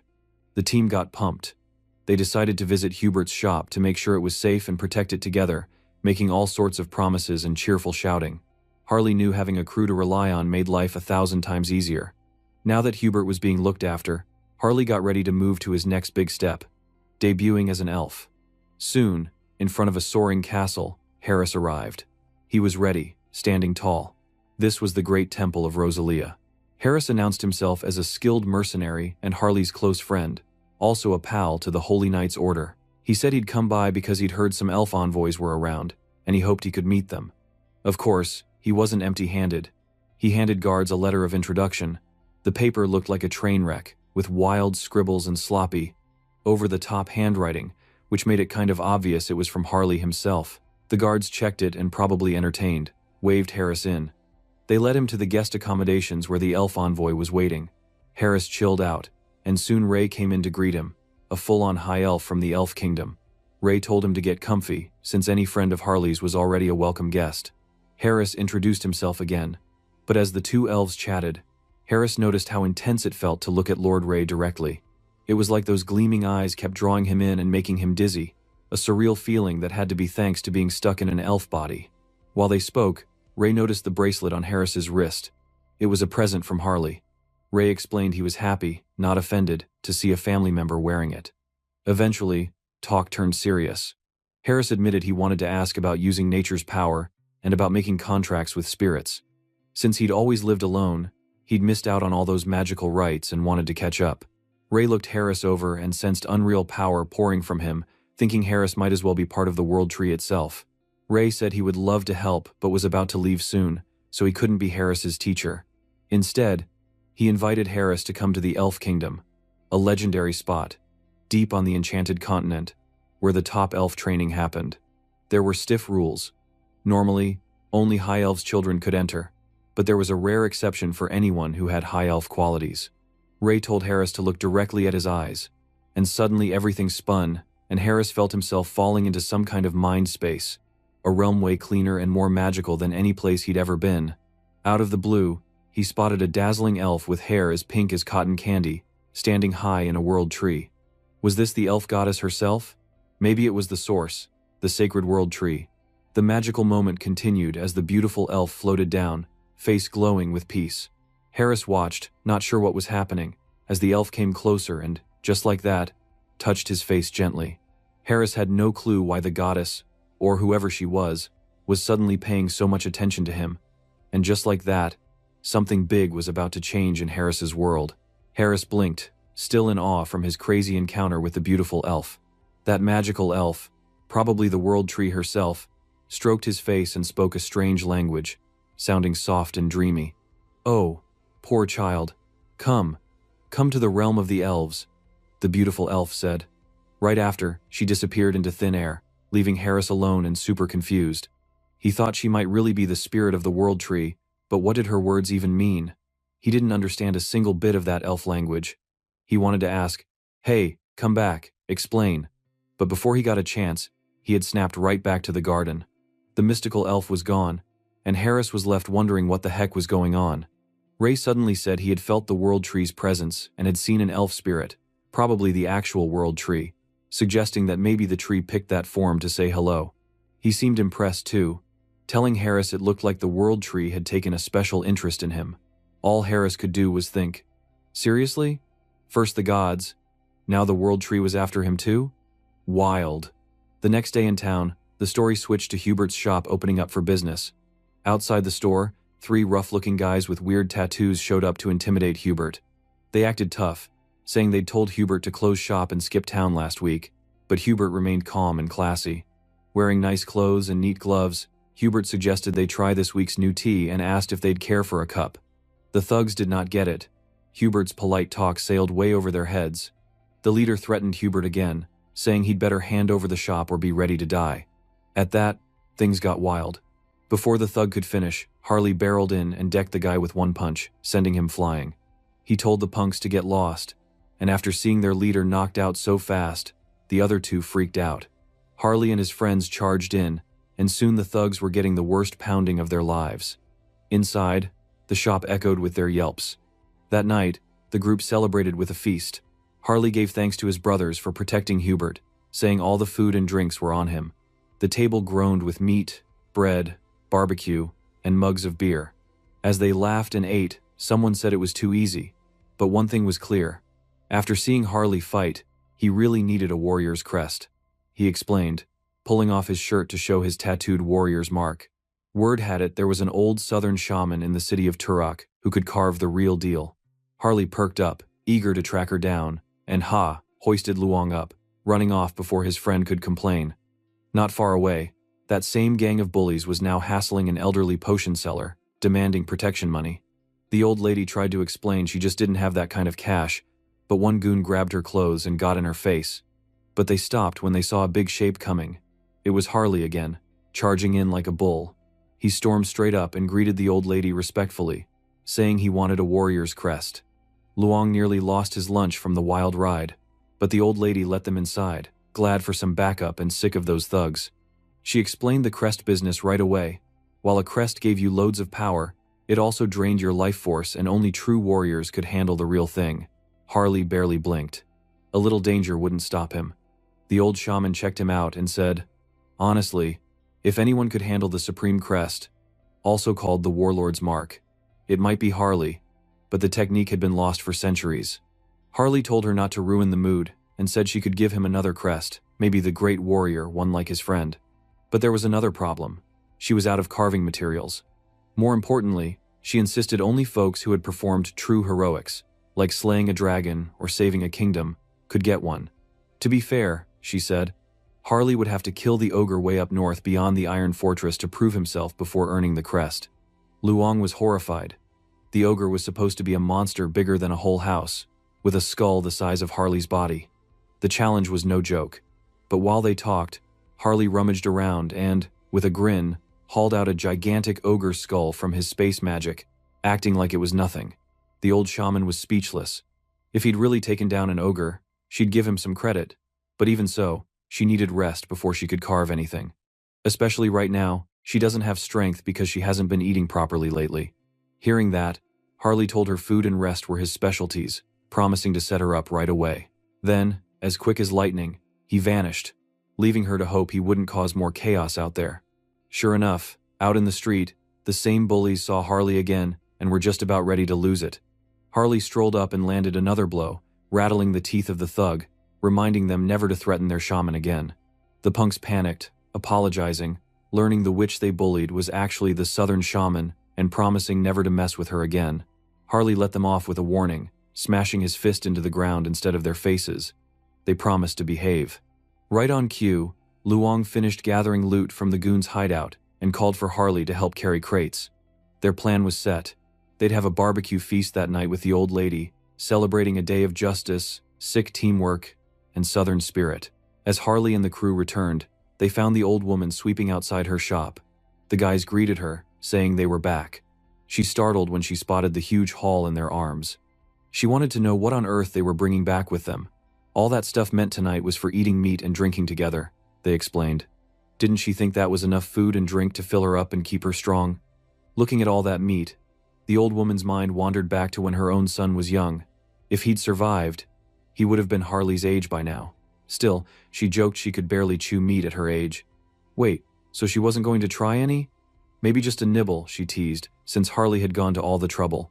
That nibble turned into the woman single-handedly finishing almost the whole feast, washing everything down with a bottle of wine. Apparently, Southern grandmas had the biggest appetites of all. After she finished and seemed full and happy, it was time to get started on carving the warrior's crest into Harley's skin. Lying in bed, Harley braced himself for the tough ritual. The old woman prepared her tools. Harley said he was no stranger to lying on a bed for experiments, thinking of all the times Hans had used him as a test subject. Before he could get too cocky, the old woman shoved a stuffed bear between his teeth. She explained her son had bitten down on that same toy when he got his own crest. She warned Harley that it was going to hurt. She pressed the needle to his body, but it just snapped right in half. No matter how she tried, Harley's skin was way too tough to pierce. No chance at switching techniques, though the shaman wasn't about to back down from a challenge. She shifted her hold, powered up the markings on her own arms, and forced all the energy from her meal into the ritual. Then she showed them all what a true Southern tribal shaman chief could do. She pressed and carved until finally, a new blazing crest burned across Harley's chest. A fiery sun, kind of like that famous pirate crest. As soon as it finished, system messages popped up. Harley had achieved enlightenment, unlocking the special Chaco-style combat symbol. Current symbol, Great Warrior, glowed on the display. The mark was so powerful, he agreed that with it, he could take down an ogre in a bare-fisted fight, even without his old mutation tricks. The old woman had basically passed out from using all her strength. Harley checked to make sure she was okay. She was just tired, she said, since it had been ages since she'd done such a powerful engraving. With some rest, she'd be back to normal. Still, Harley was determined. He told his buddies they'd need to score even more food for her if they wanted to make more warrior marks. The woman huffed, telling him to let her rest first. Elsewhere, a tense scene played out. Heinrich lay in bed, totally covered in bandages. The saint stood over him, praying hard and whispering divine words to heal him. Cardinal Pion walked over and said if she kept using her power without a break, she'd hurt herself. The saint insisted her heart wouldn't let her rest. She kept seeing Heinrich standing up to the immortal king in her mind. It felt like she'd watched a real hero being born that day. Suddenly, Heinrich woke up, and the saints become so happy. The cardinal asked if he was okay, and Heinrich said he'd been out for days, but he was healing thanks to the saint's care. Suddenly, the saint declared Heinrich wasn't just any champion now. He was officially the hero of Erica. Hearing that, Heinrich grinned, thinking that now both sides had their main actors, the hero and the demon king. It was time for the next chapter. He called to Hans in his mind, asking him to raise a toast. On Earth, Hans realized that with the hero now born, he would embrace his role as the demon king, spreading dark magic and fear across the land. But now he has a more urgent matter. It's time to cleanse Earth of dirty bastards and villains. Meanwhile, chaos stirred elsewhere. Emergency shouts filled the hall of a big hospital. Somebody yelled to clear the way for a patient who had come in first. Police rushed around, complaining about more trouble. The Ha-Ho mask had apparently struck again. Out of nowhere, a police officer walked over and started questioning An Sang-jin, the guy who was known for using dark magic. The officer wanted to know if Sang-jin had any clue about what was going on. Sang-jin, working for the skill management department as a dark mage, explained what he thought. He said it was obvious. Whoever had ended up like this dead body got mixed up with someone incredibly dangerous. According to him, these folks had all messed with the wrong person, gone down the wrong road, and now there was nothing left of them but empty shells. Sang-jin muttered that whoever wore that creepy Ha-Ho mask was a total monster, not even human by his standards. The kind of dark magic the Ha-Ho mask used was beyond anything people could really understand. He figured the victim's soul had probably already been snatched away and trapped for good. If it had been Sang-jin in the victim's shoes, he'd rather take the easy way out than risk getting captured by a monster like that. He was sure that his skill was nowhere near that level, and having a dark mage as strong as the Ha-Ho mask as an enemy was pretty much the worst-case scenario. Nobody wanted to be targeted by that kind of freak. He then decided to check out the dead body more closely. He used his own magic to scan the man's head, trying to see the curse up close. But as soon as he tapped into dark magic, he felt a sudden jolt, as if something or someone huge and scary was watching him. It was terrifying. A force pressed down on him like a mountain. He dropped to the ground, totally shocked and shaking. The police officer rushed over to help, asking what on earth had just happened. Sang-jin called out the team leader, saying he could die from pure fear. Struggling to catch his breath, the dark mage stammered that Ha-Ho mask had just seen him, and that monster was no joke at all. Sang-jin started to panic, saying the Ha-Ho mask had noticed him. Since he just messed with the curse by himself, if he got caught, it would be game over. He figured there was only one choice left. He could try to fight the masked Haho, but honestly, it made more sense to just jump off the building and died peacefully.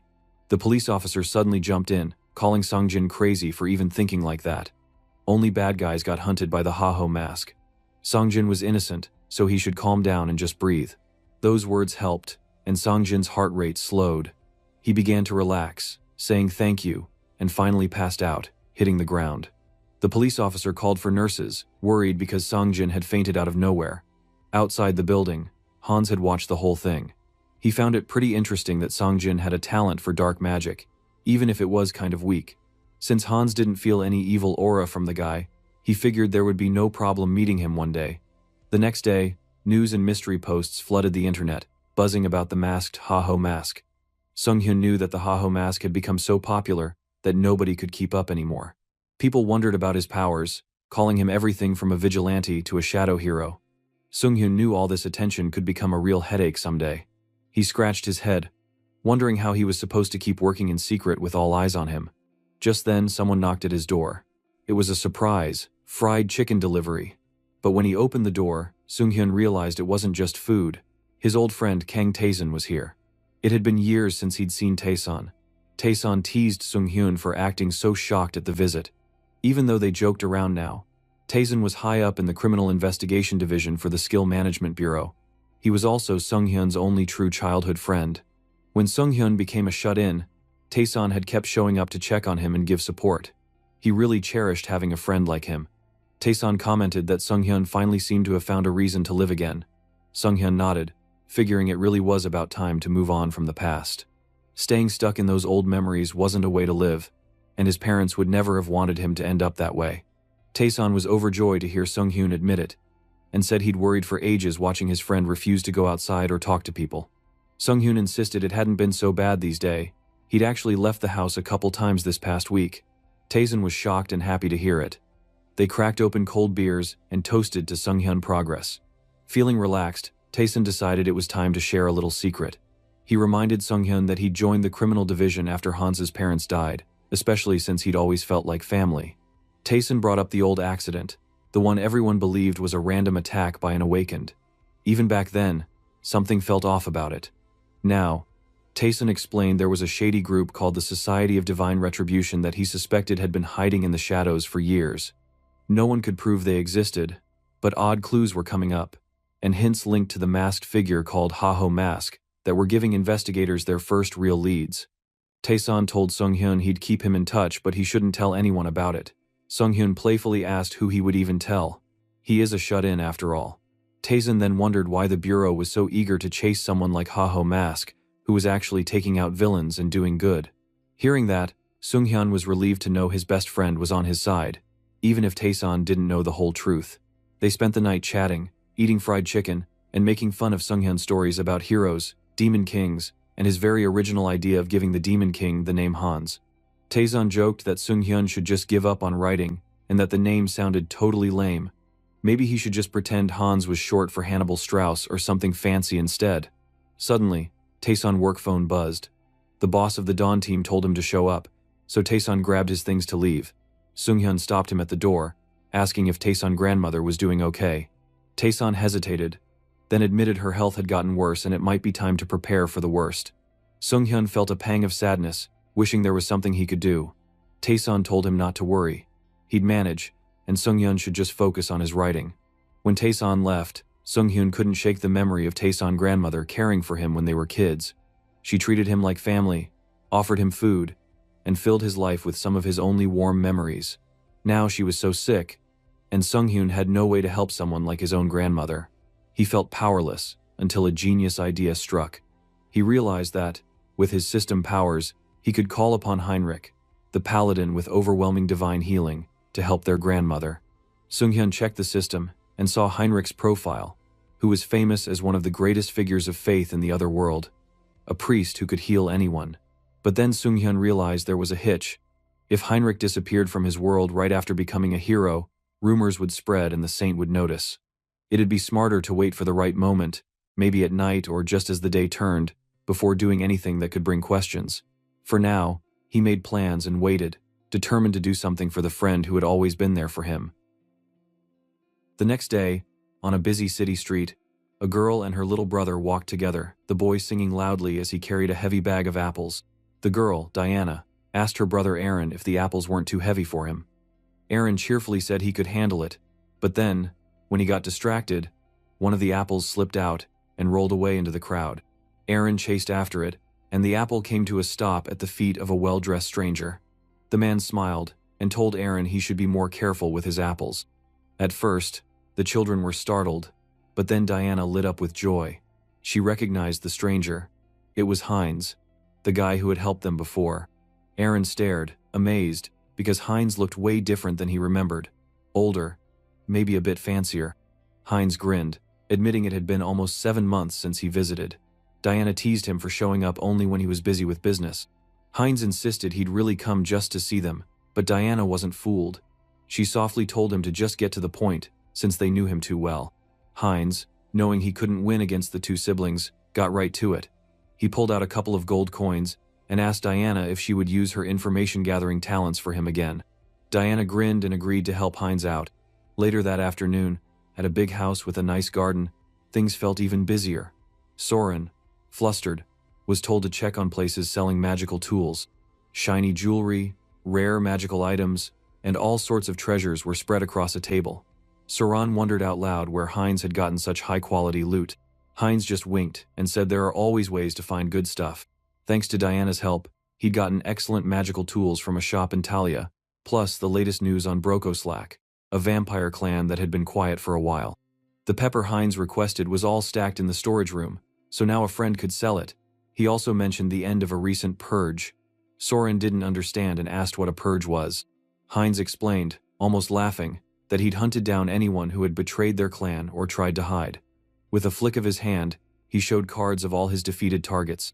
He announced it was finally safe and stable for their clan. From now on, said Heinz, all they needed to do was keep trading magical tools and spice, and he asked Soren to run their little group of traders from now on. Soren was stunned. She wasn't sure she could handle something that complicated, but Heinz told her that she was smart and totally capable. With that encouragement, Soren blushed and promised to live up to his trust. Heinz, in his head, was amused at how easy she was to convince. Now that he was trading between two worlds, he felt like his group had become a small business. Switching scenes to later that night, the city glowed with lively music, laughter, and moonlit crowds. Heinz, having gathered clues from Diana, crept toward a secret spot he believed was the base for the Broko clan. 2 tough-looking soldiers guarded the door. So he tossed a little stone to create a distraction and slipped in through the back, moving like a shadow. Inside, in a fancy room, Rosilica, someone he knew before, gulped down a glass of fresh blood and sighed about how lonely it was to drink alone. Then she heard a sound. Hearing someone, she grew suspicious but saw no one in sight. Heinz released his concealment skill and called her. When Rosilica didn't remember him, he introduced himself as Heinz, a vampire she'd actually met before, though she barely remembered. Rosilica tried to be polite, pretending to mix her own blood into the drink she was offering Heinz. Then, she called on blood magic to attack him, flinging her blood to create a binding spell on Heinz. But Heinz just laughed, and then he did something shocking. He controlled Rosilica's own blood, forming ropes out of it to tie her up. Rosilica was stunned. Only a true-blooded vampire could do that kind of magic, freely manipulating another person's blood. Realizing Rosilica seemed genuinely not to remember him, Heinz claimed he belonged to a branch family of Brokoslack. Rosilica doubted it, remembering stories about some clans being persecuted, and Heinz confirmed it, adding that he would grant her more power if she cooperated. Although she was stubborn at first, one touch made her helpless. Heinz pressed a magic crystal to her, and suddenly she was overwhelmed by a powerful energy rushing through her body. Rosilica, caught in the magic of the crystal, felt a wave of ecstasy rush through her. The sensation was stronger than anything she had ever felt before. The crystal's power took hold, filling her body with energy, making her whole world feel stronger and sharper. At the same time, she could feel a shift, like her old master had vanished, and someone new now controlled her fate. She wanted to resist, but Heinz's command was impossible to disobey. With her will in his grip, Rosilica revealed everything she knew. She confessed that the true blood who ruled over this whole region of Talia was Lady Freya. If anyone asked about Freya, it was easy to explain. Her greatest trait was the way she could use her demonic eyes to control and destroy. Far away, in a mansion high above the busy city, Lady Freya herself sat calmly, sipping coffee in a sunlit room. Her skin was pale as snow, her blue eyes sharp, and her slightly pointed ears gave her an unusual beauty, almost like an elf. A butler came over and politely offered her more tea, asking if Lady Freya was enjoying her time in the human world that day. Freya replied that she found it fascinating to watch humans struggle with their small, weak bodies. She enjoyed observing the way their lives played out.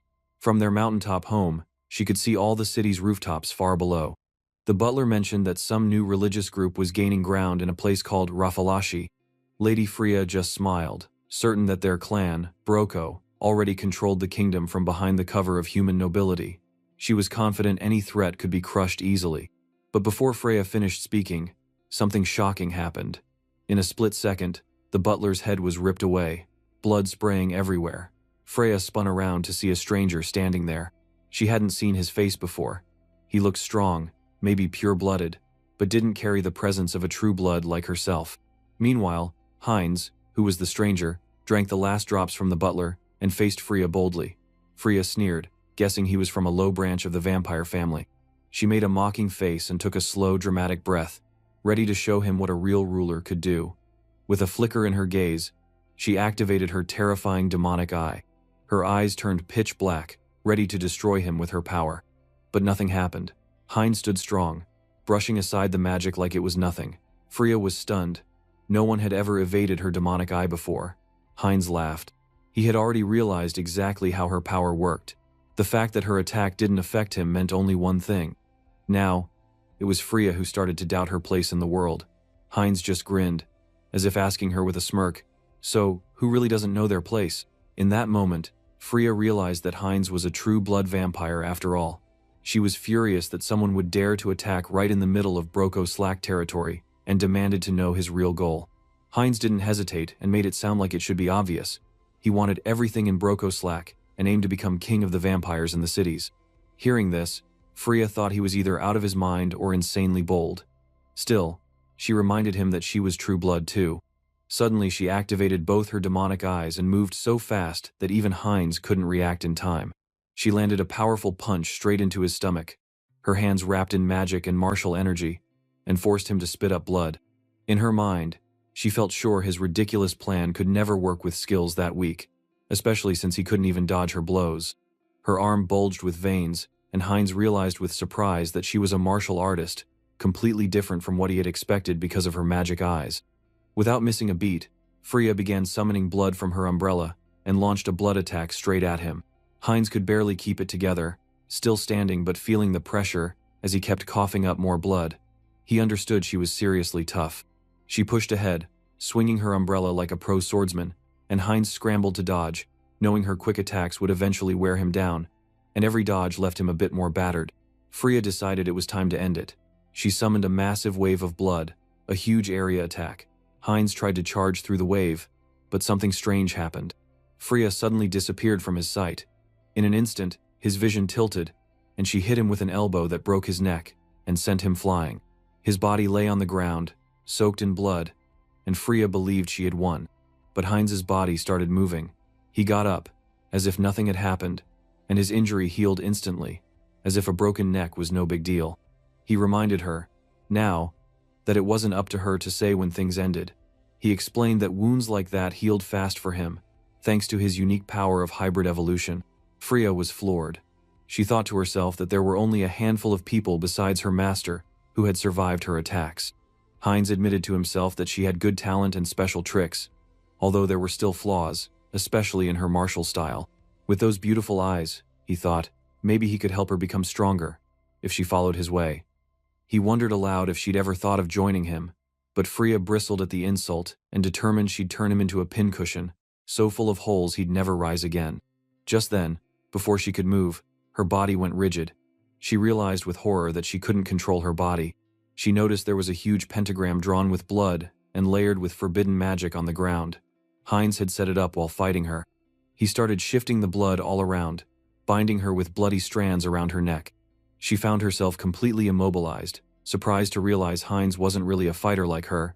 He was more of a blood specialist, kind of like a vampire mage. Heinz then transformed his finger into a magic crystal and pushed it into her neck, beginning the next stage of the attack. She cried out from the sharp pain as the crystal's magic invaded her body and took control. The process was agonizing and overwhelming, too much to resist. Heinz figured that for someone of her rank, a tiny dose of this magic wouldn't work, so he'd had to go all out. Soon, Freya's body started to glow with an intense red energy.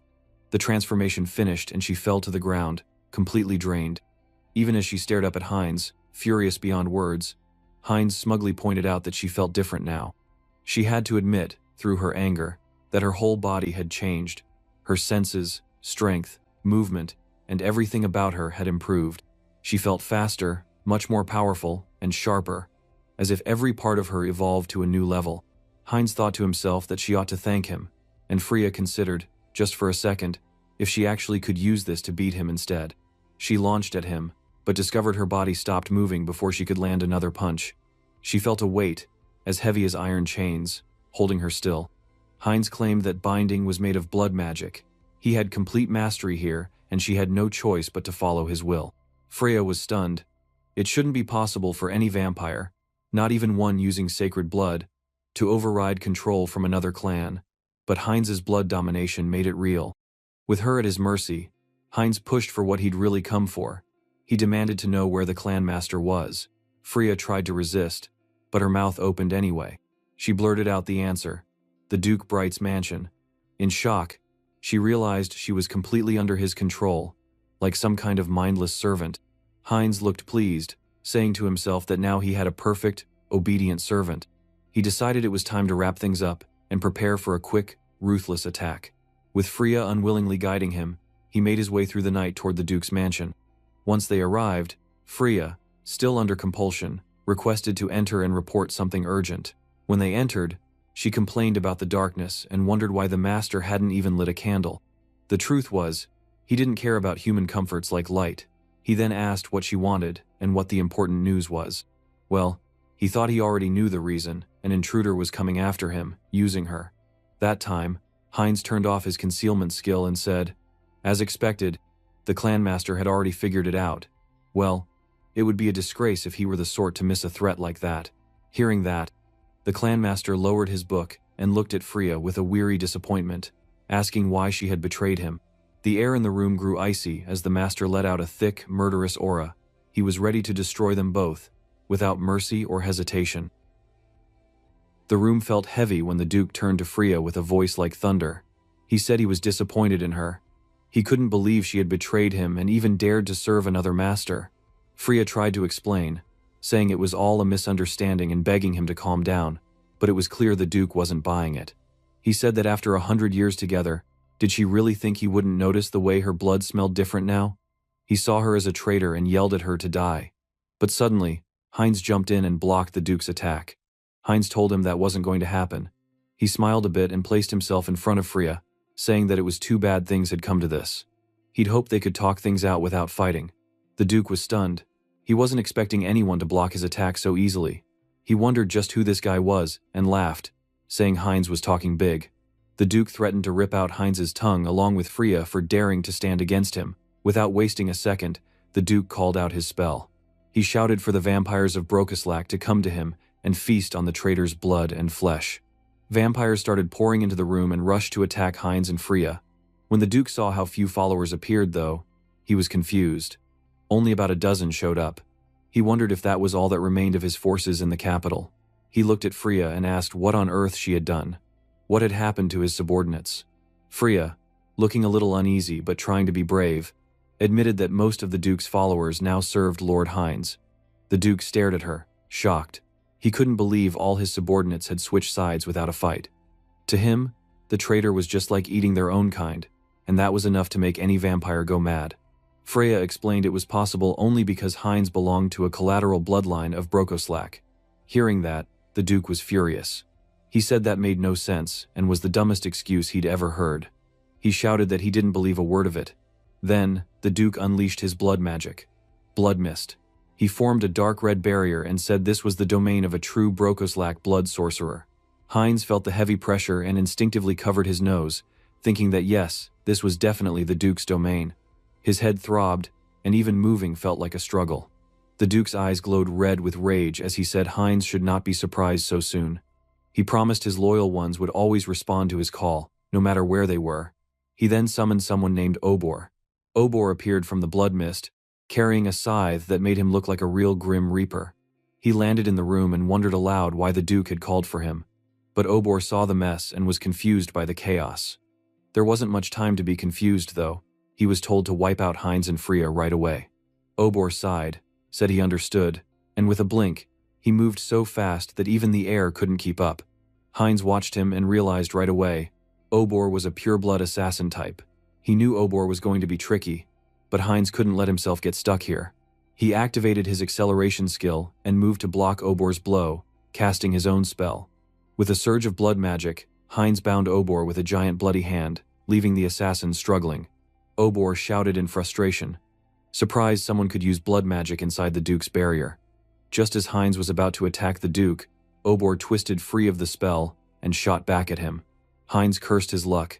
He hadn't expected Obor to break out so quickly.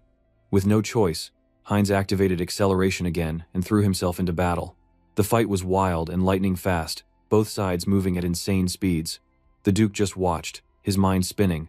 He thought Obor was supposed to be one of the best fighters among vampires, yet Heinz was keeping pace with him. Suddenly, Freya stepped up and helped Heinz. She took down Obor, pinning him hard to the ground. She smiled coldly and taunted Obor, admitting she had never liked his cocky attitude. She told him not to get ahead of himself and said maybe he should have some fun with her instead. The Duke could only stare. He was freaked out that Freya, once his loyal subordinate, was matching Obor's crazy speed and even taking out more vampires by herself. He wondered where she had gotten all this power from. Just then, Heinz made his move. He jumped straight at the Duke, catching him off guard. Heinz teased the Duke, asking if his guard was down. The Duke caught himself and smiled back. He said Heinz was a fool for walking willingly into the blood barrier since he'd never dodge attacks in here. Heinz didn't care. He yelled that he never planned to dodge at all. Instead, he let his left arm get sliced off without a second thought. The Duke paused, totally thrown off, and wondered why Heinz would let himself be hurt like that on purpose. Heinz just grinned and told the Duke not to worry because he was super careful about wasting things. Almost instantly, Heinz's arm regenerated, good as new. The Duke panicked, realizing Heinz could heal that fast. Heinz looked him in the eye, grinned, and told him he didn't plan on killing him. The Duke stared, shocked and confused, and blurted out, "You don't plan to kill me? What is it you want?" Heinz's smile grew wider as he leaned in, his fangs clear. He told the Duke exactly what he planned. He was going to inherit his lordship. Without waiting another second, Heinz opened his mouth and went in to drink the Duke's blood, letting his enemies know the game had just changed. Somewhere eerie and dark, a scary-looking coffin suddenly started to shake. The lid slowly creaked open, revealing a woman with long black hair resting inside. She stretched out her arms, yawning, and grumbled about being so tired and wanting just 5 minutes more sleep. But she felt something wasn't right and guessed that something must have happened to her children for her to be woken up like this. What, new slave on the way, guys? At the same time, Heinz was busy somewhere else, handling a bunch of vampires lined up in a gloomy hall. He was injecting his blood power into each one of them using his blood crystal. He called for the next vampire to step forward, told them not to move, and then focused on giving them the injection. Those who finished had to step back quickly, looking pretty miserable. But one by one, he worked down the line. After what felt like forever, Heinz let out a deep breath. He wondered if all the subordinates in the capital were finally dealt with. Now that the Duke had become his underling, he answered that yes, that was right. All the rest of the subordinates could be summoned when needed, and this way would be more efficient. Heinz snapped at him to watch his tone, but the former Duke just nervously fixed his words and agreed it'd be more efficient that way. Heinz couldn't help grinning to himself, thinking that having a clan lord around really made things a lot smoother. When Heinz thought about it, his theory had actually worked.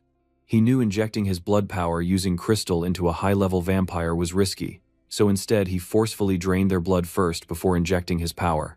It lowered their level at first, but it worked out. Now, he had even managed to own Brokoslak, the true blood origin. It hit him that not long ago, he was just some unlucky guy who got bitten and became a vampire by accident, but now he'd gone from the lowest bottom feeder to standing at the top. For him, the difference felt like daylight and darkness. He ordered the Duke, calling him Mullo now, to take care of gathering the remaining Brokoslaks in every region. Mullo agreed. One last thing, Heinz said. Gather some intel about the whole continent. Build or find a network, make deals, whatever, just make it happen. Mullo looked uncertain but said he would do it. Then Mullo admitted he'd heard from Frisia that Heinz's goal was to unite all the vampires and become king. Mullo said Heinz's abilities were clear enough, so he'd give Heinz his full support. Hearing that, Heinz couldn't help but flash a sly, evil grin. He said he was counting on Mullo. But later, as he walked out, he started to panic a little inside. Did he really say he'd unite all the vampires and become king?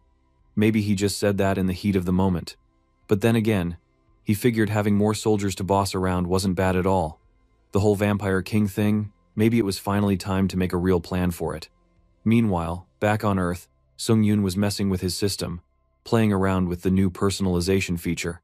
He worked at tweaking Hans's appearance, wanting him to look cooler, crazier, and more dangerous.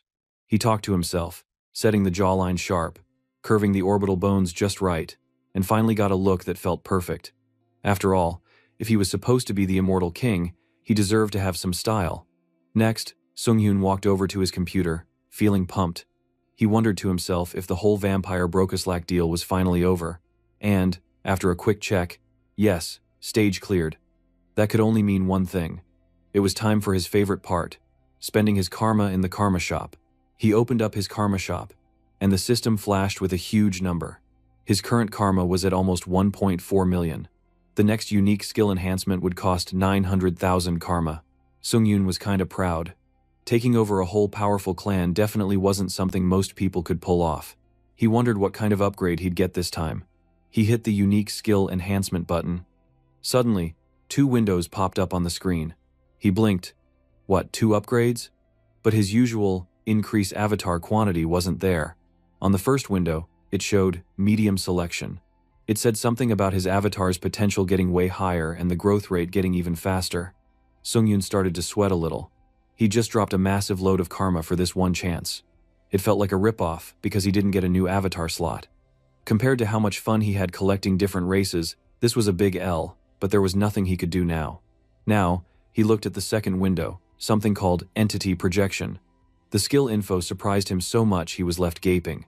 The system explained it could be used once per day and allowed the user to project one of their avatars onto their own body. Sung-Yoon almost couldn't believe it. If this was real, did that mean he could use the powers of every clone he made, directly, with his real body? His mind started to race, thinking about how wild things were going to get from here. For a second, he just stared at the screen, grinning like a mad genius, knowing his reach and power just leveled up forever. Sung-Yoon opened up his system and looked proudly at the lineup of all his avatars: Hans, Heinrich, Heinz, Harley, and Harris. Seeing them all together made him feel like a total boss. He started considering a new ability, Entity Projection, that let him become one of his clones. He suddenly thought about the chaos it might cause if there were 2 immortal kings marching around at the same time. That would be super cool, but could also go sideways fast, maybe even end the world. So for now, Hans was definitely off the table. He decided the first try should belong to Heinrich. He selected Heinrich, and in the next instant, his whole body shimmered and changed. He was suddenly wearing the full-on knight armor and holding the exact same holy weapon.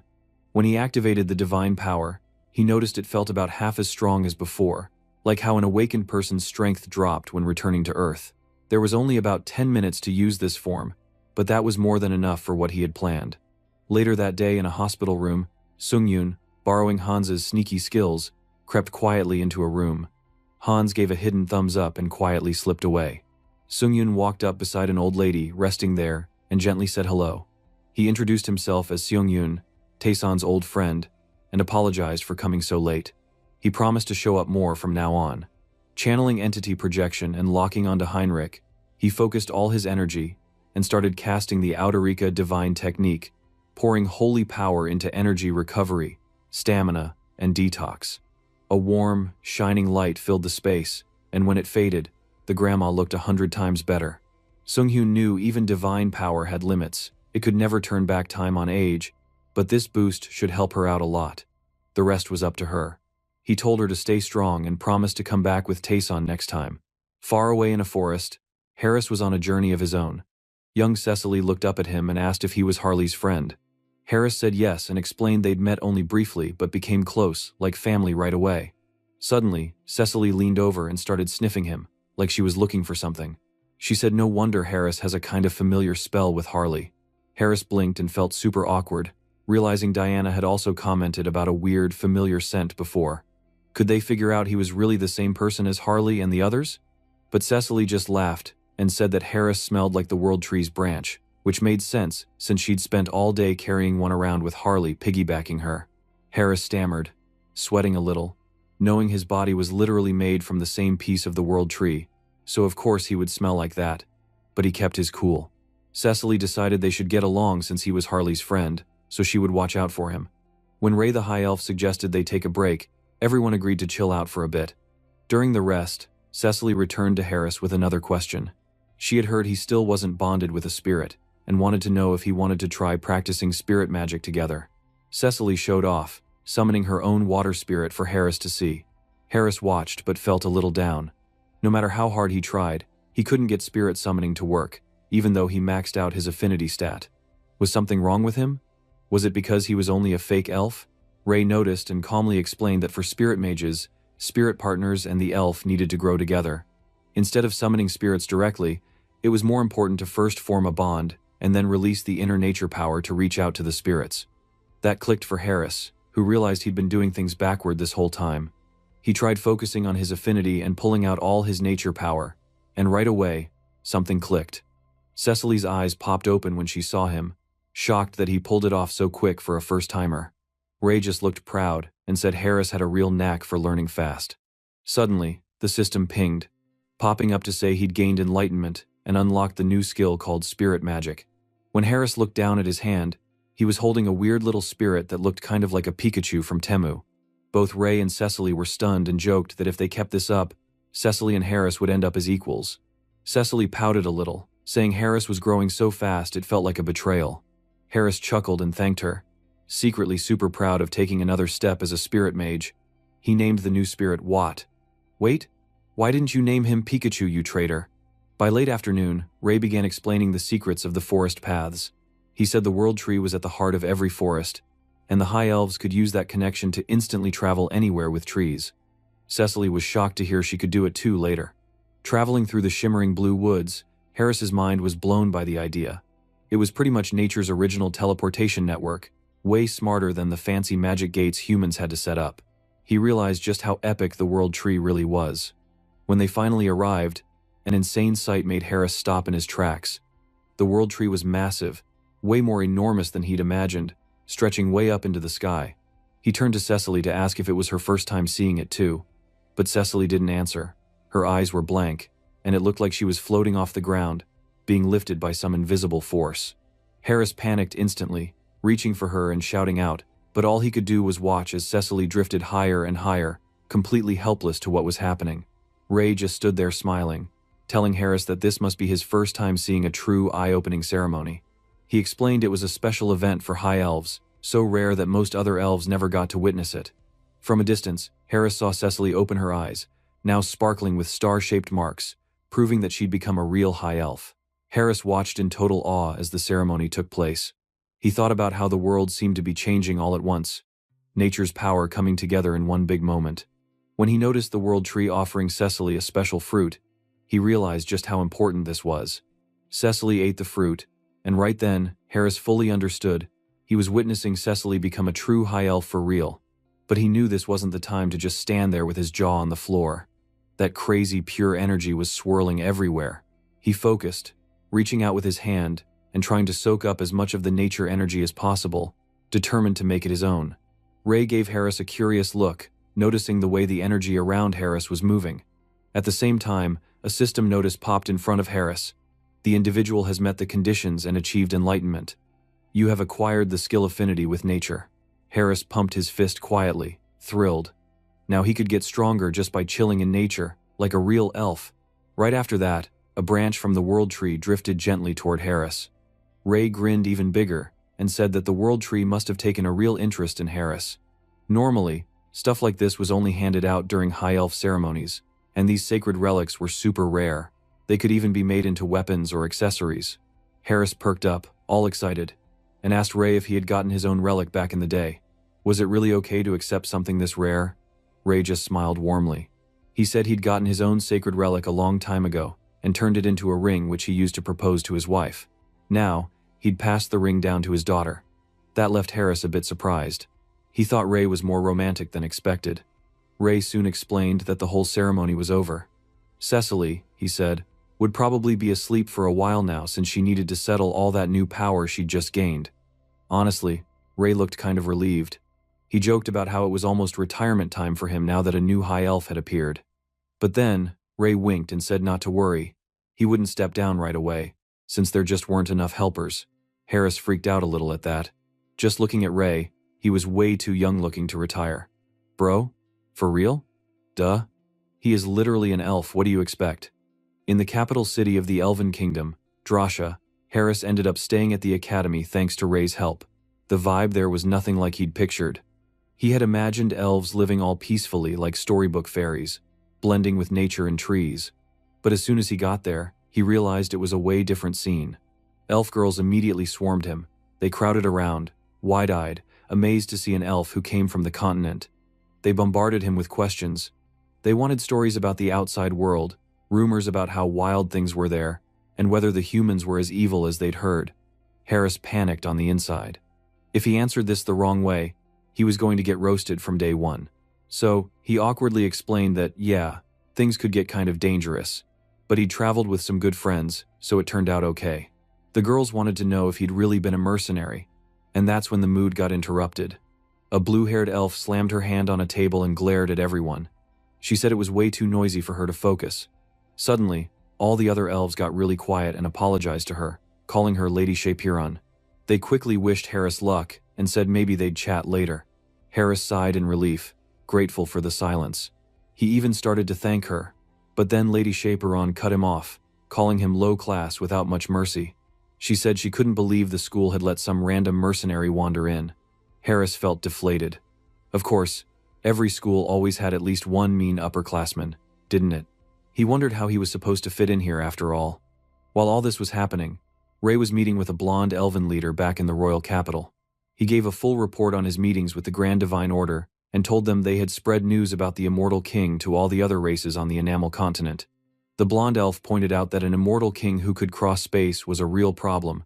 They might even show up on their own land. Still, Ray was relieved that Lady Cecily was now a high elf, which lifted some big worries for him and the queen. The queen then commented that the person who came with Cecily seemed special. Ray agreed, explaining that the World Tree itself had noticed Harris already. He said if Harris got the proper mentoring, he could do amazing things in the Elven Kingdom. The blonde elf thought Ray was acting more excited than usual, but Ray just smiled. They hoped Harris would do well at the academy, especially since he was such a good-natured guy. Meanwhile, Harris was chilling outside at the academy, yawning and soaking up the sunshine. He felt so relaxed thanks to the World Tree's blessing that he thought about never leaving this place. Maybe he could just live as Harris forever. But just then, Chaperon marched over and threw a book at him. She scolded him for lazing around instead of studying. Harris tried to explain, but Chaperon told him he must be drunk from the World Tree's harmony, a common problem for elves with high natural sensitivity. She looked at Harris and told him that, as a former mercenary, he probably didn't know the basics around here. She explained that this academy was the closest place to the World Tree, which meant it was surrounded by pure nature itself.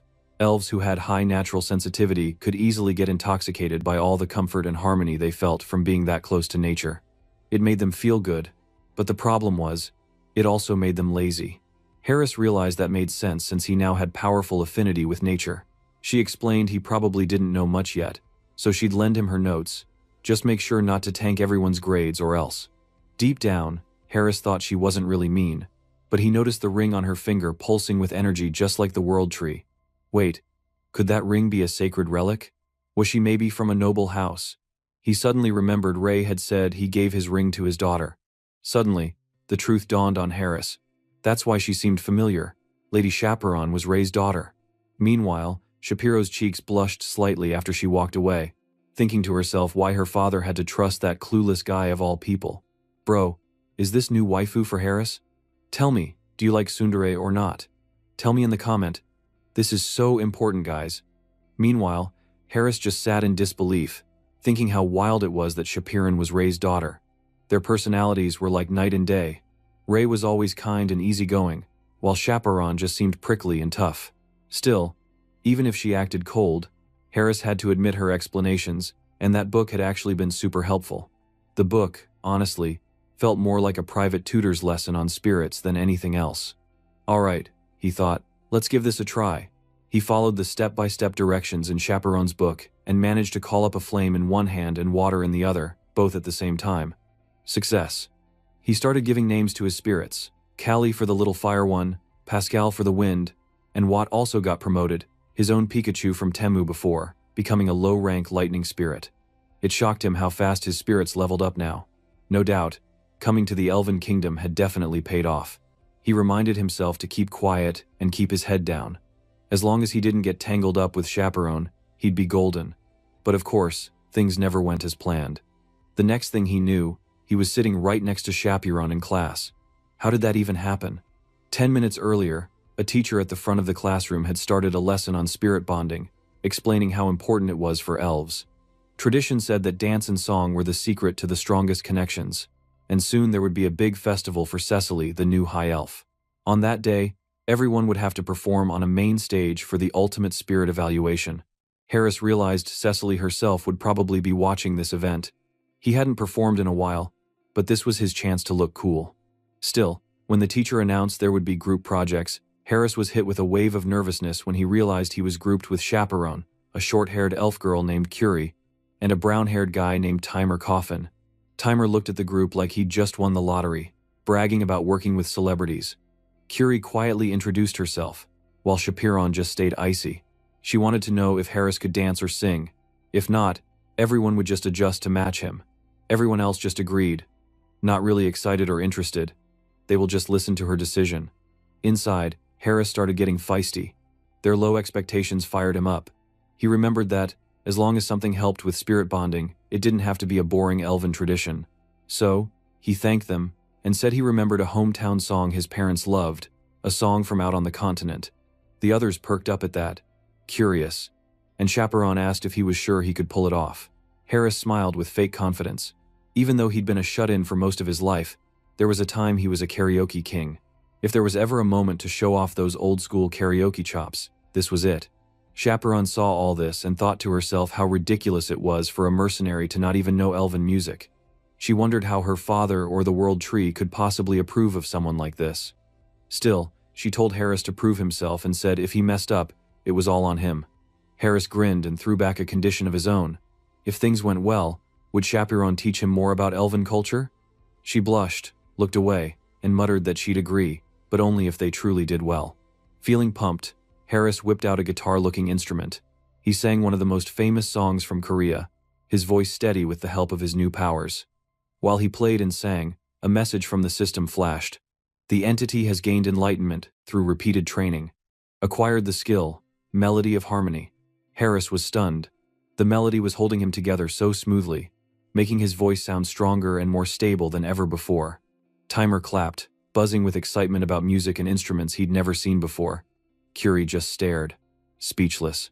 Chaperon, on the other hand, ducked her head, annoyed that her own spirit seemed to like this human song more than proper elven music. Timer teased Chaperon about swaying her own shoulder to the beat, which she furiously denied. Suddenly, a wild evolution started happening. Harris's spirits, Kaylee the fire spirit and Pascal the wind spirit, started to grow big and shiny just like Watt had earlier. Harris couldn't stop smiling. He'd managed to level up all his spirits with music. Then, something strange happened. A weird glowing swirl appeared above his head. Harris blinked, super confused, wondering what was going on. Chaperon's eyes went wide. She realized they were seeing a spirit of sound, a legendary type barely anyone ever witnessed for real. Timer went into full shock mode when the swirl solidified, and a brand new spirit popped out into the real world when Harris touched it. Harris only grinned, naming the new spirit Decibel on the spot. Now, with Callie, Pascal, Watt, and his new buddy Decibel, Harris had officially scored some major style points. Even if some people didn't want to admit it, everyone in that room could feel the magic, and Harris's legend in the Elven Academy was just getting started. Harris looked down at his brand new spirit and grinned like he had just picked up a shiny rare card from Pokemon. He realized it was a rare type, called a Phenomenal Realm Spirit. supposedly a massive win for anyone into spirit magic. He remembered how Chaperon said those kinds of spirits could handle almost anything you could throw at them, so he was already feeling pretty pumped up. Timer, who was bouncing around with excitement, talked about how there was actually a song that could get the spirit's heart all worked up. He was all, "This is the one. We gotta perform it." Curie looked nervous and admitted that sound spirits, like the ones around here, only cared about really beautiful music, so maybe they had a shot. Harris shot Chaperon a cheesy grin and asked for her opinion. Chaperon, who never liked being put on the spot, got all awkward and just gave a stiff, "Sure." Harris was instantly hyped, and he announced they needed to come up with a rehearsal schedule and plan the show right through to performance day. Chaperon, trying to act cool but looking super embarrassed, admitted she also wanted to know how to play that weird new instrument Harris had shown off earlier. Harris just grinned even harder and told her, of course he would teach her. Chaperon nearly blew her top, shouting at him that his smug expression was a crime against elf-kind and he had better knock it off before she lost it. When the festival day rolled around, Cecily sat next to Ray and asked if his daughter was actually performing with Harris's crew. Ray said yeah, all casual, but Cecily could tell he was totally freaking out and nervous. She gave him a knowing smile, then suggested they listen to Harris's mysterious new song. On the stage, Harris and his group geared up. Timer and Curie jumped behind the drums, while Chaperon and Harris each grabbed their guitars. When Chaperon started singing, everybody in the crowd was struck silent. The music totally grabbed their hearts from the first note. Cecily's eyes went wide. She said, even though it was her first time hearing the song, her heart was beating like crazy. She thought the melody was seriously beautiful too. Ray just stared at his daughter, shocked. He couldn't believe Chaperon could even make an expression like that. People in the crowd started whispering to each other, asking where this song had come from, how it was possible for something brand new to sound so amazing. Even the pickiest in the audience had to admit, the song was hitting all the right notes. Cecily nudged Ray and pointed at the group on stage, impressed at how they were using spirits as part of their performance. She said it was wild. Nobody had ever done that before. Harris, strumming along, thought to himself that Chaperon had put in so much work, from stage effects to making sure all the instruments were tuned perfectly. That's what you got from a top student, he thought. Only an elite could pull this off. He laughed to himself, since Chaperon had acted all cold at first, but she was clearly the one enjoying it the most. As soon as the song ended, the crowd went wild, cheering for an encore. Chaperon blinked, surprised. She noticed her singing was smoother than usual, and for the first time, it felt like she was totally lost in the music. Unbeknownst to her, the system told Harris that his skill, melody of harmony, was actually in play and had been aimed at Chaperon the whole time. Afterward, Harris asked her what she thought. Chaperon looked down, embarrassed, and admitted she had gotten him all wrong this whole time and was sorry for being so mean to him. She said she'd lost the bet. Meanwhile, Ray mused to himself about how just listening to the song made him feel at peace. It was super impressive that music alone could move this many people.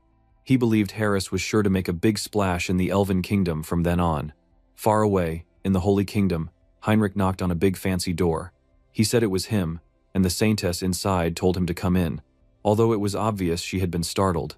When Heinrich stepped inside, he spotted a book nearby with the title, The Hero and the Saintess's Adventure, which made him want to act like he hadn't noticed anything. The Saintess then offered him a seat and said the reason she'd called him over was to discuss something really important. She brought up the Holy Sword, which made Heinrich think of the classic hero's weapon from every fantasy story ever.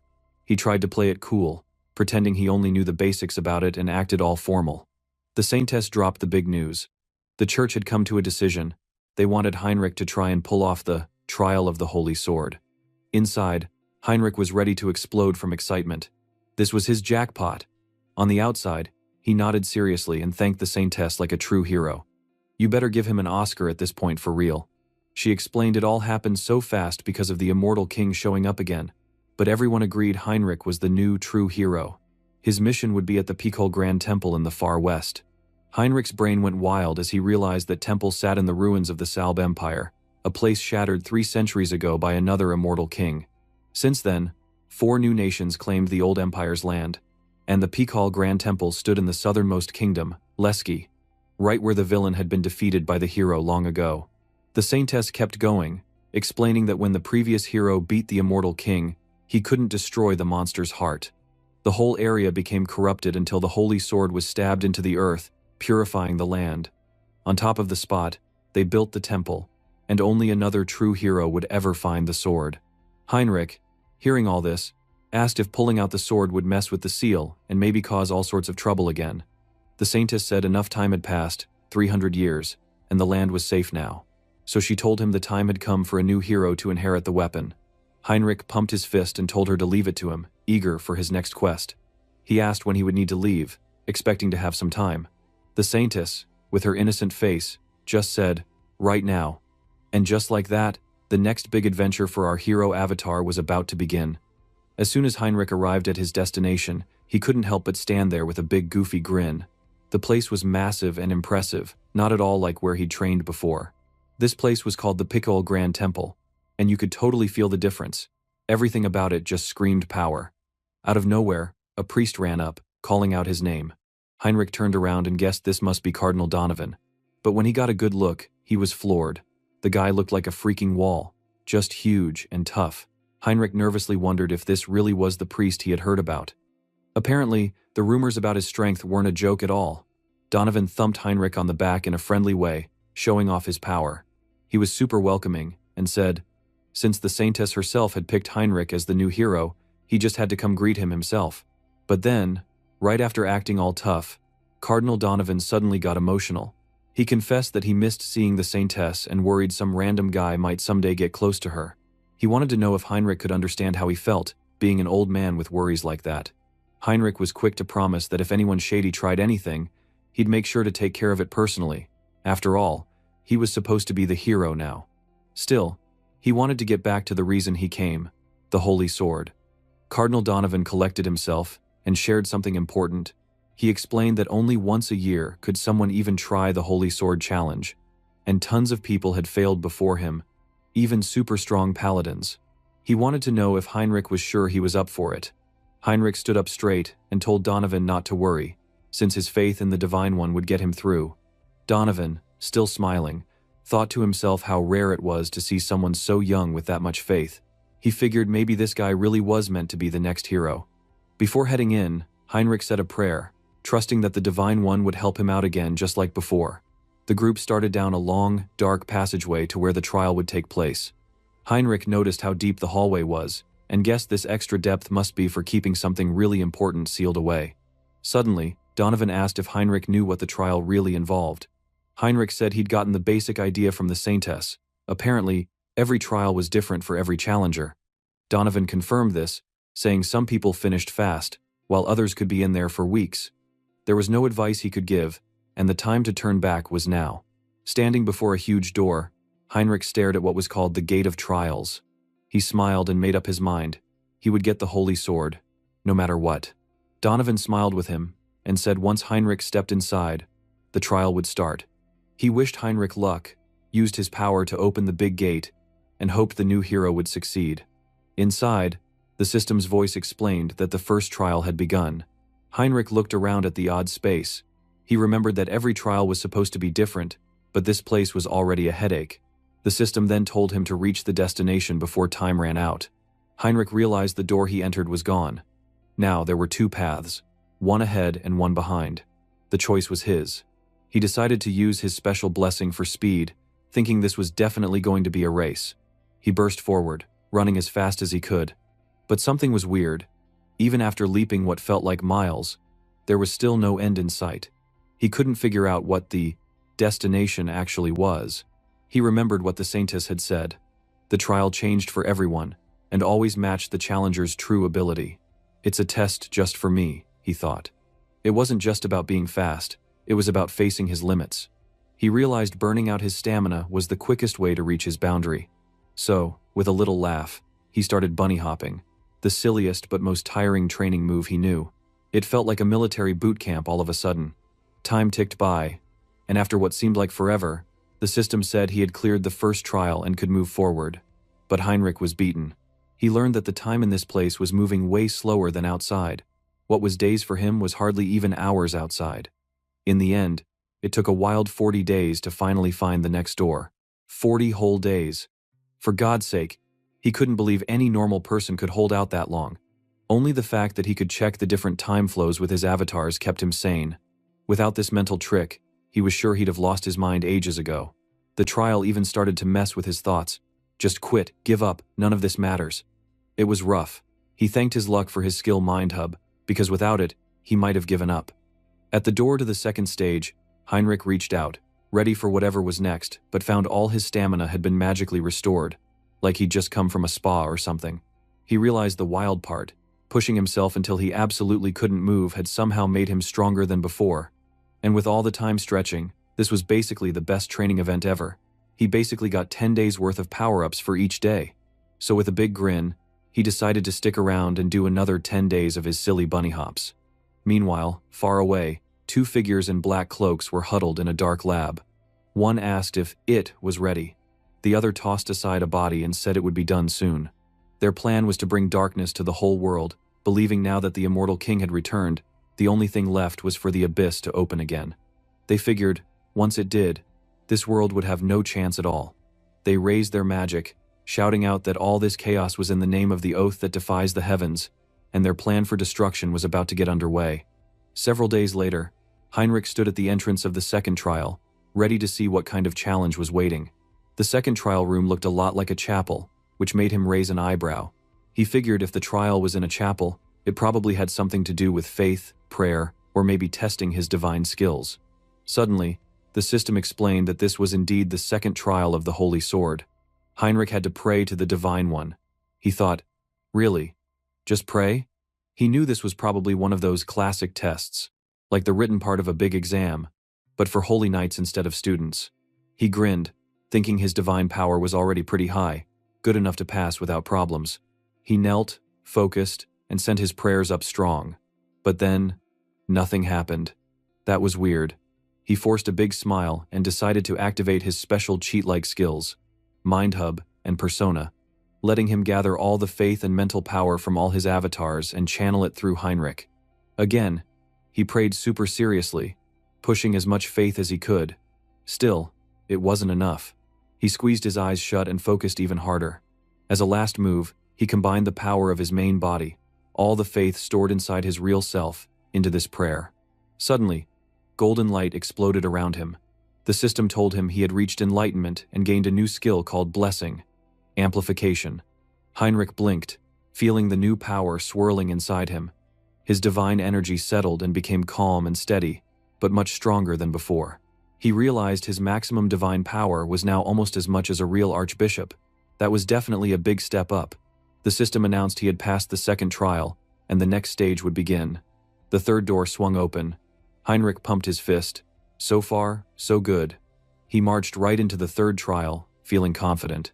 But as soon as he crossed the threshold, the atmosphere shifted, and everything turned creepy and dark. The system's voice explained this trial. Eliminate the enemy. Heinrich scratched his head. So this was a fighting challenge, huh? Then, a figure in a black robe floated down from above. Heinrich took a closer look and got a chill. He now recognized that shape.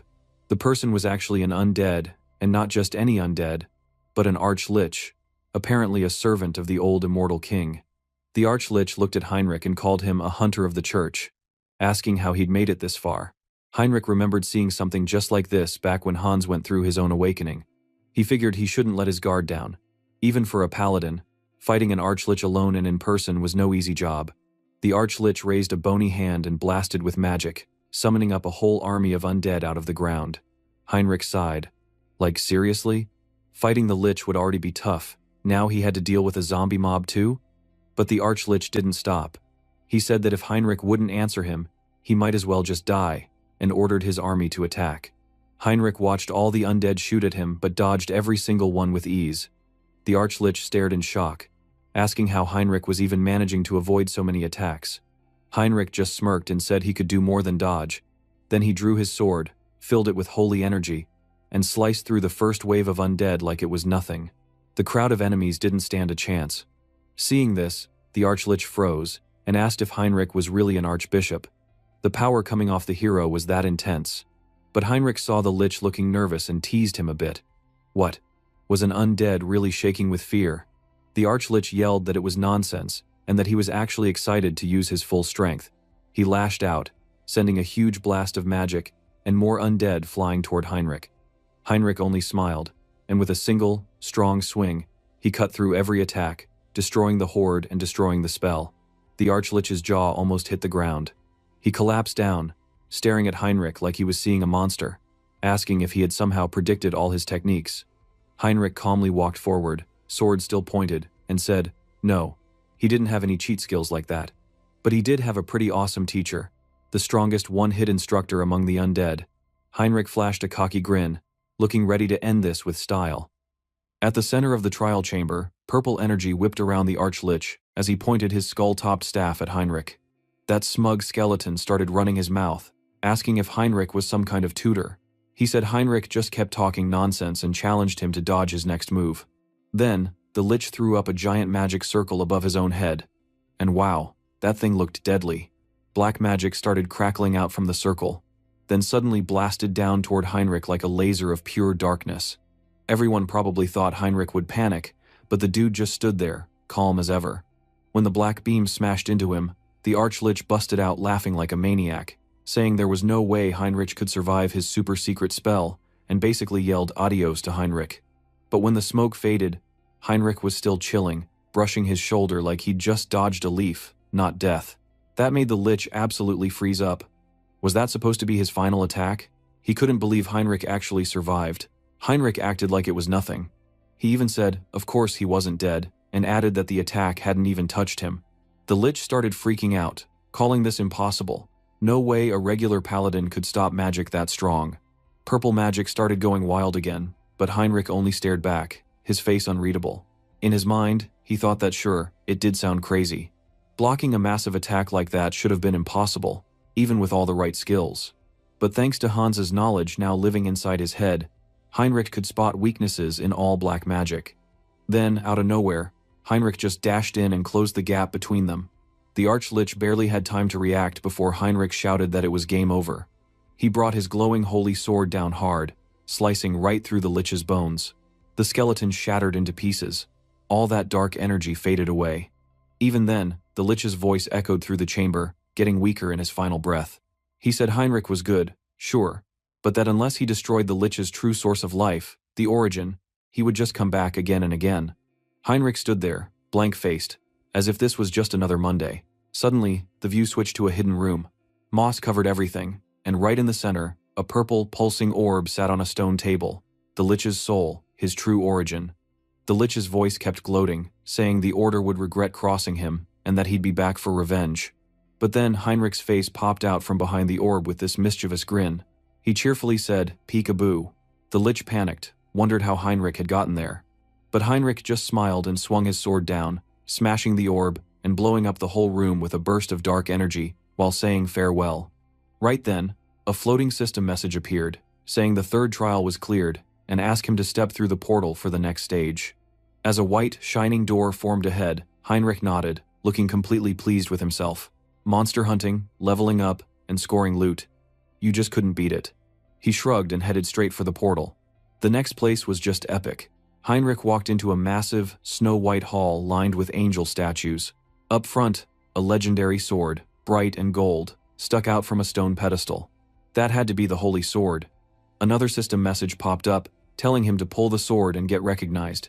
Heinrich took a breath, gripped the hilt, and the whole room exploded in holy light.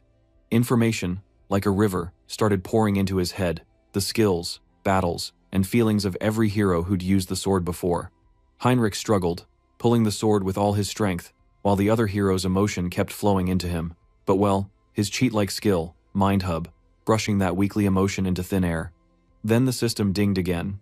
He'd gained a special blessing, and a shiny gold stigmata appeared on his hand. That thing worked like a storage portal, letting him summon the holy sword whenever he wanted.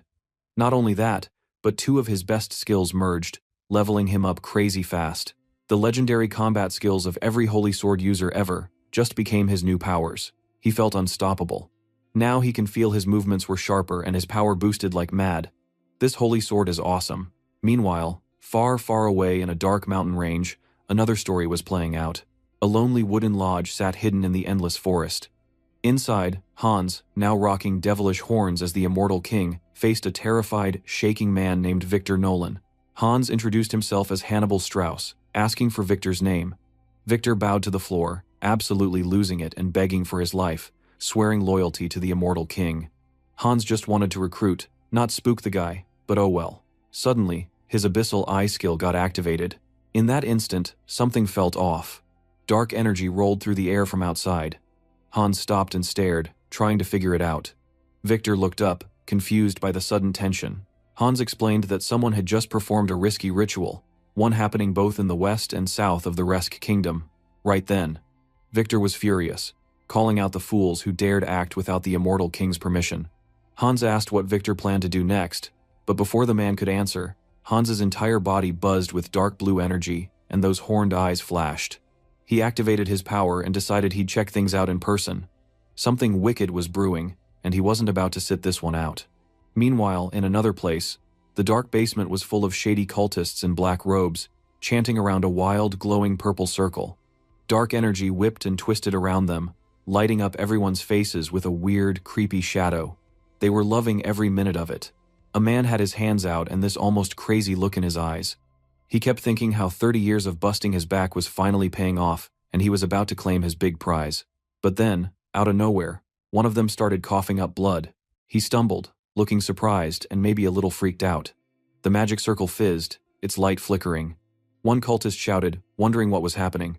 Gritting his teeth, that crazy man realized he didn't have enough magic to finish the greatest spell ever. He decided to just go for broke and sacrifice himself right there. With a raw scream, the guy threw himself straight into the raging magic, and in one wild moment, purple light blasted out and swallowed him whole. Right then, in some trippy space called the Abyssal Gateway opened up. The other man smiled when he saw the dark magic pouring from it, showcasing that the ritual had worked. He said the other madman would be remembered. With an echoing yell, he promised that soon the world would fall, just like the cult had always wanted. Not too far away, well, okay, about 1,000 kilometers away, Hans, decked out with red horns as the full immortal king, stood in front of a huge storm of black energy. This thing was called the Abyss, and it looked ready to swallow the world. Hans looked at it like an old enemy, totally calm, but inside, he was rattled. That abyss hadn't opened in 1,000 years. When he finally realized what was going down, the damage was already done. He was a step behind, and the cultists were already dead when he found them. Hans sneered at the ancient group behind all this junk. The oath of reversing heaven had gone way too far this time. But suddenly he felt pain inside his heart. At that moment, a ghostly voice thundered in his head, raging for death and vengeance, saying the land should drown in darkness and destruction. Hans realized those were the old immortal king's remnants who once slept in the abbeys, still shouting even after death. Then, a ghostly knight with horns appeared before him, demanding that Hans come join him and help wipe out everything. Hans just stared, basically telling the ghost he wasn't taking orders from losers. The old king howled with laughter, pretty much blown away that Hans was so dang stubborn. He said Hans was the first one to break free and keep his own mind after all that will of the death, and become the immortal king. Hans finally figured it out. That dirty feeling in his heart all this time? It was just leftovers, a mess of old emotions from his dead predecessors. The ghosts begged for his own freedom, saying he wanted release from all that rage but couldn't have it. That's when Hans thought, well, if it all boiled down to trapped emotions, he'd just handle it himself. With a wicked grin, Hans told them to shut it and promised to erase them properly. The ghost got all hyped, saying if Hans truly killed them, he'd get a special reward, something he should have had all along. Hans shrugged to himself, figuring he'd see what that was in a minute. Activating his new skill, Hans triggered a blue window. Persona could kick out the old feelings stuck in his heart and toss them away. A huge burst of blue and purple magic blasted out as he purified and blew apart the ghostly knight. The spirit screamed, finally getting real death instead of endless stuck in the abyss misery. In the chaos, weird purple symbols and glyphs rushed into Hans's hand, and he realized the scattered memories and powers of all the immortal kings were now showing up for collection. No cap, it was like a treasure drop of the highest order. The fuck, last time Heinrich and now Hans? They are becoming the real evil and light at the same time. Now, Hans remembered the ugly history. Immortal kings wiping out empires, leading armies of the undead. Sure, the church squashed most of them, but some managed to slip away and seal themselves right between the abyss and the living world. As Hans's eyes shined with a neon blue light, he said, seemed like one of those legacies was about to crawl its way out and mess his plan. Meanwhile, back at the Grand Temple, Heinrich was catching his breath in a hall that was finally quiet after all that boss-fighting madness. Out of nowhere, the ground cracked with a sharp bang, Purple light shot up, and a skeleton creature burst out. It was Dwell McCain, the big boss Archlich and one of the Immortal King's leftover generals. The floating system message coldly announced his name and title, like this was some kind of boss intro in a video game. Dwell was ticked, spitfiring insults at the church and swearing he wouldn't lose now that he was back in action. Except, huh? He stopped cold when he saw Heinrich just standing there with his shiny sword ready. Heinrich casually reminded Dwell they'd met before. That name flipped a switch in the Lich, who suddenly clutched his head, racked with burning pain after getting hit by Heinrich's sword. Heinrich, looking sorry not sorry, talks about bad timing for Dwell to wake up. With a big swoop, he killed Dwell for real this time. Dwell fumbled with a big glowing blue gem, his source of power, moaning some kind of curse or something. Before he knew it, the crystal slipped free and zoomed into Heinrich's hand. Heinrich figured the stone had gotten stuck between the holy sword and the abyss during all the magic-fueled chaos. Normally, he'd smash the source and finish it quick, but this time, he grinned, deciding to send it over to Hans instead. He guessed it'd serve the new Immortal King well. In another place, Hans drifted down to the trashed cult lair. Dark energy still sizzled in the air, making everything buzz and prickle. He took it all in with a steady stare, thinking this was definitely the spot where the evil ritual had gone off. The Oath of Reversing Heaven freaks were long gone, chickening out before he even showed up. The energy here was wild, so intense you could taste it in the back of your throat. On the ground, something metal glinted through the dust. Hans stooped down and found a small broken chain. He turned it over in his clawed fingers, thinking the cult had probably dropped it. He could barely sense the magic trail anymore, but hey, you never knew when a piece of weird loot might come in handy. He let the chain drop into his pocket and focused on the raw, humming madness flowing out of the abyss. Everything shook from the unstable gate, and even this mess would be enough to mess up the continent's good days for a long time. Hans closed his eyes, calling up his Eye of the Abyss skill, and the world snapped into crystal-clear focus. He soaked up all that thick black magic, feeling it pulse cold and crazy. The stuff was the reason the Immortal King's heart pumped dark energy instead of blood. Getting a wild idea, Hans wondered if maybe he could take control of this power for himself. He pointed at the swirling vortex, then tensed up, focusing hard, and yanked the energy into himself, purple sparks zigzagging up his arm and through his bones. The feeling was a rush, a boost making him stronger, sharper, more monstrous. His power is almost doubled. Suddenly, the earth cracked at his feet, splitting wide open. Hans barely had time to blink before a gigantic bony claw broke through the rock. The skeletal true dragon, Entrasio, burst from the ground, eyes blazing purple and jaws blazing with power. The whole wasteland shook. Hans just grinned like he was at the carnival. He shouted to the dragon, asking if it recognized its new boss. Entrasio paused, then slowly lowered its skull in front of Hans, a definite, "you're the boss now" moment. Hans chuckled, thinking the giant bone dragon was actually pretty cute. For a monster, that is. It felt like adopting a pet, with a serious bite. It's a king bulldog, I would say. Well, this isn't the end of the Immortal King legacy. There are more minions of the darkness in other places. Suddenly, he felt a bunch of people coming to him. That probably the Grand Divine Order. Damn, Hans feels the timing isn't right. He hasn't learned enough about the abbeys yet. But hey, with the abbeys opened and a new bone dragon pet, he felt this was an opportunity to gain a lot of karma. Hans climbed onto Entrasio's head and told him to let loose, to fly free for once and show off his power. With a thunderous roar, Entrasio unfurled those massive skeletal wings and blasted up into the sky. Pretty cool, honestly. Elsewhere, knights from the Divine Church raced forward, led by the serious-looking Archbishop Ladius. The air was tense, and their horses were getting spooked by the shifting black clouds. According to the scouts, the abyss's evil power was spreading through the land, and everyone was on edge. Suddenly, the sky went pitch black overhead. No stars, no moon, nothing. Someone yelled, spotting movement. Entrasio descended, scales and bones gleaming, with the infamous Immortal King riding on top like it was a parade float. The knights gawked, some cursing and others just panicking. Archbishop Ladius barked orders and prepared for battle, and Hans just eyed the knights from above, cool as ice. Ladius called him out, demanding what the heck Hans was planning now that thousands of innocents had been sacrificed to open the gate. Hans blinked, realizing this plot was deeper than he even guessed. Those crazy cultists had gone way beyond what anyone expected. Ladius wouldn't let up, accusing Hans of being the mastermind behind the disaster, and the knights started shouting for justice. Sun Hyun, still in his home, watched the drama unfold. A little lost, Wasn't he also trying to figure out who opened the abyss? But Hans kept up his act. If he was going to be the villain, he had to play it up. He stood tall and wouldn't deny it, claiming only someone like him could pull off a stunt this wild. With his somehow convincing villainous act, Hans stated he only came here to give them a warning. But the knights bristled and moved to attack, yet Latius suddenly threw up a hand, telling everyone to chill. He stated none of these holy warriors had noticed Hans keeping his distance, and Latius was the only one paranoid enough to realize this. He stated the immortal king never chatted without a reason. He must have been waiting to spring something nasty.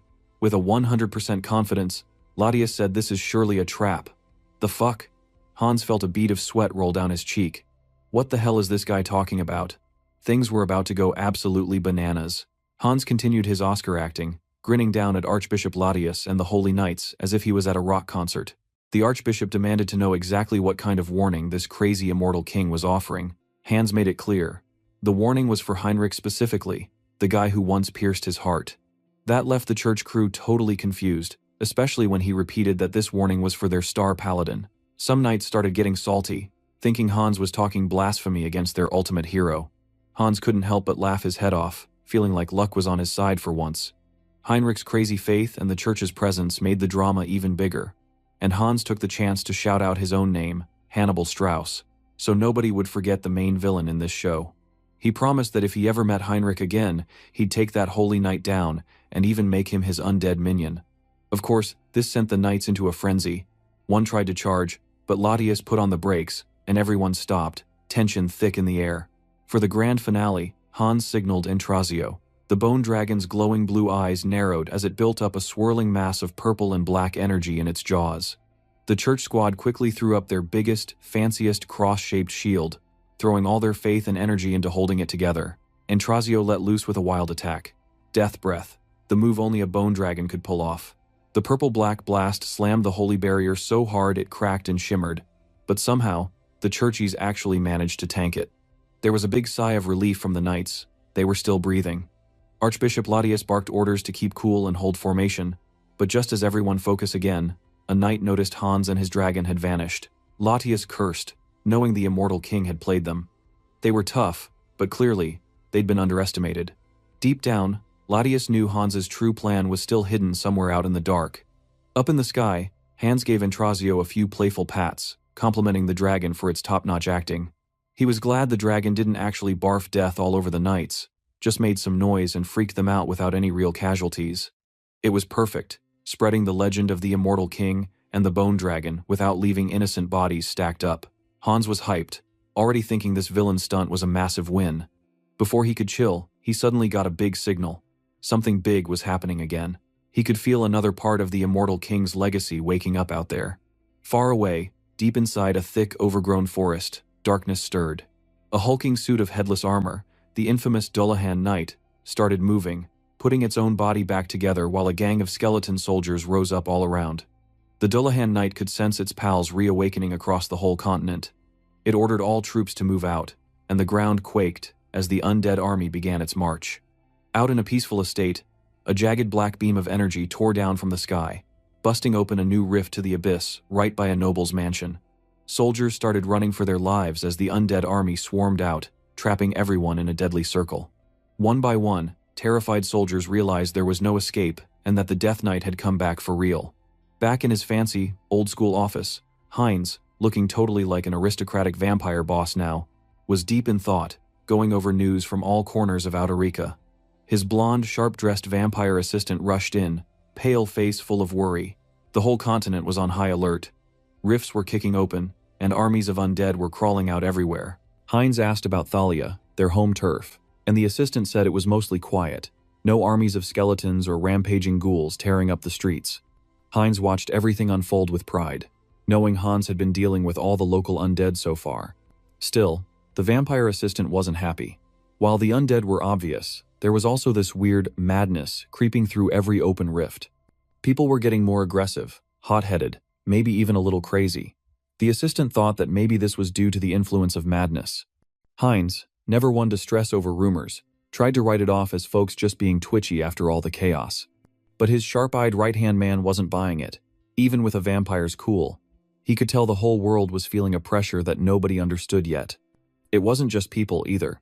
Even the monsters in the wilds were acting differently. Heinz is now deep in thought.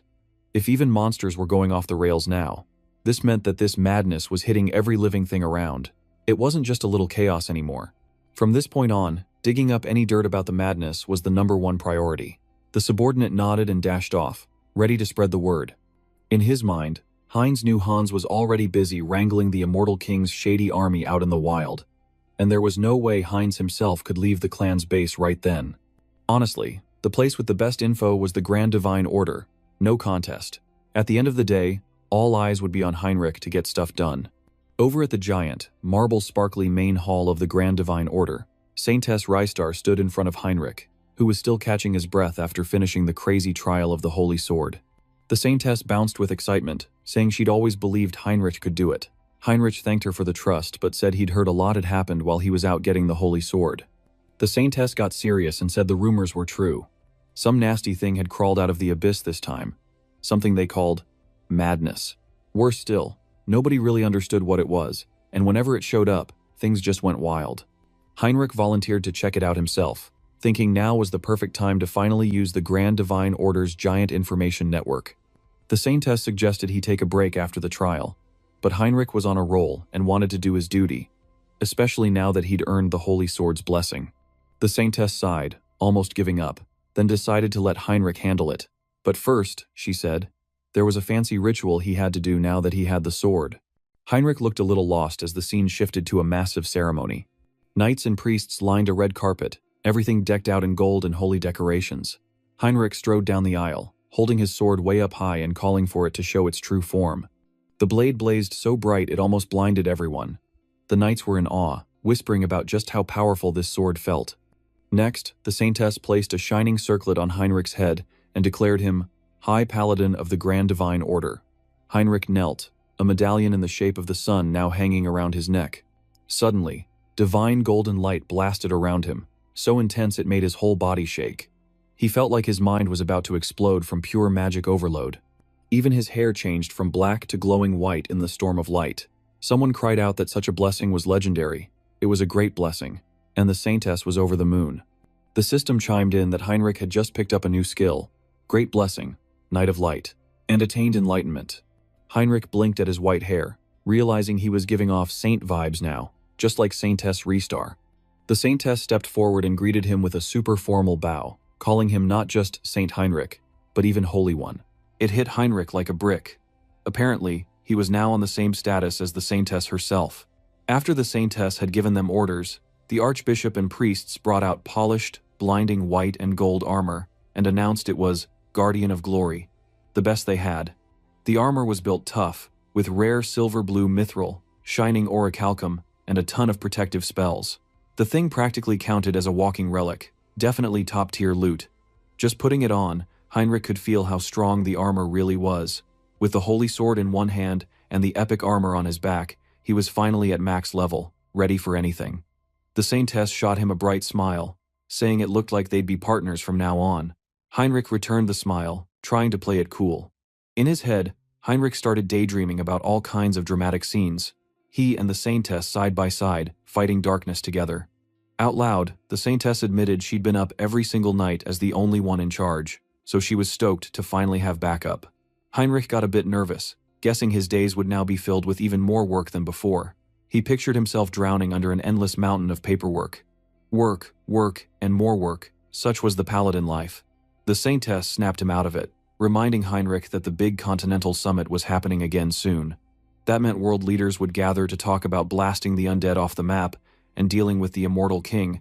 She announced she'd be counting on Heinrich big time. He told her he'd give it everything he had, inwardly prepping himself for non-stop action. Somewhere in the background, Hans even chimed in, knowing both of them were in for a wild ride until the summit arrived. Meanwhile, in another place, Karam, the Death Knight Lord, was a whole new level of scary. Dude towered over a battlefield, armor black as midnight, purple lines glowing, and a giant horned helmet that screamed, "Boss fight."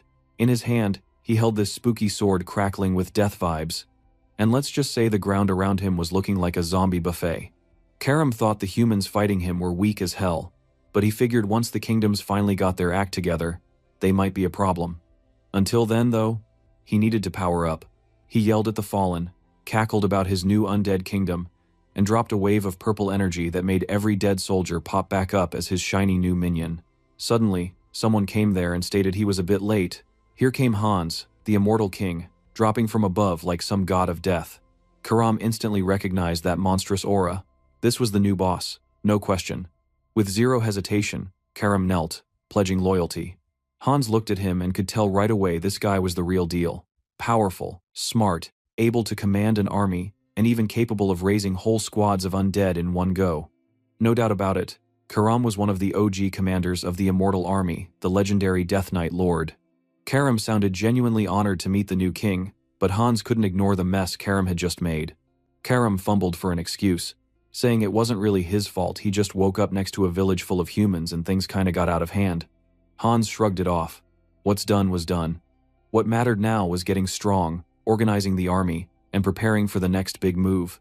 They needed to disappear before trouble showed up. Hans, scanning the burning ruins, felt uneasy. The destruction here was too much, and any survivors would rat out their location fast. If the good guys acted smarter, they could snuff out his army while it was still scattered. Hans remembered the saint warning Heinrich about the summit of all the continent's leaders. He knew he had to pull every trick out of his hat. While he hated to do it, he decided to use a super risky spell to rally his troops all at once.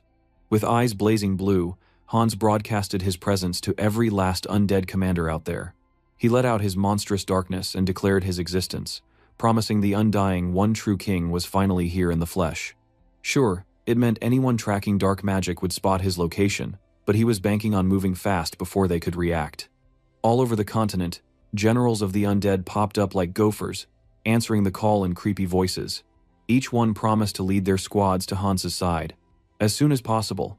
With his whole undead crew now rushing to regroup, Hans let out the wildest villain laugh you've ever heard, sounded like he was ready to win a boss battle montage. While all this chaos played out, a couple of regular dudes named Mike and his friend were lost in a forest, just trying to deliver supplies. Rumors about the undead had everyone on edge, but Mike's buddy figured it was just the usual spooky campfire nonsense. That is, until something started rustling in the bushes, making Mike jump out of his skin. His buddy was still acting cool, but the next second, a massive orc with glowing purple eyes popped out and pancaked him with one punch. No more acting tough for that guy. Mike stared, frozen.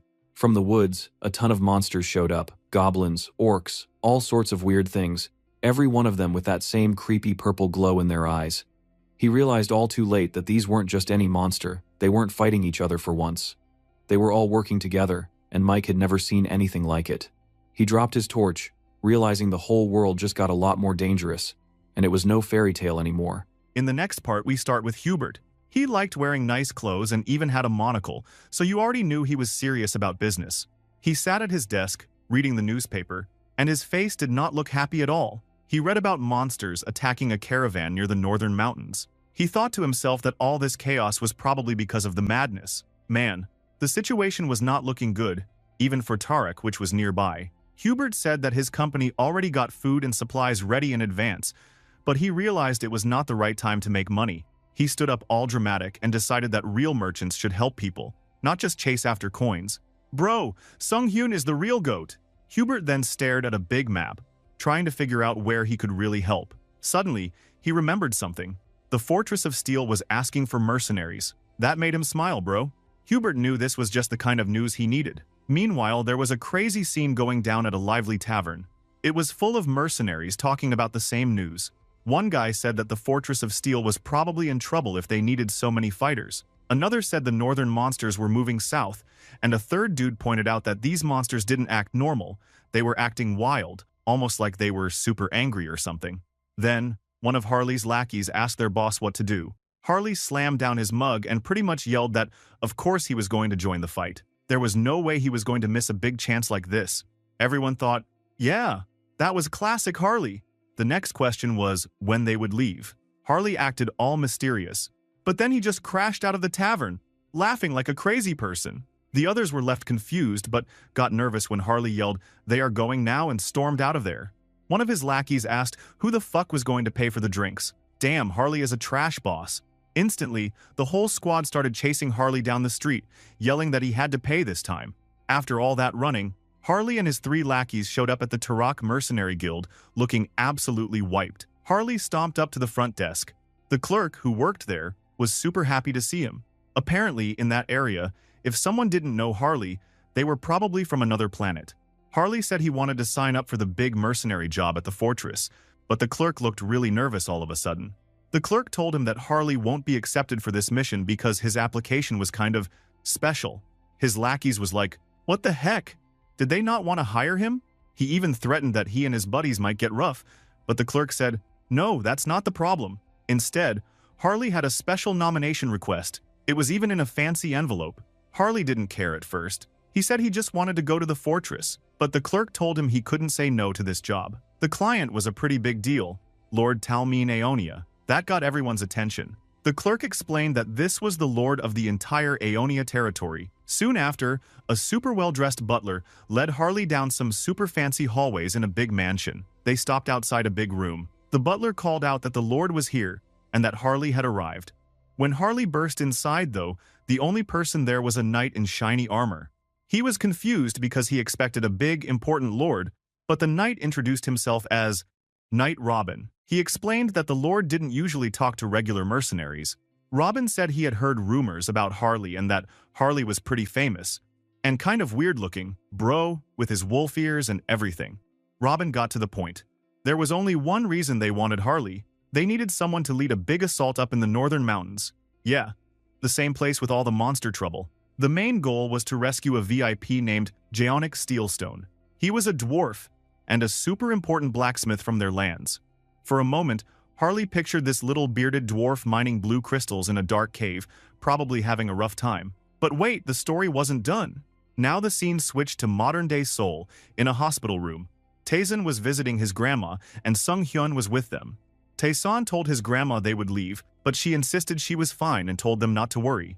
As Sung Hyun and Taesun walked down the hallway, Sung Hyun said he was happy she was better, and Taesun talked about how even the doctors were surprised. The doctors acted like her healing was some kind of miracle, like she had been healed by a fancy priest for days. But Sung Hyun was just acting innocent, even though, in his head, he knew it was actually his doing. Nobody had any clue, bro. Taesun said that their grandma deserved something good for her life of helping others. Then, they talked about Sung Hyun's plan to move out to the suburbs for a quieter life. Taesun teased that having a big house was pretty awesome, but wasn't it hard to live so far from Seoul? Sung Hyun said he was willing to do it. But secretly, he admitted to himself that he was doing it partly because he had more power now, and he needed a bigger place. It looked like he would need room for lots of clones in the future. As Sung Hyun walked down a white hallway, his shadow stretched out behind him. If you looked closely, you could see the scary shapes of all his avatars connected to him. Bro, talk about living a double life. This guy was on a whole other level. But hey, I can see like a martial artist and some kind of demon girl. Is this a teaser or something? I really want to see Sung Hyun's female avatar, to be honest. The next day, Harley, Knight Robin, and a crew of tough mercenaries and soldiers were hiking through some super snowy mountains. Ice everywhere. Harley was thinking that people were taking this mission extra seriously, probably because it came directly from the Lord. Even the Knight, Robin, was getting his hands dirty, and not just giving orders from behind a desk. That was kinda cool. Robin told the team they were close to where they last heard from Jaonic, the dwarf they needed to rescue. He said that Jaonic hid in a cave and used a magic device to send a message when he saw the monsters acting weird. The female mercenary started complaining, wondering why Jaonic had to climb the mountain now, but Robin just said that dwarves loved searching for special minerals, so go figure. But looking at how many mercenaries come here to rescue the dwarf, Harley could only wonder how famous this dwarf is. Suddenly, Harley's eyes started glowing blue. Dude, that meant only one thing: trouble. He yelled for everyone to watch out because monsters were coming. And boom, right then, a mob of giant blue-skinned ogres came charging and yelling. It got wild fast. The mercenaries were ready to fight. 2 girls shot fire arrows that exploded on the ogres. But those ogres just shrugged it off. In fact, they seemed even tougher than before. Everyone realized these were not normal monsters at all. Harley cracked his fingers and got this totally crazy grin. His tattoos started to shine orange as he rushed into the brawl. He was dodging punches and tossing giant ogres like they were stuffed animals. He even picked up 2 and smashed them together, bro. It was insane. Just when he thought things were done, more ogres jumped down from above. Harley noticed there were 3 at once. He figured bare hands weren't enough for this. But he couldn't use his full wild instinct power and change into half monster, or people might think he was a monster too. That would be awkward, man. So, Harley jumped into the air and, bam, hit all three at the same time with these crazy fast invisible punches. All the ogres splattered on the ground. Even the super brave mercenaries had to stop and ask, was this guy really human or some kind of monster? Knight Robin also started to wonder about that. This barbarian is OP. After all the dust and blood faded, Harley picked something up from the ogre's leftovers and tried to eat it. Robin freaked out and asked Harley what he was doing. Harley just shrugged and said his tribe got power from eating magic stones. He said it was normal for him. The others thought that had to be dangerous and weird, but Harley just kept grinning. Suddenly, he stopped smiling. He spat out black blood! Bro, not a good sign. Robin yelled that he was definitely not fine. Harley's mind went wild. He felt super gross and wanted to trash everything. His head filled with violent, angry ideas, and his body got all hyped up. He realized this must be the madness. The same sickness hitting the whole forest. So eating the ogre's magic stone was not a smart snack. He was in big trouble now. But that's not all, bro. Far away, in a dark camp filled with undead, Hans, who wore the crown and armor of the immortal king, stood in front of a bunch of spooky ghost soldiers. A lady with dark blue hair and a veil knelt down before him. This was Banshee Queen Olivia, a leader of ghostly troops. Hans thought to himself that Olivia was a fantastic addition to his army. She normally kept things under control and had gathered a lot of ghost warriors for him. She said she did everything the king asked, avoiding trouble with humans and just collecting their children, which sounded creepy, but hey, she was a banshee. Hans had a special job for Olivia. He pointed at a pile of dead people in black robes. He wanted Olivia to use her spooky powers to pull every last secret out of them. He wanted to know everything about their group, called the Oath of Reversing Heaven. Hans wanted total and absolute control, dude. Like, no rebellion allowed. Olivia agreed and stood up, her hands glowing blue with scary power. She called to all her ghost friends, telling them to hunt down the bad guys, drain their souls, and give everything to the king. Bro, she is a baddie. Meanwhile, Heinz was sitting in his fancy mansion office, thinking hard. He looked at some documents and realized that Hans got loads of secret info from the Banshee Queen, with him learning about the country from the vampires, and Hans getting all the information from the ghost stuff from Banshees, and Harley handling the madness mess. Heinz should have felt chill, but for some reason, he still felt a little scared deep down, and that was not a good sign. Like something was missing. Suddenly, Mulo, his vampire assistant, came in with urgent news. Mulo said there was trouble in the Forest of Fiends. The monsters had started attacking. Heinz just shrugged it off, saying that he already sent 2 of his top vampires over there, so it would be fine. But Mulo was not finished. He dropped another bomb. Monsters from the northern mountains were moving south in a huge wave. Now, this was getting serious.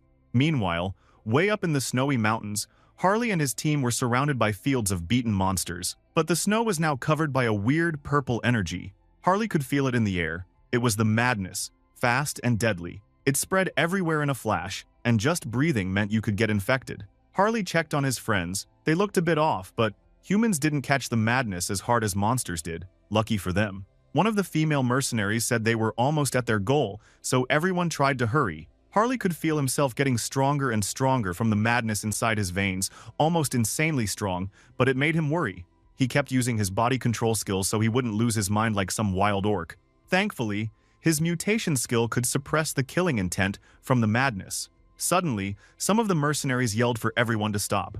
The girl mercenaries thought it was more monsters, but Robin said no. It was their VIP target. 2 people, who were covered in leaves and branches, looked kind of ridiculous, yelled happily that the rescuer had finally arrived. They all joked about it, never thought the VIP was hiding in the bushes.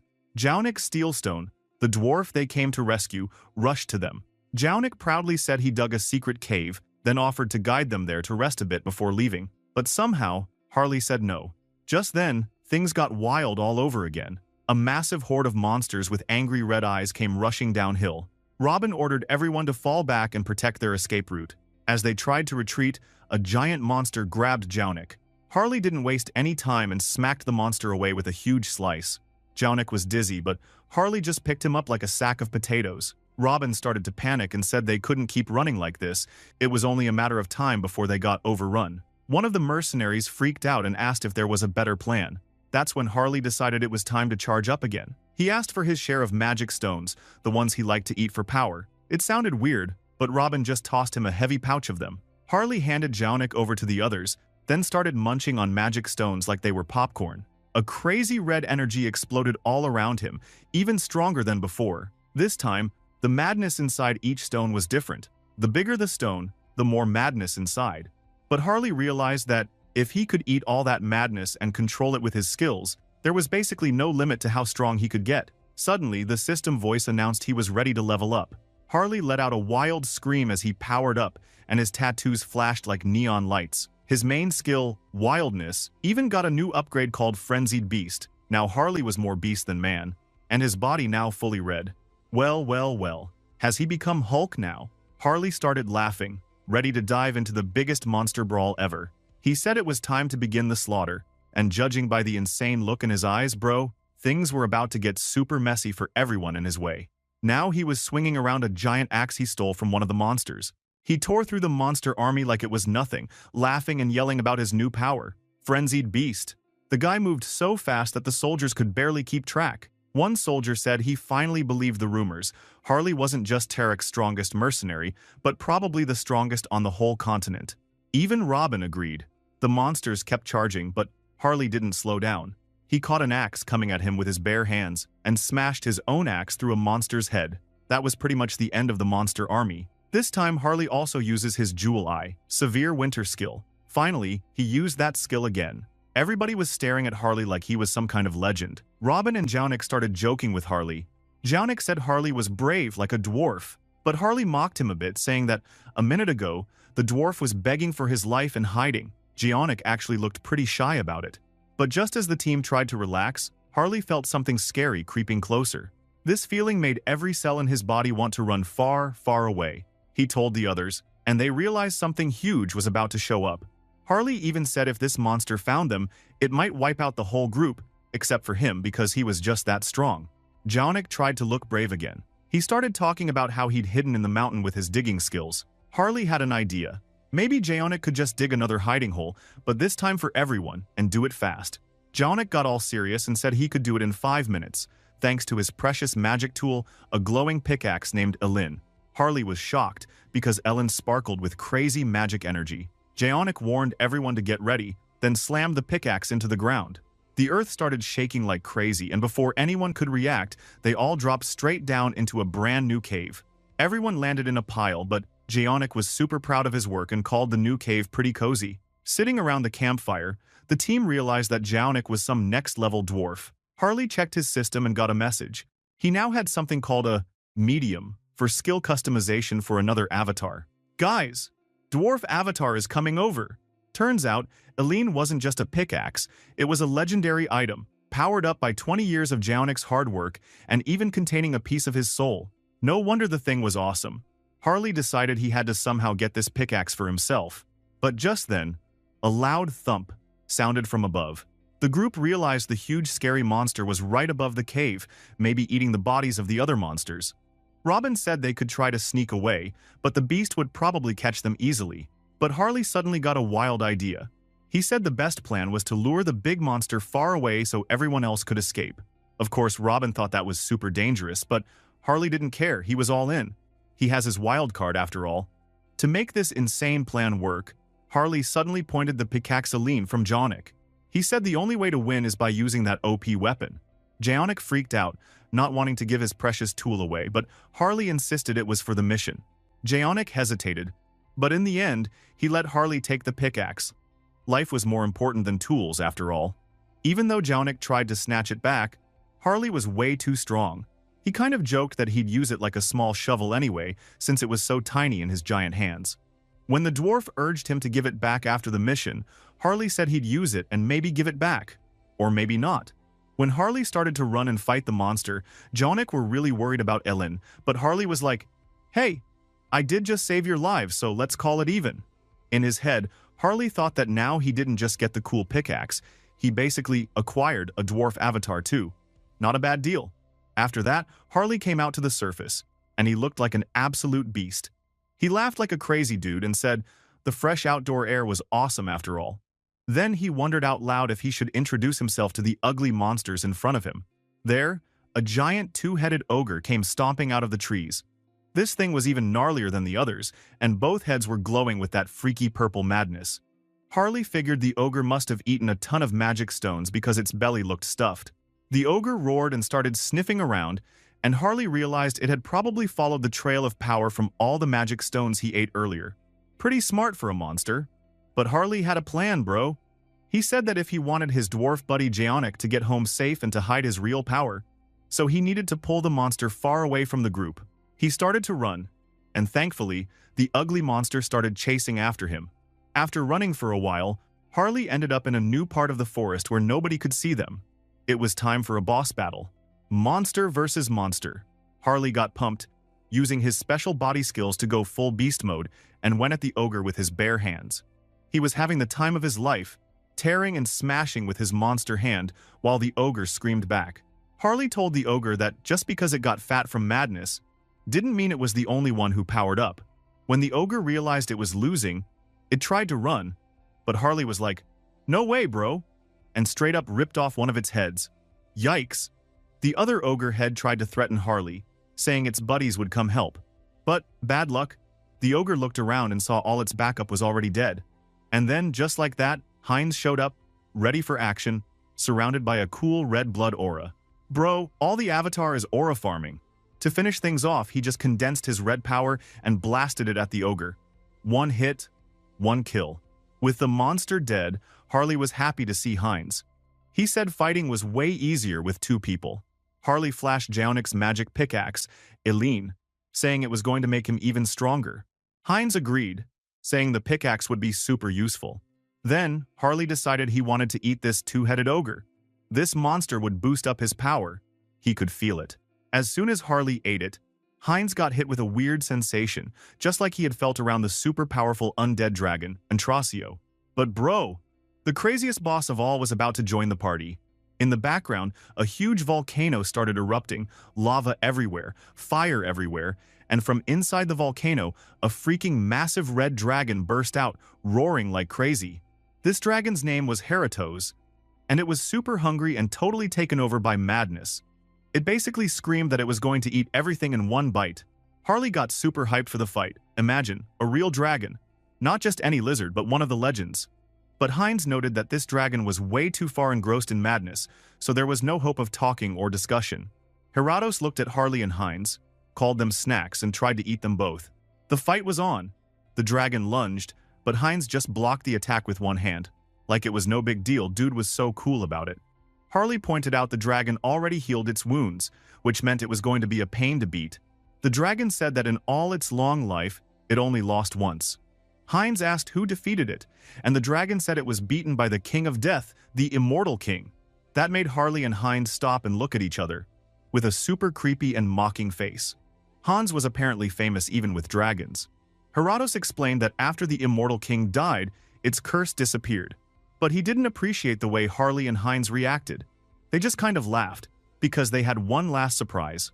Heinz told the dragon, "Sorry, we called a friend, since just the two of us might not be enough." The dragon was confused, until Hans, the Immortal King himself, came flying down from the sky, wrapped in a scary, dark aura. Hans landed behind them, looking like the biggest boss of all. He told the dragon that a madness-cursed dragon would make a perfect experiment. Honestly, it's kind of savage. Bro, talk about bad luck for that dragon. It was about to go up against the wildest trio the world had ever seen. Heratos realized the Undying King was back and almost couldn't believe it. The dragon remembered the old Undying King, but Hans said he had all those memories too. He pretty much told the dragon that if Heratos could come back from being almost dead, then so could he. Heratos got upset and wanted to get away, but Hans was a real boss. He created a giant purple energy barrier all around the forest, so there was nowhere for the dragon to fly or run. Meanwhile, the voices of madness in the air started hissing at the dragon to kill the Undying King. With that, the dragon that already burned in madness cursed he will definitely kill Hans and started to suck the madness there. Harley watched all this, amazed. He realized the dragon was sucking up all the madness in the area, kind of like a dragon air purifier, but way scarier. Even Heratos felt the crazy power building up. He said it started to feel like pure revenge from nature itself. Heratos went all out and tried to blast Hans, but Hans laughed it off and dodged the attack like it was nothing. Hans said he planned to kill the dragon quickly, but now he was interested in using the condensed madness for something even better. Then, Hans made things even spookier. He summoned a giant skeletal dragon called Entrasio, his very own undead dragon pet. Heratos basically freaked out. He could tell Entrasio was the real deal, a true dragon. Hans told Entrasio to strip away all the curses and rot from Heratos' body before fighting, so they could get a clean experiment. Then Entrasio and Heratos started brawling hard, roaring, tail-smashing, pure dragon battle. While Hans was busy analyzing how to break down the dragon, he also cast a bunch of powerful spells. Chains of purple light zipped around Heratos and held him tight. Heinz saw his chance. He was getting really hungry looking at all that dragon meat. Both Heinz and Harley got super excited. Not everyone gets a chance to snack on a legendary dragon, bro. While Harley started to eat the dragon, Heinz was also feeling hungry for some cool power, so he decided to taste the dragon's blood. He was hoping for some serious upgrades. Imagine, all-you-can-eat dragon meat and endless energy. But when he tasted it, he made a face and pulled back. The blood itself was awesome, but all that madness mixed in made it gross and messed everything up. Heinz got annoyed for a second, but then realized that the madness might be the key to something bigger. Suddenly, Heratos, the dragon, roared at everyone. He shouted that he wasn't just going to stand there and watch, he was about to attack. Harley saw what was coming next. The dragon's dreaded breath attack. At this close range, dodge or not, no one would escape. But Hans, always 5 steps ahead, pointed out that Heratos wasn't the only one with breath powers. Right when Heratos blasted out his attack, Hans's own undead dragon, Entrasio, fired its own breath right back. The two dragon attacks smashed into each other in an epic blast, fire and magic swirling everywhere. Heratos was super annoyed that these guys just wouldn't quit. He shouted at Entrasio, complaining about being burned by another dragon, right in the middle of his own attack roll. Man, this fight was just getting hotter and crazier by the minute.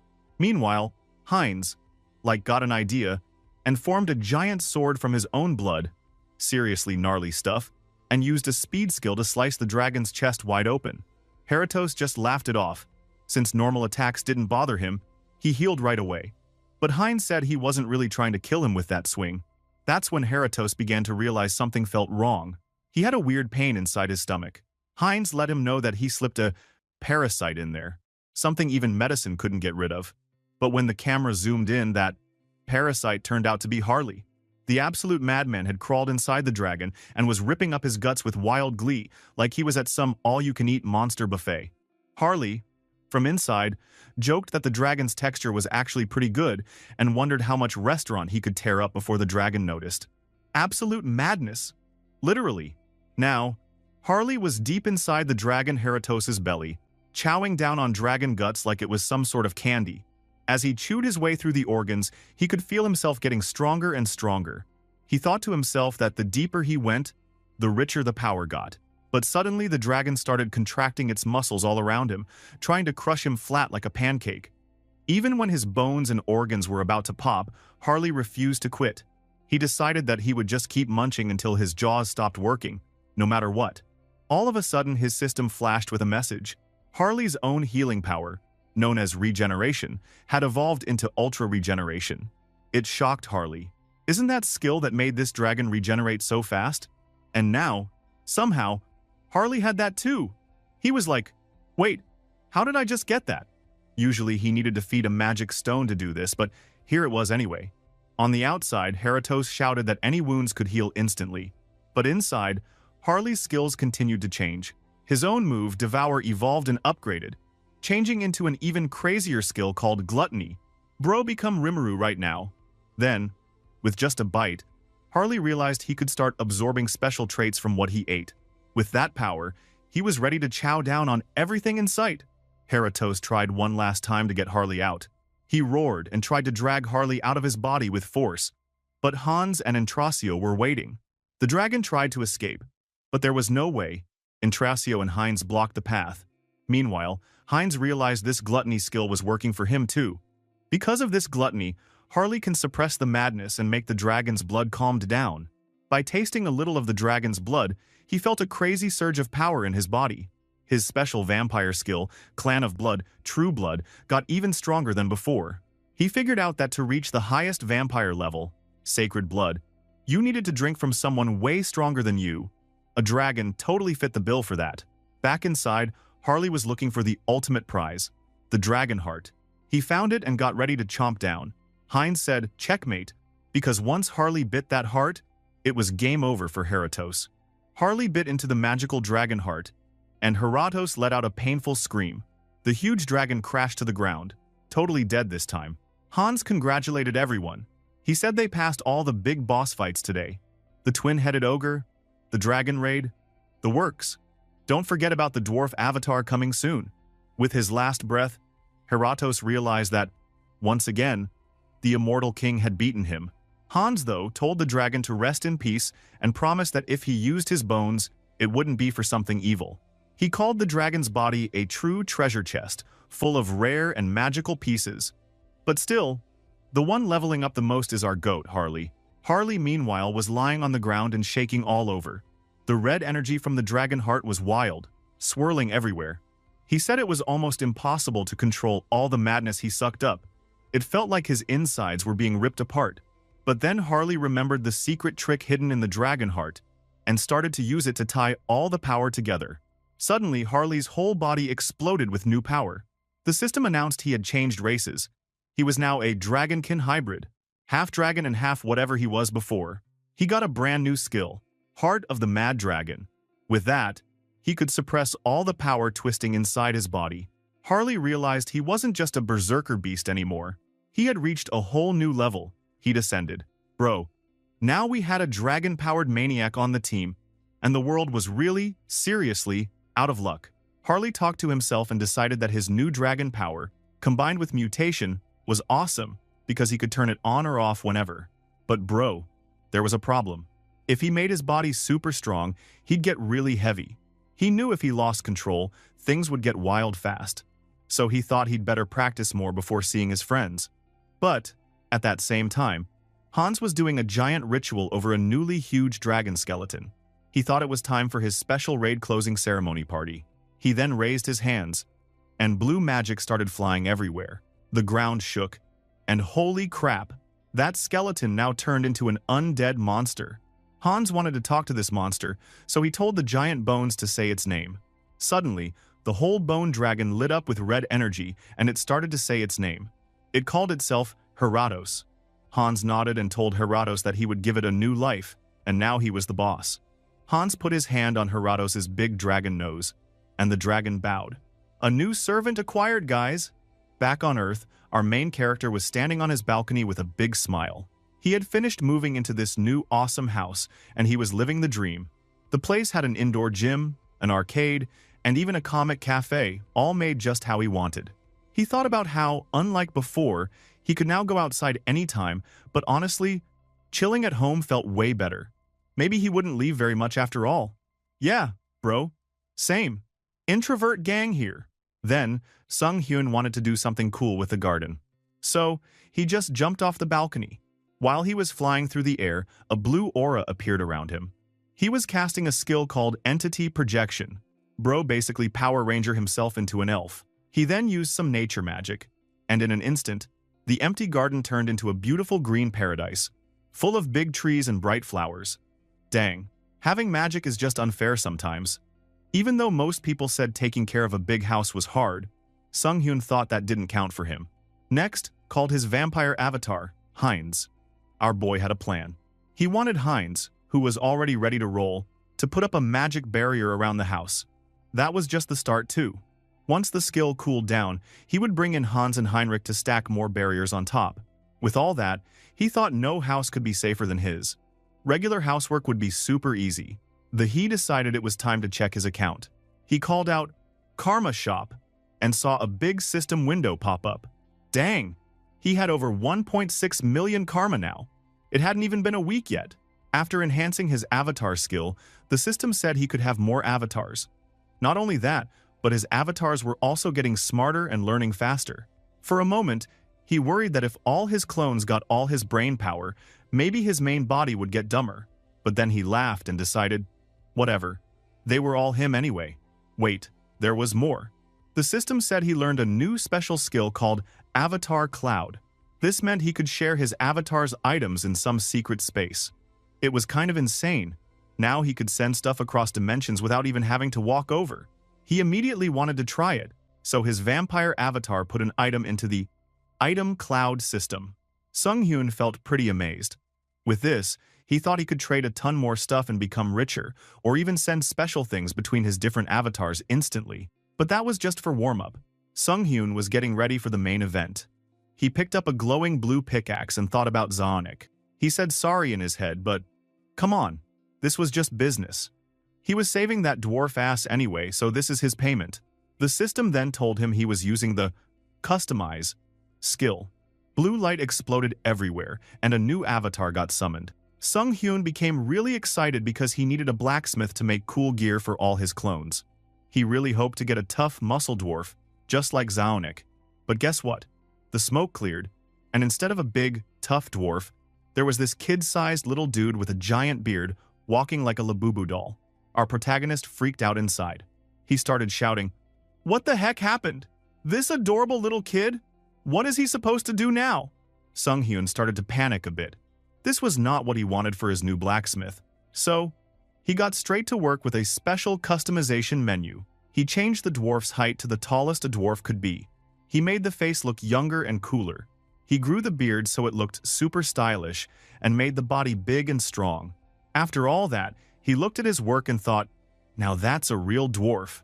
Now, this new dwarf was ready. Yeah, he changed a cute avatar into this old man dwarf. I don't know what I should feel right now. Anyway, Sung-hyun said his name would be Howard. He was happy to meet Howard, the perfect blacksmith for his team of avatars. The system gave some facts about Howard. He was Sung-hyun's 8th avatar, born as a dwarf by using a magic tool called the Artisan's Pickaxe. Howard also had a trait called the Artisan's Spirit, which meant he got special power-ups when making things. Looking at this OP new fella, our boy felt proud. Howard was just what he needed. The first skill Howard got was all about crafting exactly as he wanted. But, bro, there was one small problem. Howard did not know much about the world. It was just like with Harris, the elf avatars. Sung-hyun realized he would have to teach Howard, but that might take some help from Harley. Too bad the place in the isekai world, especially the north, was super crazy right now, so Sung-hyun decided to send for Heinrich to help with this mess. After that, Heinrich turned on his phone and talked to Sora. He told her it was nice to hear from her, but he had a big ask.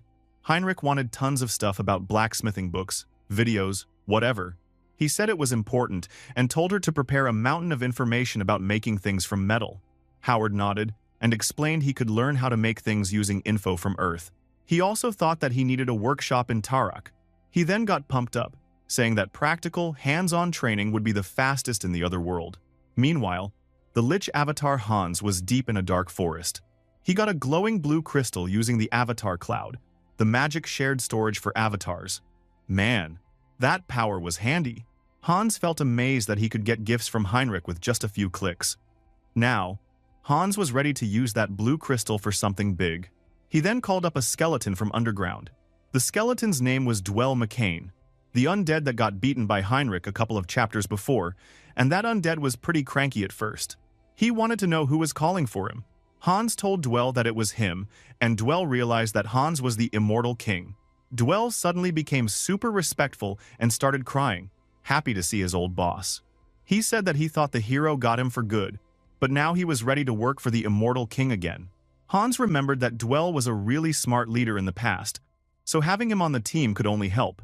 Suddenly, Olivia popped up in a swirl of blue energy. Hans asked Olivia why she was there, so Olivia started her report. Hans had told her to follow something called the Oath of Reversal and find out everything about them.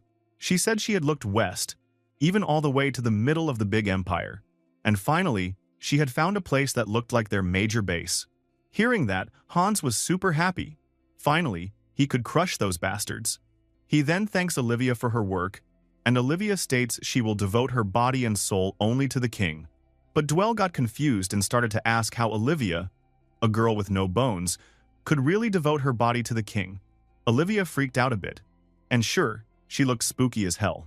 But Hans got serious and told Dwell to help Olivia right away. Olivia gave Dwell a scary smile again, probably thinking to prank him up real bad. Having no way to refuse, Dwell quickly said he would follow any order now. Hans then told Olivia to force the enemies to cooperate, even make them into submission, and she could call in Karam if she needed. Olivia nodded, and Hans felt like everything was going exactly like he planned. He thought the enemy was finally in sight, and he told himself to wait just a little bit longer before going after them for real. At the same time, in a shiny castle far away, a woman with pink hair was looking out a fancy window in the Atarian Empire. She thought she smelled Olivia, but guessed she was just imagining stuff. Then, the woman began to transform. Suddenly, her outfit changed into a wild succubus costume, and big, black horns came out of her head. This woman was actually the leader of the Oath of Reversal, and in her mind, she was not going to be the immortal king-slave again. Not Hans's, not anyone's, not this time, and not ever again. Wow. So all this time, this bitch is the one messing with our boy when she was supposed to be his underling? Yes. Yes. A new slave acquired. Suddenly, she heard a voice from outside her room, so she changed back into a human. Then she told someone to come in, and that's when a man named Andrew Weaver walked in. This dude came in with a big smile and a bottle in his hand, acting all flirty and dramatic. He called her Lady Sienna and praised her beauty and tried to charm her, but she wasn't having any of it. She stopped him right away and asked if he knew who the new leader of the Varkaslak clan was. Andrew acted all confident and said that of course he knew. The opponent was a true-blood vampire, and his name was Heinz. Sienna wondered how someone like Heinz could take over a whole vampire clan, but Andrew didn't really have a good answer. That's when she got mad. Her face twisted, and her horns grew out. Uh-oh, Andrew was in trouble now. He nervously told her that her horns were showing, but tried to act like he already explained everything. He explained that his power, something called trajectory observation, was kind of like looking at CCTV, but he needed to upgrade it with karma to get better info. Still, Sienna didn't care about his excuses, she just wanted the data. Anyway, she thought it was actually good that Heinz wasn't a sacred blood, because that made him easier to defeat. Andrew asked if she was going to take care of it herself, but Sienna acted annoyed and said, no way. Instead, she had a better idea. She held a magic golden pocket watch and said the strongest vampire clan called Yapersia would start a conquest war. Yes, bro, vampire war is coming. Meanwhile, in another place, Heinz was sitting at his desk looking at some papers. Soran stood next to him and looked super excited. Heinz noticed she brought the information about blacksmithing fast, and she said she used all her resources. Heinz thought about his new avatar, and once the teleportation cooldown was done, he would send Howard to Hubert's workshop. Then, Soren said there was something else to report. She said the Vanchon Society was talking to other groups. Heinz got interested and told her to look into it. He thought to himself that there was no need to hurry, and as long as they were careful, everything would be fine. He was feeling pretty confident, thinking that time was on his side. Thank God, while his avatars were training for 10 months, only 1 month had passed on Earth. How crazy is that? Now, at the big mansion of the Varkaslak clan, a vampire guard with a mustache was standing at the door. He saw a small, hooded kid coming closer. The guard asked what the kid wanted, and the kid just smiled with sharp fangs and red eyes. She said she wanted to see Mullo. The guard was shocked because the kid spoke so casually. He tried to send her away, but suddenly, Mullo himself appeared and knelt down right away. Turns out she was no regular kid. She was Birki, the real Lord Varkaslak, the founder of the clan. The guard totally freaked out, realizing this was the real deal, a sacred blood vampire. Inside, Mullo poured tea for Briki and apologized for not welcoming her properly. Briki looked annoyed and told him the name Varkoslak. To call her was way too formal. She wanted to be called just Briki. Mullo was secretly super stressed because Briki wasn't supposed to visit for another 20 years. She then sipped her tea and noticed something was weird. She thought the guard at the door hadn't changed, but something about him was off. She also noticed Mullo was different too, and she didn't want any excuses. Mullo was definitely scared. He couldn't fight against her. She is one of the strongest vampires in the world, and honestly, he didn't even want to. He wished Heinz was here to handle the situation. Briki sat there thinking hard. She believed Mullo had her blood, but now things seemed like they had changed a lot. She wanted to know where the person was who made him this way. Mullo got even more terrified, thinking Briki was just testing them all along. In the end, she decided she would stay and wait, even though Mullo hadn't prepared a place for her. They stared at each other in silence, and she kept getting fascinated. She once dreamed about evolving the vampire bloodline and creating even stronger descendants. Even after becoming the sacred blood, that dream was too far away. But now, she wondered if this dream was finally coming true. As she watched, she smiled with her fangs showing. thinking about her bold descendant, and whoever dared defy her blood. Yeah, she would be a new enemy or new ally, guys? Drop in the comment, I want to hear your thoughts. Anyway, at the same time, Harley was out in the snowy mountains, feeling all hyped up and grinning like a maniac. Suddenly, he yelled out for his friends to come out. This scared the heck out of people hiding in a snow cave. Jaunik, Night Robin, and all the mercenaries. They all jumped out, totally shocked, probably thinking some monster had found them. Jaunik told Harley that he scared him, and Robin looked Harley up and down, noticing he was in especially good shape after the hard fight. Robin also spotted something weird, red glowing scales on Harley's arm. When he pointed it out, Harley just acted chill and said he didn't know, make his hand normal again, then tried to change the subject, telling everyone to head back to the Iron Fortress fast in case more monsters appeared.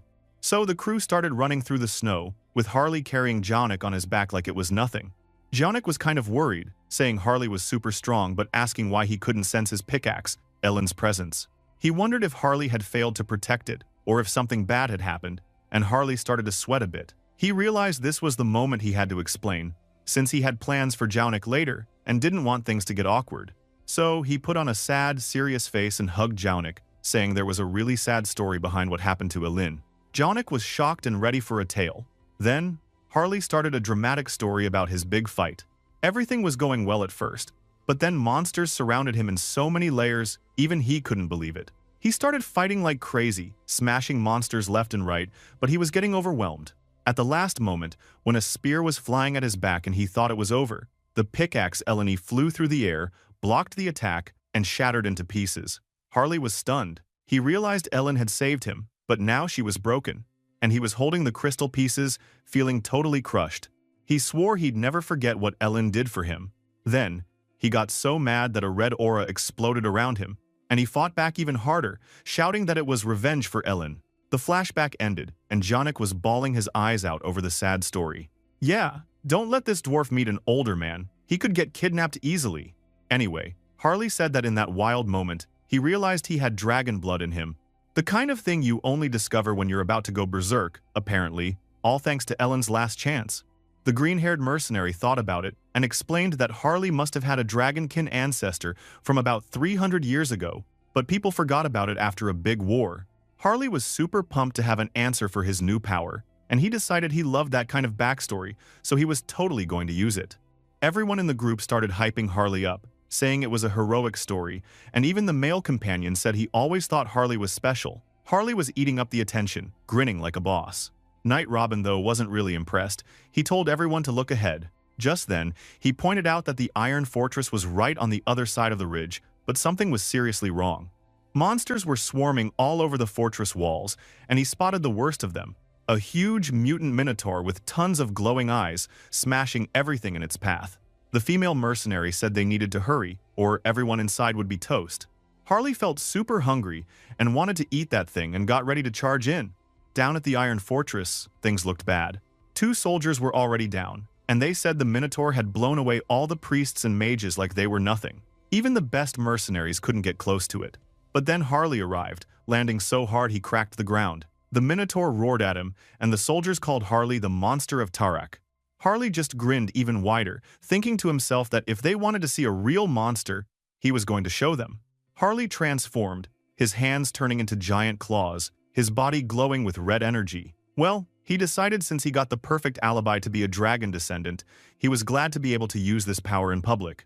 He then caught the minotaur's horn with one hand and stopped its attack cold, then threw down a challenge for a contest of strength. His eyes lit up with crazy colors as he went full berserk mode. The 2 monsters clashed, but Harley easily threw the minotaur high up into the air like it was nothing. The minotaur crashed down hard, totally beaten and died, and just lay in a crater. Everyone was surprised to see how Harley easily killed the monster. Harley himself stood over the defeated minotaur and told it that it was pretty intense, but just not on his level. The soldiers in the fortress started cheering like mad. Harley checked out his loot and saw he'd gotten the minotaur's horn, which he figured Howard could turn into something useful later. And now, after eating the minotaur, he decided the best part about getting its genes was definitely the awesome lower body power. Bro, Harley is so unstoppable for real. Anyway, Night Robin walked up and talked to him, saying that the fight was amazing and that they only won because of him. Of course, Harley tried to act cool and said that it was nothing. Robin also told him that Lord Tarman Aonia was there and wanted to see him in person. Harley thought to himself that this time, the Lord really did call for him. Robin made a gesture for Harley to follow and told him to take a break since he just finished fighting. But, surprise! Before Robin could turn around, Harley had already sprinted halfway across the courtyard, super excited. Robin was so shocked he just stood there like, what the heck? Harley was already gone, running off like an over-caffeinated squirrel. Now, Harley stood in front of a big fancy door inside Lord Aonia's castle. He was about to open it when Robin caught up and stopped him. He said that he had already talked a lot about Harley to the Lord, but maybe our boy should try to be a bit more careful with his behavior. Harley was a little confused and wondered if there was something wrong with him. Bro, you are barbaric. Robin saw this and just face-palmed. He was probably thinking that guy should at least try to be polite. Harley puffed out his chest and told him there was nothing to worry about. He said that when it came to manners, he was the best. Robin just told him to go in already. Inside, Lord Tarman Aonia was sitting at a huge desk with 2 guards next to him. The Lord looked super chill and smiled at Harley. Harley walked into the room with a huge, kind of silly grin on his face. Robin followed behind, looking like he wanted to disappear from embarrassment. He shouted a big hello and added a quick, "Sir," at the end. Lord Aonia laughed and said he had heard so many good things about him, but it was totally different to see him in person. Harley got all hyped and told him he didn't even know what to do with himself. But really, he was just doing his job. The Lord laughed again, and Harley kept bragging about how amazing he was. The Lord expressed that besides the job Harley already did, he played a huge part in their victory, so he should get a reward. Harley got excited but tried to act chill and told the Lord he didn't need to do that. Then Lord Aonia got serious and offered him a real, official knight position in the county. And guess what? Harley's face totally changed. He looked bored and just flat out refused the offer. The Lord and the guards were shocked. One guard freaked out and said he was rude for saying no to the Lord. Harley didn't care at all. He leaned back, acting like he was just chilling at home. The Lord told everyone to calm down. Harley said he didn't want the fancy stuff, he just wanted a cool axe he could use. The Lord replied that he would get a special axe made just for him. He then thanked him and said the Lord was very generous, just like someone who ruled a big place should be. The Lord agreed and said he was not stingy. But both of these guys were thinking sneaky things. The Lord was planning to get Harley to join him for real, someday. While Harley was secretly laughing to himself too, thinking he could keep taking rewards without joining for real. They both laughed together, but both were actually trying to trick each other. Robin, meanwhile, felt a chill go down his back. Dude was getting some bad vibes. Meanwhile, out in the streets of Tarak, Hubert was walking through the city. 3 of Harley's mercenary friends were following him. One of them told Hubert that the workshop for Mr. Howard, the new blacksmith avatar, was ready. Hubert was happy and said he trusted they did a good job. He also told them that if Howard needed anything, the Merchant Guild would take care of it. As he was walking with his escorts, he suddenly stopped and looked confused.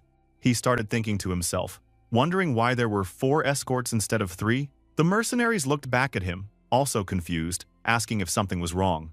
Among them, there was a mysterious figure wearing a dark cloak. The figure turned his head and said that Hubert had good instincts, but he also said it was already too late. The mysterious guy smirked, and bro, he had vampire fangs. Suddenly he attacked, and blood splattered across Hubert's face. Hubert got hit with a super bad wound and collapsed instantly. All the mercenaries started panicking and shouting for the merchant lord. One was trying to get Hubert to wake up. Lying there, Hubert was in shock and pain. In his head, he wondered what was happening and why a vampire was after him. Then, a system window popped up, saying he had received a fatal injury in one blow. He could only gasp for air, barely holding on. One of the mercenaries held his body and asked if he was okay. Another told the others to get Hubert to safety. Then, another system window appeared. Instant death immunity had activated, so Hubert's fatal injury was turned into just a critical wound. But it also said this immunity would not work again for 1 day. Thank God we have this skill, bro. Hubert realized in his mind that if it wasn't for this skill, he'd be dead. The attacker was definitely a vampire, probably a pureblood, which meant he was seriously strong. He couldn't believe someone like that came after a regular merchant like him. He figured if the enemy found out he was alive, they would come to finish the job. So, he decided he would let Hans find out who the attacker was, but right now, he needed to escape. He then clutched his chest and coughed up blood. He told the mercenaries that he had his own way to contact Howard, so he would give work orders through him. One mercenary asked how he could do that while he was so hurt, but Hubert knew he needed treatment first. So, Sung Hyun activated recall and unsummoned him as the avatar.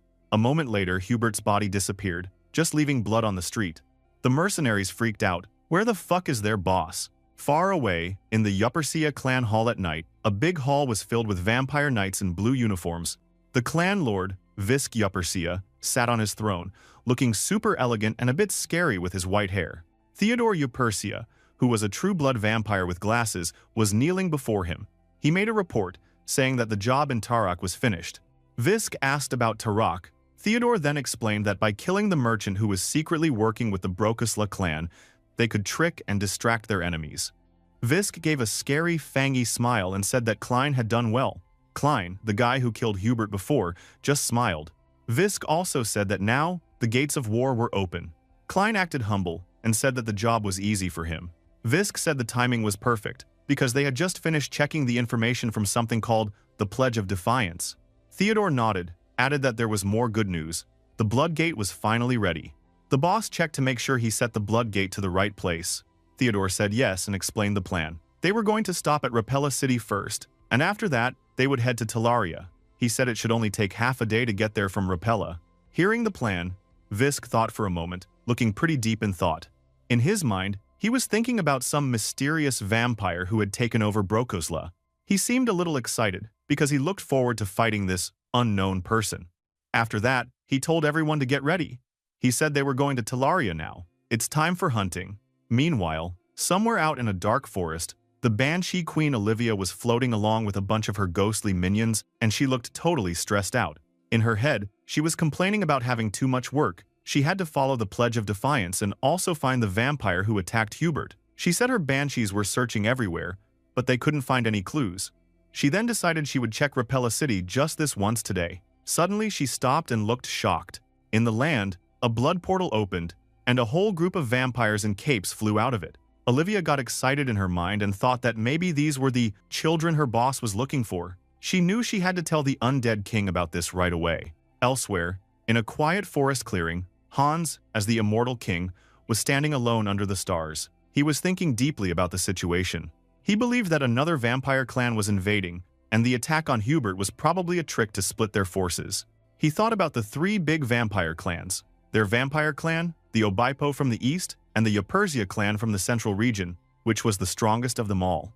Olivia had also guessed the same thing: the enemy must be Yupersia. Hans figured that Brokosla wasn't strong enough to fight back right now, so he decided to send help. Back at the Brokosla mansion, Mulo was at his desk, dealing with a mountain of paperwork and looking pretty tired. Suddenly, Briki came in, looking pretty urgent. She just waltzed in without knocking and said she needed to gather all the clan members. Mulo greeted her and asked if something was wrong. Briki said she didn't know, but they should take it seriously and prepare for battle right away. Mulo was confused and asked what was going on. She just snapped and told him to stop asking questions and just be ready when she said so. Does he think she, with the sacred blood, would just spout nonsense? Inside, Mulo was thinking it was hard to just get told to prepare for battle out of nowhere, but he also knew that the sacred blood's instincts were never wrong. Briki's face suddenly looked scary, with her eyes glowing red. Mulo knew something must be coming, but thinking to himself that Heinz wasn't there. He looked out the window and decided secretly that it couldn't be helped. They had to get their defenses ready, fast. Then, in another part of the forest near Talaria, Visk Yupersia finally came to their target location, looking super confident. Theodore and all the clan members reported that they had 4 true blood vampires and 44 purebloods all ready to go. These were their best fighters, and Theodore bragged that Brokosla would be wiped out in no time. Visk said there was no need for big speeches. He wanted to move to Talaria right now, before anyone could figure out what was happening. He wanted a bloody war right now. All the vampires yelled their agreement. Visk then raised his hand and started gathering blue energy, but then he stopped suddenly and looked suspicious. Klein noticed and asked if something was wrong. Visk looked up at the moon, thinking that maybe he was just imagining things. He believed they were only fighting weaklings this time, nobody with sacred blood. But why was his instinct screaming a while ago? He shook it off and told them it was nothing, and then stepped forward with a big, fangy grin, ready to crush Brokosla by the end of the day. Up in the sky, Hans was watching all of this from way above. He used his special skill called Eye of the Abyss to spy on the Yupersia clan as they walked by. He realized that things had started for real. He knew Visk Yupersia was a powerful sacred blood, and that this was going to be tough. Plus, Heinz couldn't be summoned yet, and Heinrich couldn't leave his holy place. Yeah, He decided that the best choice was Harley, who was already mad at the vampires for what happened to Hubert. The storyline is matched perfectly. Hans looked super determined and said in his mind that Harley needed to get there as fast as possible. At the fortress gate, 2 armored guards were on duty. Suddenly, they saw Harley coming and started freaking out. One guard yelled for the other to catch the suspicious ogre. The other guard said that something that big couldn't be human. Harley, who heard all the bullshit, got really mad and tried to explain that he wasn't an ogre. He even showed them his ID from the order, but the guards didn't care. They just told him to be quiet and called him an ogre again. Harley lost his temper and started yelling, wondering how many times he had to deal with this nonsense. He needs to move fast to Talaria. Back in the forest near Talaria, Viscu Persia had finally come to the enemy base with his group. He looked really excited, saying that things were finally getting interesting. Theodore asked if something was wrong. Visk's face turned dark and creepy, and said he could feel something unpleasant, like an old ghost from Brokosla had come back. Theodore started to panic, asking if the sacred blood of Brokosla was really there, and wondered how bad things could get. Visk said he was already there himself. Why should he be afraid? Theodore quickly said that wasn't what he meant. He was just worried about what could happen. The boss cut him off and told everyone to remember that Eupersia had no equal. Then he led his whole clan as they charged forward, ready for battle. Yes, please! Finally, a vampire war. I bet Heinz, if he could come tonight, would be a sacred blood and be a vampire god. Anyway, inside the Brokoslak fortress office, the boss lady Briki was just chilling at her big desk, looking over some papers like it was any normal night. She asked Mullo about the other preparations, and Mullo answered that he had already checked the magic barrier and decided everything looked fine. But he also dropped the bad news that they'd put together every fighter they could, but honestly, it was nowhere near enough. Briki just stretched in her chair, all dramatic, saying there wasn't much else they could do since the enemy was basically right at their door. Mullo wanted to know if she could sense where the bad guys were. Of course, she said she could, and flashed this cocky, thorny crown grin. At that exact moment, outside, Viscu Persia and his whole team were flying through the air, straight at the fortress. Visk was all smug, making it super clear he thought Brokoslak was basically dead already. He and his squad didn't even bother with the door. They straight up crashed through a giant window like they owned the place, landing right in Briki's office. Visk started trash-talking, saying he was surprised Briki was still alive and hadn't croaked in a ditch somewhere. Briki just gave him a nasty glare and said something about the Eupersia clan always being rude, then called him a self-obsessed kid who needed to shut up. These two had some real beef, trust me. While they were busy throwing sass, Mullo was sweating bullets inside. He realized that, even with both him and Briki, they were up against 4 high-blood vampires, which was basically a death sentence. But he had a trick. As long as they fought inside his special magic barrier, their power would get a boost. So, with a look of total focus, Mullo fired up the red energy and threw up a massive blood barrier over the whole fortress. Then, Mullo summoned Pritia, this super pretty, white-haired vampire lady. She strolled out of the magic looking all calm, even though the place was about to explode. Mullo told her he could only summon one person because he had to keep the barrier up, so, yeah, she needed to go full beast mode to protect the clan. But Visk just laughed at that. He called it all useless, then immediately tried to take Mullo out, saying that if he killed Mullo, the whole shield would drop. Visk's attack was like a bomb going off, but Briki wasn't having any of it. She zoomed in lightning fast to intercept his servant and basically told Visk he needed to get smacked around. So, the two vampire clans lined up and charged at each other, ready for a big brawl. Then, out of nowhere, some of the Eupersia vampires started freaking out. There was something behind them, and it was actually breaking through Mullo's magic barrier. What the hell? Who does that with just their own hands? Now enter the goat Harley. Our boy Harley, with his eccentric wolf pelt hat, just ripped open the barrier like it was made of paper. He was staring straight at Klein and looked hungry for payback because he was the one who hurt Hubert. Klein nearly peed himself right then and there, bro. He told Klein he'd finally found him while looked like a villain from a serial killer series. Theodore, watching all this, started wondering if Harley actually knew that merchant. He turned to ask Klein what the hell he had done, but Klein was just blubbering that he'd erased every trace. Theodore wasn't buying it, saying if that was true, then why was Harley here? Klein was toast either way.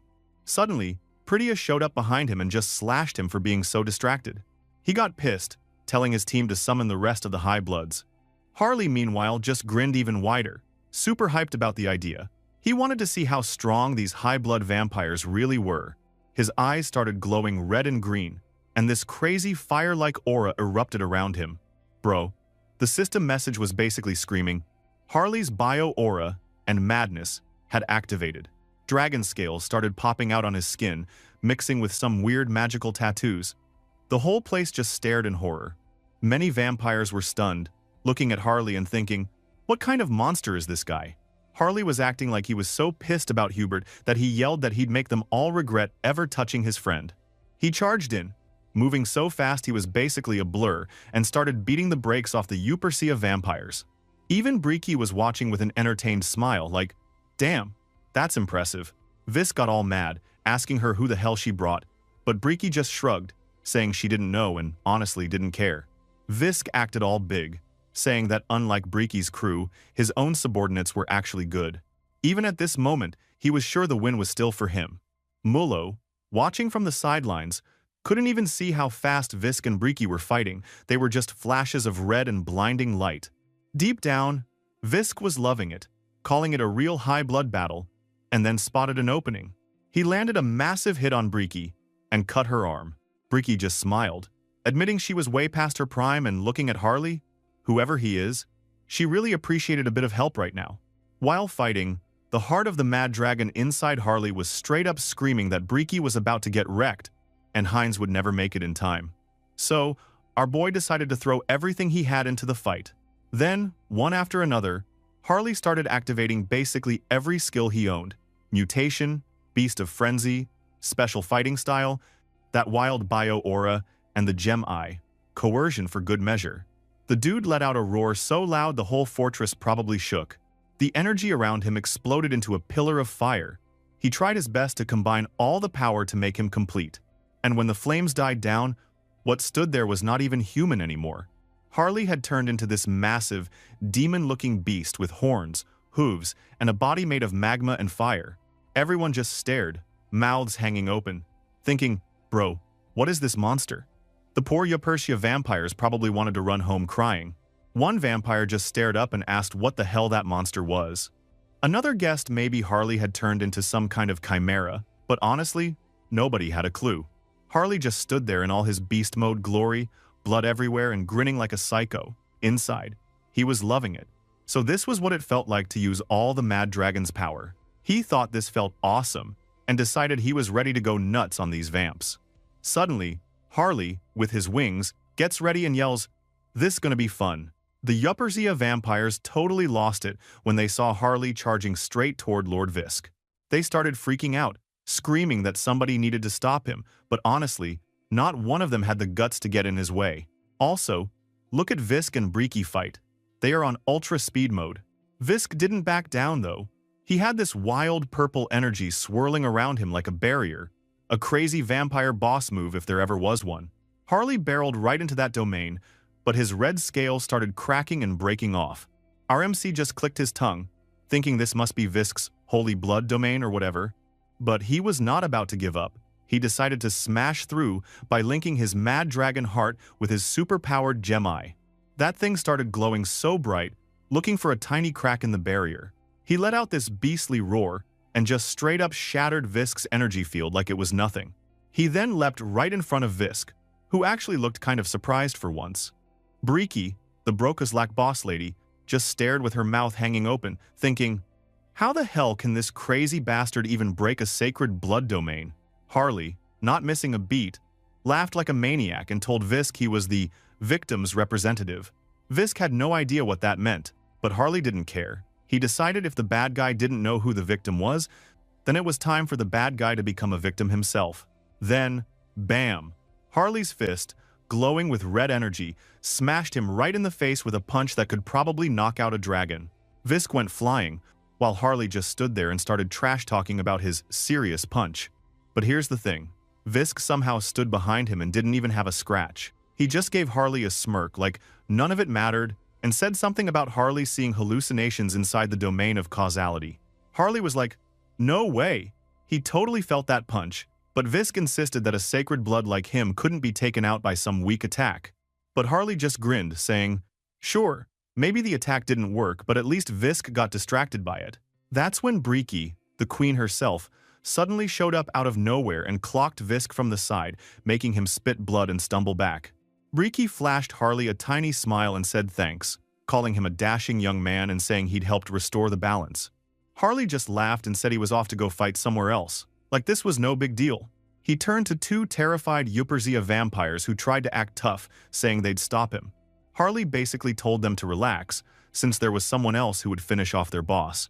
He just wanted to play with them for now. Meanwhile, somewhere else in the fortress, things were getting bloody. A whole bunch of Yuperzia vampires were lying dead on the ground, and Mulo stood over the bodies with a glowing red orb, looking all cold and serious. Klein on the side, even he was surprised, thinking Brokislak had never been this strong before. He was supposed to sneak around, but now he was losing badly. As he freaked out about not having a way out, a bunch of dark, shadowy tendrils suddenly shot out from the ground and wrapped around him, cutting him off from the rest of the world. He realized he was totally isolated, and then, bam! Heinz appeared behind him, looking scarier than ever. Heinz was not here for games. He told Klein that he was the guy who dared to mess with Hubert. The assassin freaked out, stuttering Hubert's name. Why was everyone so crazy about that brat merchant anyway? But Heinz didn't waste time. He just slammed a hand on the guy's face and stabbed it deep into his body, sucking his blood in a wild red energy vortex. Klein thought his whole life was flashing before his eyes. He remembered his dumb mission, the time he hurt Hubert, Harley turning into a monster, and this creepy vampire dude. He realized too late he never should have taken this job. These people were actual monsters. He collapsed and turned into black ash, totally erased. Heinz wiped the blood from his mouth, looking cool and calm as always. With a smile, he explained that Hubert would be a big shot who would rule the entire continent with money someday. Now that's confidence. The system started spamming messages in front of him, telling him he'd collected some new vampire factor and gotten a boost to his physical abilities from his special mixed blood skill. Heinz felt pumped, thinking this was his first time this skill had been activated in Auterica. Maybe because this was also the first time he was drinking a different clan's blood other than Brokislak. He then activated all his concealment and invisibility skills, so Heinz just slipped away, totally ready to win this war. Back at the main fight, Theodore was getting annoyed as he deflected attacks from Pritia. He was sweating buckets, thinking everything was spiraling out of control. He was sure Brokislak was supposed to be weak, but now it was the opposite. How the hell does nobody like Pritia become so strong right now? All of a sudden, a voice boomed behind him, asking if he was the number 2 guy in the Yuperzia clan. Before he could answer, Pritia lit up with excitement, saying her lord had finally arrived. And just like that, Heinz showed up on the battlefield, hands in his pockets like he owned the place. Theodore just stared, totally scared that this was supposed to be Brokislak's new boss. And even weirder, why? This vampire was just staring right back at him. Heinz checked Theodore out and got this hungry, ambitious look on his face. He started thinking, if this guy was really Yuperzia's number 2, that means he had the same role as Mulo.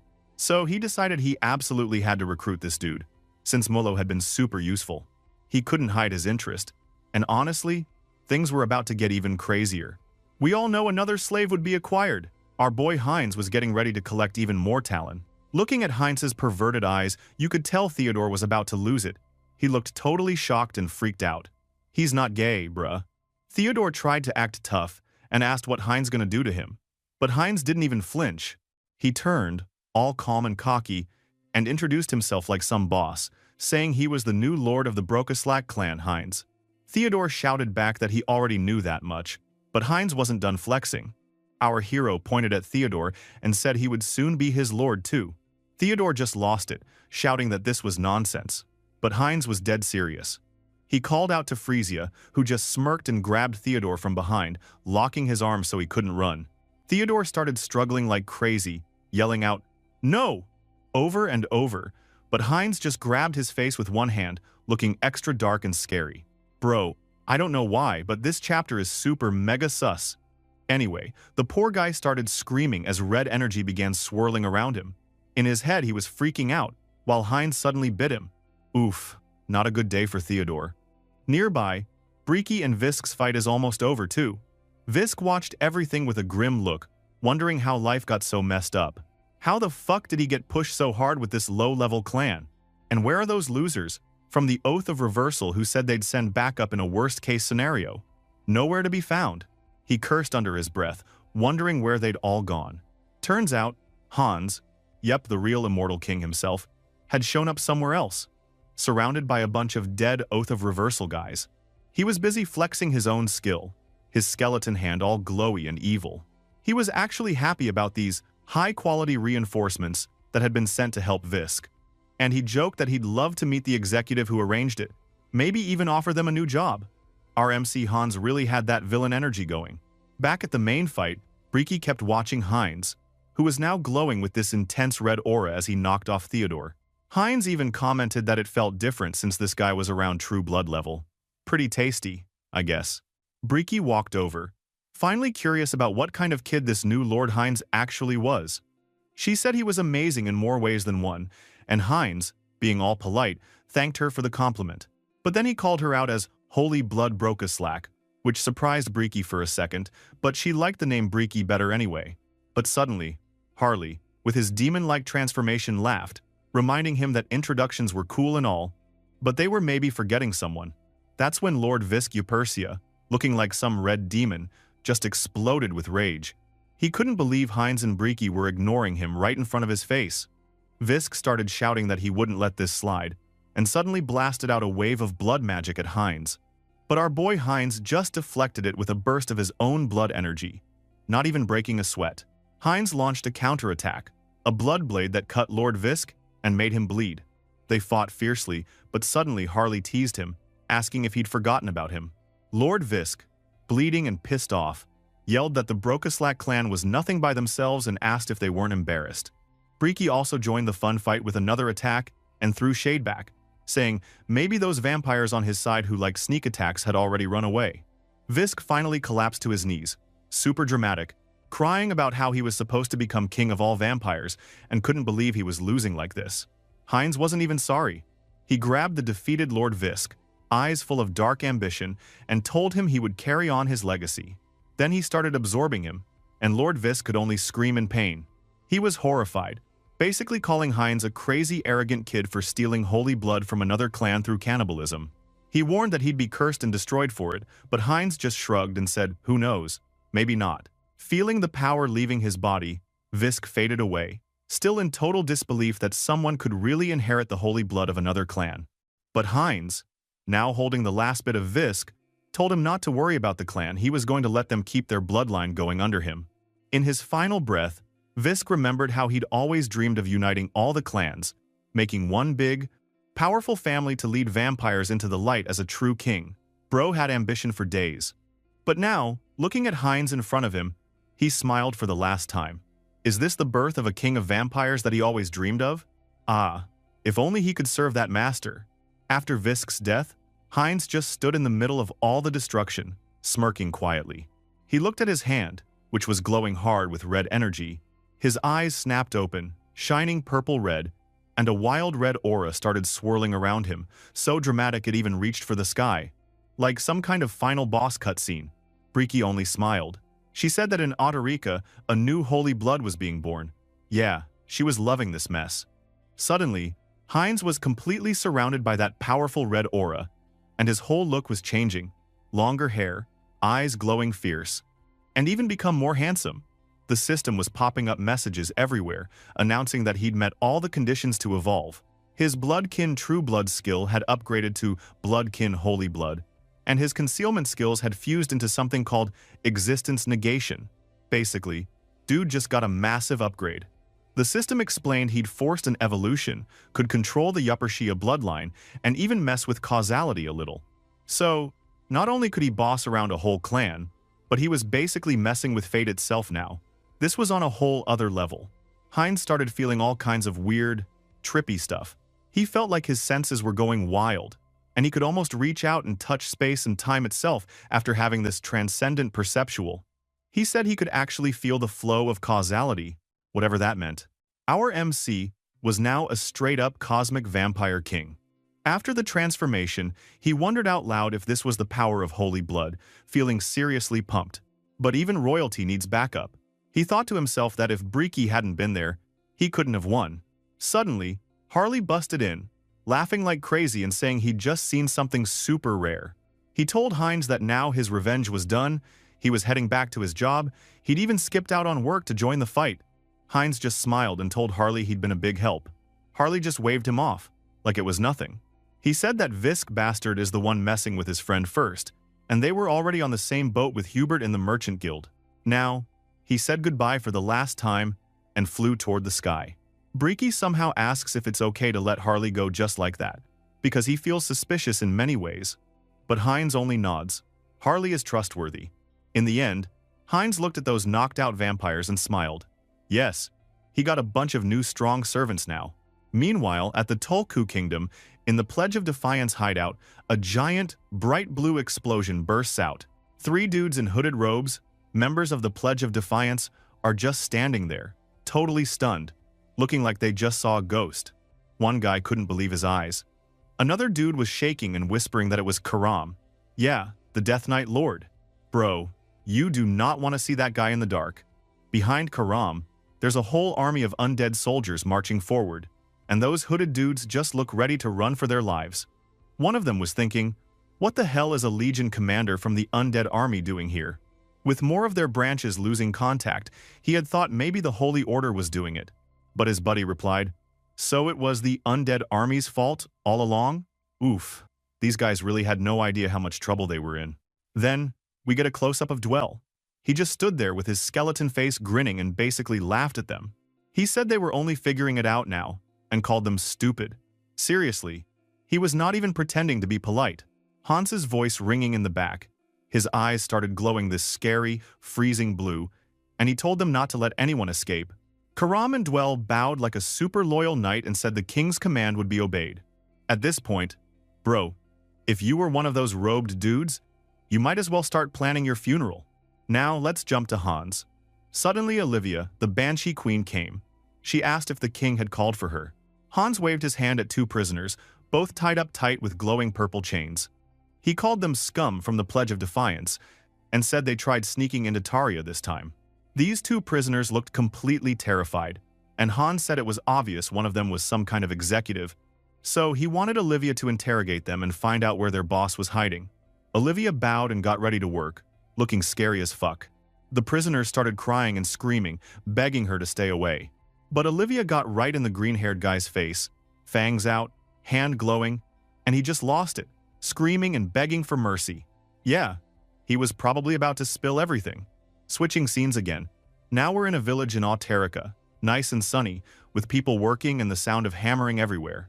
Inside a blacksmith shop, our boy Howard, the dwarf, was smashing away at some red-hot metal, totally focused. He was sweating and thinking to himself that the feeling was way different from when he was a human. Dwarves really were a race made for this kind of work, and our guy was loving it.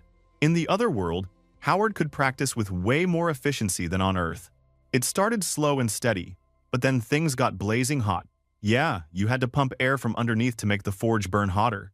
He looked fierce and determined. He just knew he would become the greatest artisan out there. You gotta respect the hustle. Back to Sung Hyun's apartment on Earth, he was sitting beside his bed, using some glowing, magical healing on Hubert, who was knocked out sleeping. Sung Hyun thought that recovery was going even faster than he expected, and the mix between holy powers from Auterica and Harley's self-recovery skill was just insane. He could use the skill from his avatar freely now, thanks to the new skill he got earlier. He literally could send Hubert back when the cooldown finished. But then, our MC had a moment. If he sent Hubert away, who was going to read all those boring metallurgy books? When Hubert came here, besides healing, our boy gave him a new job to learn about forging stuff. Guess who would have to do it now? Yeah, the poor guy realized it would be him. He just stood over Hubert with a long silence, looking like he was regretting everything. After that, our boy stood in his apartment, looking deep in thought. He checked a system screen, the karma shop. He had like 1 million karma now. Thanks to Heinz eating that sacred blood, his karma points were stacked up again. He noticed the prices went up, but told himself he had to save his own butt, no matter what. So he hit unique skill enhancement. The screen flashed bright blue. The system told him his avatar's potential had increased, and now he could choose some basic traits for new avatars. That got our MC excited. He realized he could now pick starting skills. He checked out the avatar creation menu. There were 3 options for a new avatar: clairvoyance, ice resistance, and this thing called bond of connection. He understood the first two, but what the hell was bond of connection? The system explained it gave extra bonuses for making contracts. Our boy figured it would be awesome for Harris, the elf spirit mage, since that skill would be useful if you had a contract target to summon. Then, boom! Sung-hyun got an idea. He grinned like a mad scientist. He started picturing summoning unicorns, phoenixes, even crazy demonic beasts. He thought, damn, being a summoner sounded insane. He realized he could even change the new avatar to a mage if he wanted. And just like that, he decided, this is the one. He picked Bond of Connection, and the generic avatar model on his screen exploded with blue light. When the light faded, a brand new avatar appeared. Sung-hyun was loving it. He named the new guy Hesperon, telling him he was going to be the greatest summoner ever. No pressure, buddy. Bro. The avatar is way more handsome than Sung-hyun, though. Now, let's switch back to the other world. Now, Heinrich stood next to the Saintess and said all the big shots were coming to today's Continental Summit. Nobody was missing. The Saintess said it was only after the madness problem got really bad that people finally decided to show up. Before, everyone was just lazy and didn't want to deal with it. Heinrich looked determined and said things would change after today. The Saintess looked out at the sky, hoping the continent would finally head in a good direction. Meanwhile, at the summit grounds, the whole place was chaos. People were running around, the chef was yelling about being short on food, and the maids were scrambling to clean up. In the middle of all that, a glowing blue portal was just chilling, looking super impressive. Finally, the Continental Summit was opening up, a place where all the heroes who protected the land were supposed to meet. The Central Azarian Empire and the Rohan Duchy were both coming, but only because their own lands got wrecked by the madness. Guess you only care when it's your house burning, huh? Heinrich watched everything, looking serious, and admitted that this was not going to be an easy meeting.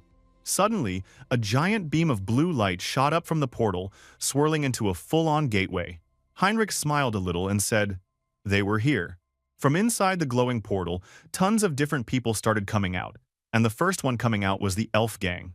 And among them, there was Harris. Before all of this, a couple of hours earlier, Harris was just straight vibing in the sun. Dude was flat out on the grass, eyes closed, looking like he was having the best nap of his life. He said the wind felt good, the sunlight was great, and this was real healing. Our boy just wanted some peace. But then he opened his eyes and reached for his bow, hugging it close like it was his favorite thing in the world. And honestly, it probably was. He said just holding the bow made him feel like he was part of nature. Bro was blushing, looking like he was about to marry that thing. I mean, not gonna lie, that bow looked sick. Fancy wood, glowing green stuff, the whole deal. This bow was called Themis. It was made from a branch of the actual world tree, which was a huge deal for elves. Plus, it could get even stronger with spirit power and fairy archery. Basically, it was a top-tier weapon and looked awesome too. Harris was loving it. He said it was cool that this bow was only for elves. Then suddenly, a system message popped up, telling him that his nature affinity skill had just leveled up into nature assimilation. So our boy was getting even stronger just by chilling out there. He looked like he just won the lottery, talking about how he felt the power of nature just by resting. The truth is, he was now resting beside the world tree and straight up wanted to stay there forever. But of course, good things never last. Harris suddenly woke up, confused, rubbing his eye because something had disturbed his peace. He noticed his little spirit buddy, Decibel, glowing and floating next to him. He told Decibel someone was coming, so the little dude should drop the soundproof barrier. Decibel nodded, and suddenly the area felt way more open. Since Decibel became an intermediate spirit, he got a new soundproof skill, which was pretty convenient. That's when Lady Chaperon showed up. She called out to Harris, a little amazed he wasn't sleeping for once. Harris looked surprised, like he'd just been caught slacking off, which, let's be real, he was. When he looked at her, he could tell something was different about her today. She was blushing and seemed awkward.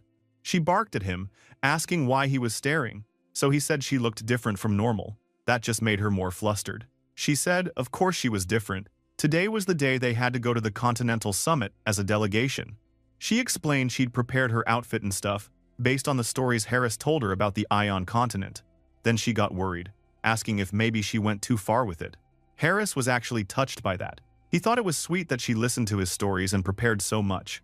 Well, Chaperon had definitely changed. She often checked up on him, peeked at him behind trees, and was always super polite now. Dude, she is literally falling in love with you, stupid shit. Anyway, she suddenly asked how everything looked.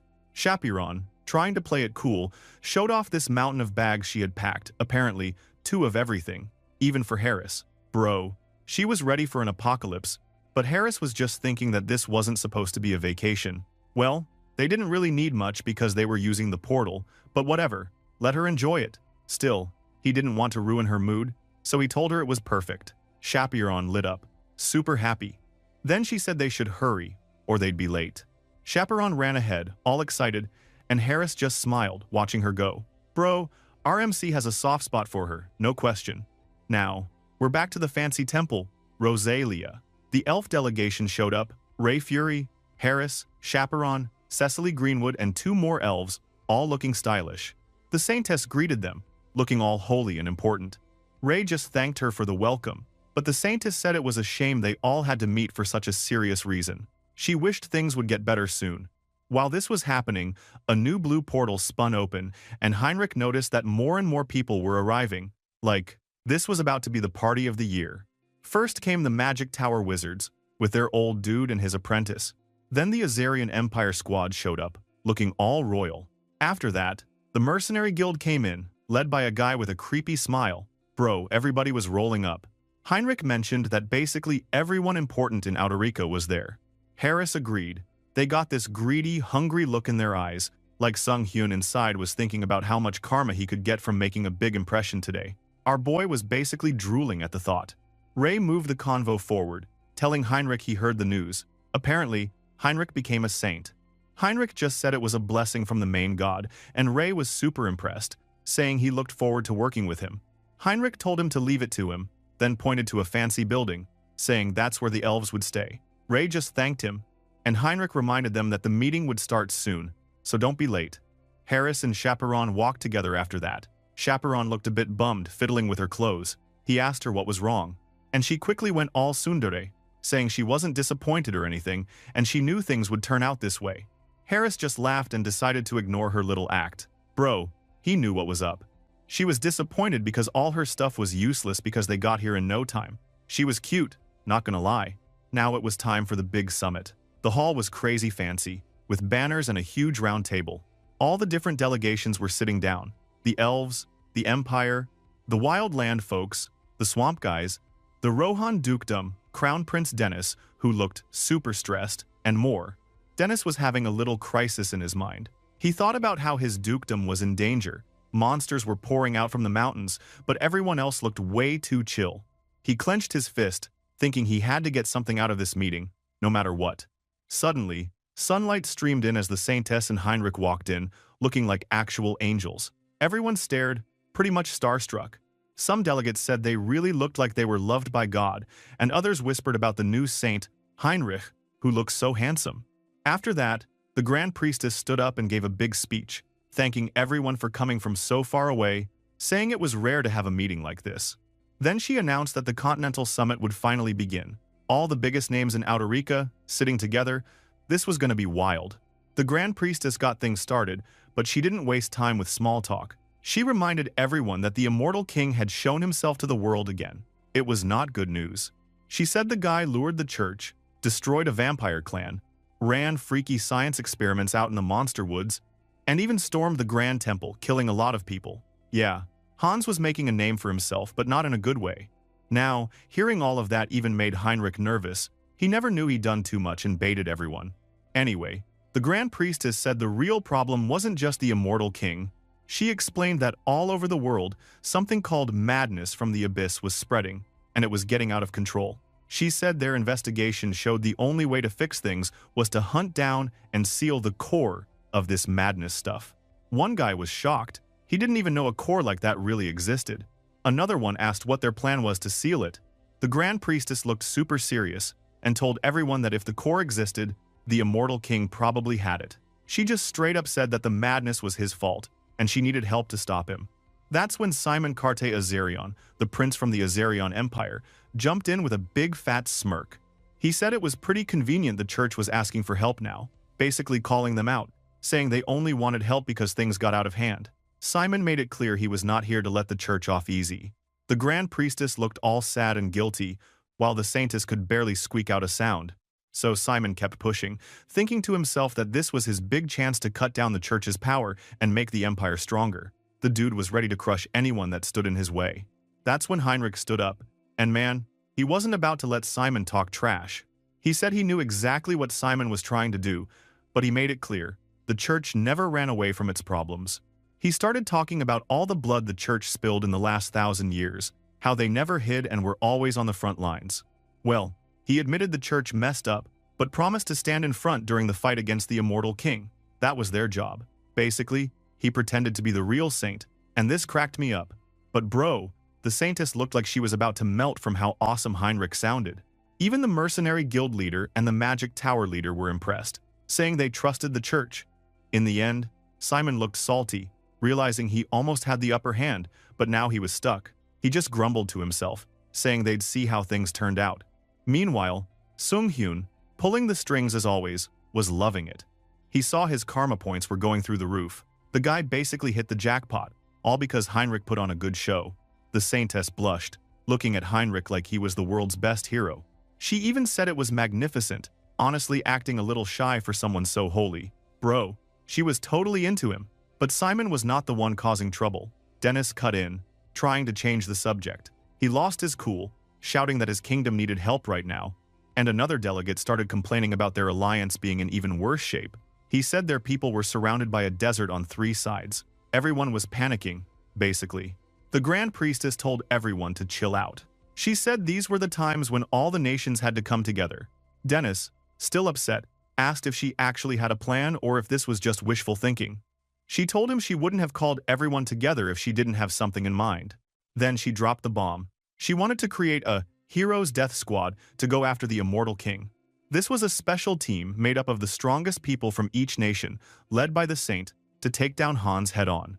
When she said it, a dramatic silence hit the room. Some delegates thought it sounded like a total suicide mission, and the mercenary guild leader pointed out that every country would have to send their best fighters. Dennis looked like he was going to pass out from the stress. Even Ray was thinking about how risky this was. But Simon from the Empire was quick to jump on the idea. He said the Empire had a candidate, Viscount Isia Priston, a young archmage who was apparently a genius. The Magic Tower leader agreed, saying Isia was the real deal. Our boy Heinrich heard of Isia and how that mage had earned his rank all on his own, a true elite. But he kept eyeing Simon, a little suspicious. Why would that prince recommend such capable talent for this dangerous mission? Did he have another hidden agenda? Or what? People start recommending their strongest people, like that another kingdom had a martial arts master, Marquis Sabrington, and another one said his people would pick their own champions. The other also mentioned that the Empire had a great technician. To be honest, Heinrich looked annoyed, realizing everyone was just nominating people from other nations. He accused everyone of turning his team into a mass grave, but he promised he'd make sure every single person in the squad came home as a hero. He then smirked, saying he couldn't wait to see what happened next. What would all this trash reaction be when all the people they hate become heroes by then? Anyway, after a long meeting, the Grand Priestess stood up and told everyone that today's meeting was over. She said they'd meet again tomorrow. Same time. You could see all the important people from around the world get up. Even the Beastkin leader, complaining to himself that day 1 was already way too tiring. In the back, Harris was chilling with Chaperon. Knowing this meeting was ending just like this, which was too boring, Harris thought it was now time for the main event. There was no way things were ending this quietly. Right then, boom! The biggest window exploded into the hall, glass flying everywhere. Dark energy came crashing in, and bro, it was about to get wild. Hans was coming there with a big villain entrance. The dude looked like a boss. Everyone was so shocked to see the undead king come to this place. Heinrich suddenly stepped up with his hand on his sword, and straight up asked the undead king how he dared to show himself there. His holy magic was pouring out, and told everyone to get ready to fight. The other knights and paladins heard the saint's call and got all fired up, gathering around him. He then ordered them to activate the barrier. With that, a huge pillar of golden light shot up from the middle of the church, spreading out to cover everyone in a dome of holy energy. The saintess shouted for everyone to get inside, promising the barrier would keep them safe. Hans, standing outside that glowing barrier, let out a loud, creepy laugh and said it was a pretty strong barrier. He teased that they must really be scared of him, but he raised his clawed skeleton hand and called out Hero Heinrich, saying he had prepared well. Inside, Sung-hyun was loving it. thinking that now everyone was feeling the danger. He knew this was the perfect stage for the start of the Great War. Heinrich stared down Hans, totally confident, and Sung-hyun was just hyped for what would happen next. Hans kept the acting, told Heinrich that, sure, he was brave, but he had no chance of winning, since his powers were way above what they used to be. But Heinrich shot back that Hans was the one who was about to lose. Our boy, looking cool as ever, said that the undead king forgot something big. Suddenly, Lionel, the big lion beastkin, crossed his arms and joked about the Holy Order paying for everyone's hospital bills. Behind him, High Elf Lapari and the mercenary king, Konbal, stood ready. Heinrich drew his sword again, golden light everywhere, and pointed out that every powerful person on the continent was right there. Hans started laughing like a villain. He was shining in the dark energy, and just lost it, saying this was getting interesting. Heinrich kept glaring at him, asking what was so funny. The undead king said he needed to fix Heinrich's misunderstanding. He wasn't the only one who brought his crew to the party. At that moment, Heinrich realized something was off and warned everyone to watch their step. But it was too late. Dozens of skeleton hands burst out from the floor, coming from pools of dark energy. The undead king announced that he wanted to test out his new team. Then, all hell broke loose. The ghoul lord Fiona jumped out, claws ready, eyes glowing, looking totally savage. The dread Phantom Pagos and Death Knight Karam showed up too, leading a wave of skeletons and ghouls. Hans commanded them to charge. With that, the dark and holy magic started the biggest war in the planet's history. Heinrich, Lionel, and the others jumped right into the fight, yelling to wipe out all evil. But the undead king's minions are not weak either. They are pushing back the holy power with darkness. Paladins and holy knights made a wall to protect the guests, fighting off skeletons as best they could. But the Death Knight Karam was a beast, smashing holy knights left and right, blood flying everywhere. He then looked at the scared delegates, called them scarecrows, and said they were all doomed by the orders from his king. Ghoul Lord Fiona also joined the war, killing any paladin in front of her. Meanwhile, Ray Furry watched the chaos and started to get suspicious. He noticed the undead army wasn't just attacking random people, they were picking off certain targets, like someone had a hit list. Is he imagining something or what? But bro, he was right. Sung-hyun, in his head, was grinning and admitted he was only killing the scum he had found in his background checks. Brutal. But, yeah, that's our MC. He needs to kill people to make the attack believable, but also don't want to kill civilians and kind people, so he just needs to kill the bad guys. Pretty smart, to be honest. Anyway, Heinrich pushed through the undead army, holy sword blazing, and yelled that Hans had to face him one-on-one. He was not about to let the undead king mess with everyone. Now, the battle got even crazier. Saint Riesta and the Grand Priestess joined hands, glowing with pure white and gold light, blasting the hall with divine power. The air was crackling with energy as Heinrich and Hans locked eyes, Heinrich with his determined shout, Hans with his creepy mask grin. Both of them screamed in their own way that this was the end, and they were going to finish it right now. They charged at each other, Heinrich's sword swinging out a huge arc of gold light, Hans fighting back with a wave of dark purple energy. When their powers hit, it was like a bomb went off. Lightning and energy cracked through the hall, the floor and walls shattered, and the roof straight up exploded off the building.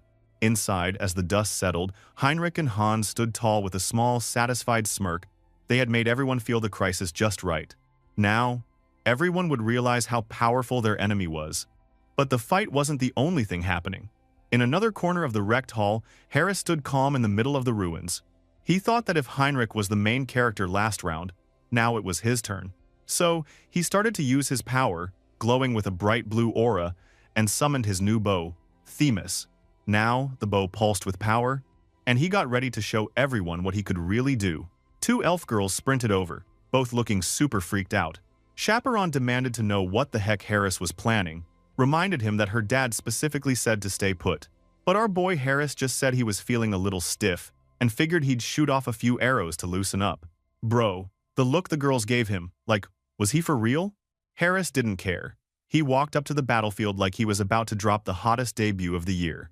He told himself there was usually no way he could keep up with the monsters fighting down there, but today, he had something special ready. Suddenly, Cecily called out, worried, and let him know it was dangerous. But he told her he knew, but he wasn't the type to just sit and watch while everyone else fought. That seemed to fire her up, because suddenly, her eyes sparkled and she started gathering nature magic in her hands. saying she'd help too. Harris just gave her a confident smile and said, "All right, let's go." There, he pulled back the bowstring, and while his 3 awesome spirits showed up, fire, water, and lightning, all giving the power into his arrow. This was not your average shot, bro. The spirit's power combined into an arrow that looked capable of piercing anything. He then aimed the arrow straight at the undead king's face. The hit was insane. It could literally break Hans's powerful mask. Some random delegate on the sideline started freaking out, saying he couldn't believe the undead king's mask got shattered by a single arrow attack. Suddenly, Harris got a system message.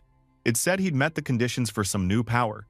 His Child of the World Tree skill evolved into Successor of the World Tree. Harris was hyped, thinking he finally had the requirement to become a high elf. Meanwhile, Fiona and Karam were not happy, yelling about how dare they hit their boss. Suddenly, Hans ordered them to stop. Their attack plan was done. Now, with his mask gone, the dude still looked creepy as heck. He stared at Heinrich and everyone from the continent with this cold, amused look. He admitted he was surprised by their little tricks and said he'd have to switch up his plans. So, he decided to leave for now. Just like that. The Saintess was still fuming and tried to stop him, saying the undead king couldn't just walk away after all this. But Heinrich tried to stop her, telling her to chill out because the place was already badly damaged. Suddenly, the undead army started melting into dark mist, fading away, so at least people could breathe again. When Hans started to disappear, Heinrich, being all dramatic, told him to get ready for his grave and promised he'd kill them next time. But the guy really knew how to do an evil exit. Hans said he was the one who would destroy the entire continent into dust and bring true despair. Then he was gone, leaving the place cold and silent. Looking at it, Heinrich just stood there, lost for words. At that point, even Sung Hyun admitted he was getting way too good at this whole acting like a supervillain thing. After the fight, knights and guards started shouting orders, telling people to get the wounded to the infirmary and get the envoys to safety. The Saintess turned to Heinrich, looking worried, and said she wondered what Hans meant by that whole true despair speech. Heinrich said they needed to stay on high alert, because the undead king was definitely up to something nasty. Meanwhile, Harris was surrounded by elven envoys, all super impressed by his magic skills. Ray even told him that he never expected him to be that strong. Even Cecily said everyone was only looking at him with admiration. Well, Harris just laughed it off, saying he got lucky, but Saffron just blushed while rolling her eyes and called him petty for trying to play hero alone. Before anyone could get too happy, the Grand Priestess stepped up with a serious face. She said it was way too early to celebrate, since they all knew just how bad things really were. She admitted they'd failed to stop the undead king and begged everyone to work together. Dennis, the Duke's heir, agreed, saying there was nowhere truly safe anymore, so they needed to help each other out from now on. The crowd suddenly started cheering, talking about forming the Heroes Alliance and saying they'd all join to fight back. The Saintess looked touched, almost tearing up as she watched everyone unite. But our boy Heinrich was not that easily fooled. Inside, he was thinking that some of these guys definitely had hidden agendas, like that crown prince that seems super sus, but at least a few were probably serious about fighting evil. Then, out of nowhere, a messenger in a dark cloak burst into the hall, out of breath. The dude dropped some seriously bad news. Every border defense line in the Duchy of Rohan had just collapsed. Dennis freaked out, asking what the hell happened since they were supposed to hold out longer. The messenger explained that all 3 sides fell at the same time, and on top of that, terrorists attacked important places inside the duchy. Dennis realized this must be what Hans meant earlier. This raid was just a distraction. But Heinrich thought, what the hell happened? Hans never planned any of this. So, there's only one answer. He knew exactly who would do something like this. The Covenant of the Rebel Heavens. Those creeps were finally making their move again. Suddenly, a knight whispered something to the Saintess, which made her look shocked. She then tried to pull everyone together, announcing that Cardinal Pyre would be leading an elite team to join the fight to help the duchy. She also told everyone not to give up, no matter how bad things got. Heinrich watched her, a little smirk on his face, and thought that since everyone suspected the undead king now, it actually helped their side. With the new Heroes Alliance formed, Hans himself would have to play along in this big game, so that means his karma would skyrocket. Meanwhile, Hans was standing on a cliff, looking down at a shadowy valley. Olivia, his ghost queen buddy, stood behind him and reported she found the perfect spot for their new base. A place full of dark energy but not too close to the enemy. Hans seemed pleased. He checked his hand, letting dark energy swirl around it, and thought about finally getting to use his forbidden knowledge. Then he raised his arms and, bro, this was insane. A bunch of gigantic blue magic circles shot out from the ground, glowing with crazy runes all over the valley. He yelled for his undead minions to get ready, and from under the glowing runes, a horde of skeletons started clawing their way out of the dirt. He laughed, saying if the Heroes' Alliance wanted to stop his undead army, they'd better be ready for war. And then, he summoned a huge, evil-looking castle he just ripped up from the earth, black stone towers and lightning everywhere, right in the middle of the mountains. The undead king gave the most villainous grin ever, daring the Alliance to try and stop him now, while lightning flashed behind his brand new fortress, the castle of the immortal king. Dude, the war was just getting started. Meanwhile, out on the southern continent, things looked pretty dead. In the desert, not a single plant in sight. One suspicious guy stood there, all mysterious in his dark cloak, checking out the weird place. He said to himself that, finally, the immortal king was trying to take down the continent. It was about time, he thought, because the king had been pretty useless until now. He decided if this was finally his moment to step into the mess. So, he clenched his fist, looking all fired up. Out of nowhere, he kicked the rock nearby, and purple magic energy just burst out from it. He stood there, looking at all the darkness that was pouring out, getting ready. He wondered if it was time to go after the seeds of madness. Dude was clearly planning something wild. Now, back at Hans, in the immortal king's creepy castle, he started mumbling about the Duchy of Rohan, saying it was stuck between the northern mountains on 3 sides and looked like the place was crushed by the monster. Well, it was good that the Empire and the Holy Church were moving fast, since there were about to be a whole lot of dead bodies. He thought that everything would be tough for Heinrich to do anything right now, because he couldn't leave his spot, not while the Heroes Party was about to be formed. So, basically, Heinrich was stuck. Suddenly, Olivia came back to the castle and called him. Our boy turned and asked if she had found something. She explained that she had checked the leftovers from the Covenant of the Reversing Heaven with info from an executive they just caught. After comparing everything, she found someone connected to all this mess. And best of all, beside found the sketchy person, she also had figured out their location, Tovia City, right near the capital of the Azarian Empire. Hearing that, Hans realized that the place was under the Emperor's direct control. She was sure there was a place where the big boss from the Covenant, the one who messed with the Ufirsh clan, was hiding out. Meanwhile, Sienna stood there, shocked, looking at all ghost crawl out in the city. Damn. She knew she had been found by the undead king. On the city streets outside, people were rushing around with bags, looking freaked out. Sienna's underling, a dude in a blue cape, was yelling at people to hurry up and said they had to get out of there in 10 minutes. Beside him, Sienna was losing it. She kept trying to figure out that bitch Olivia could have found her. She was sure she hid every clue, and nobody even knew she was a succubus. Now she started panicking about being forced to join the undead king's army again. She looked like she wanted to puke when she realized what was happening. There was no way she would want to go back to that spooky place again, ever. Well, her underling, Andrew, knew he should ran away from the start. First, when that wild barbarian showed up in front of Ufirsh, suddenly, everything went dark. He lost his vision, and he lost contact with the rest of the Covenant. He figured there was some group out there targeting them, and if any secrets leaked, they'd all be in big trouble. Suddenly, Sienna called out to him, still stressed, and asked if he packed the contracts they'd been working on. Andrew told her not to worry. He grabbed those first. Well, she said, as long as they had the important stuff and ran, maybe they'd make it out okay. After all, this city had tons of defenses, and unless the immortal king himself showed up, they actually stood a chance. Well, famous last words, bro. Suddenly, Andrew and Sienna looked up, and their faces just melted in horror. A giant, dark portal was dropping out of the sky, surrounded by lightning. Sienna could barely get out a sound. Andrew was also speechless. Then, boom, Hans floated down out of the sky, blue magic swirling around him, with a bunch of undead minions. He landed right in front of them, smirking like he owned the place. He said they seemed to be living pretty comfortably lately. Sienna, trying to play it off, knelt down and yelled that it wasn't true, and that she'd been totally waiting for this moment. Well, our boy was not buying it for a second, and said it was a super obvious lie. They were literally in the escape mission just a second ago. His eye started glowing, and with some dark magic, Sienna's secret came out. He could literally see her horns and wings. She couldn't fool him, even if she tricked everyone else. This succubus was pretty tricky, and thought to himself that under the last immortal king. She was almost top 10. He couldn't believe a demon could fool the empire and live as a noble, but he actually thought she was perfect for non-combat jobs. Poor Sienna just broke down right there. He could sense the immortal king was planning to work her to the bone. She looked like she just lost her whole future. In the end, Hans just told her it was time for her to keep the contract from 300 years ago.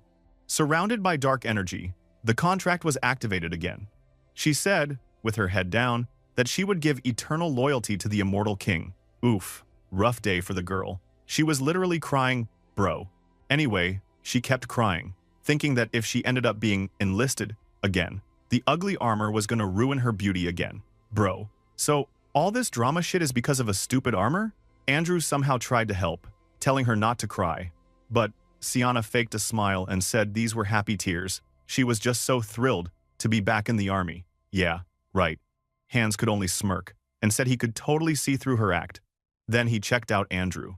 He noticed this guy had a ton of mana, but somehow didn't know any magic or aura. Andrew, feeling Hans's stare, stepped up and said he hadn't had a proper introduction. Sienna got all flustered and told Andrew to hurry up and introduce himself. Trying to be polite, he bent down. So far it looked like he was about to fall over. He said his name was Andrew Weaver. Sienna got all dramatic, showing off Andrew to Hans and bragging that he was a new recruit for their team and that his ability would blow their minds. Then she said the big surprise. Andrew was an otherworlder. Hearing that, Andrew just laughed nervously, and Sienna explained he wasn't from the demon or spirit realm. Well, our protagonist started thinking, wait, if this dude isn't from either realm, then what? Andrew just smiled and said that, yeah, he came from a place called Earth. Well, that was a bit shocking.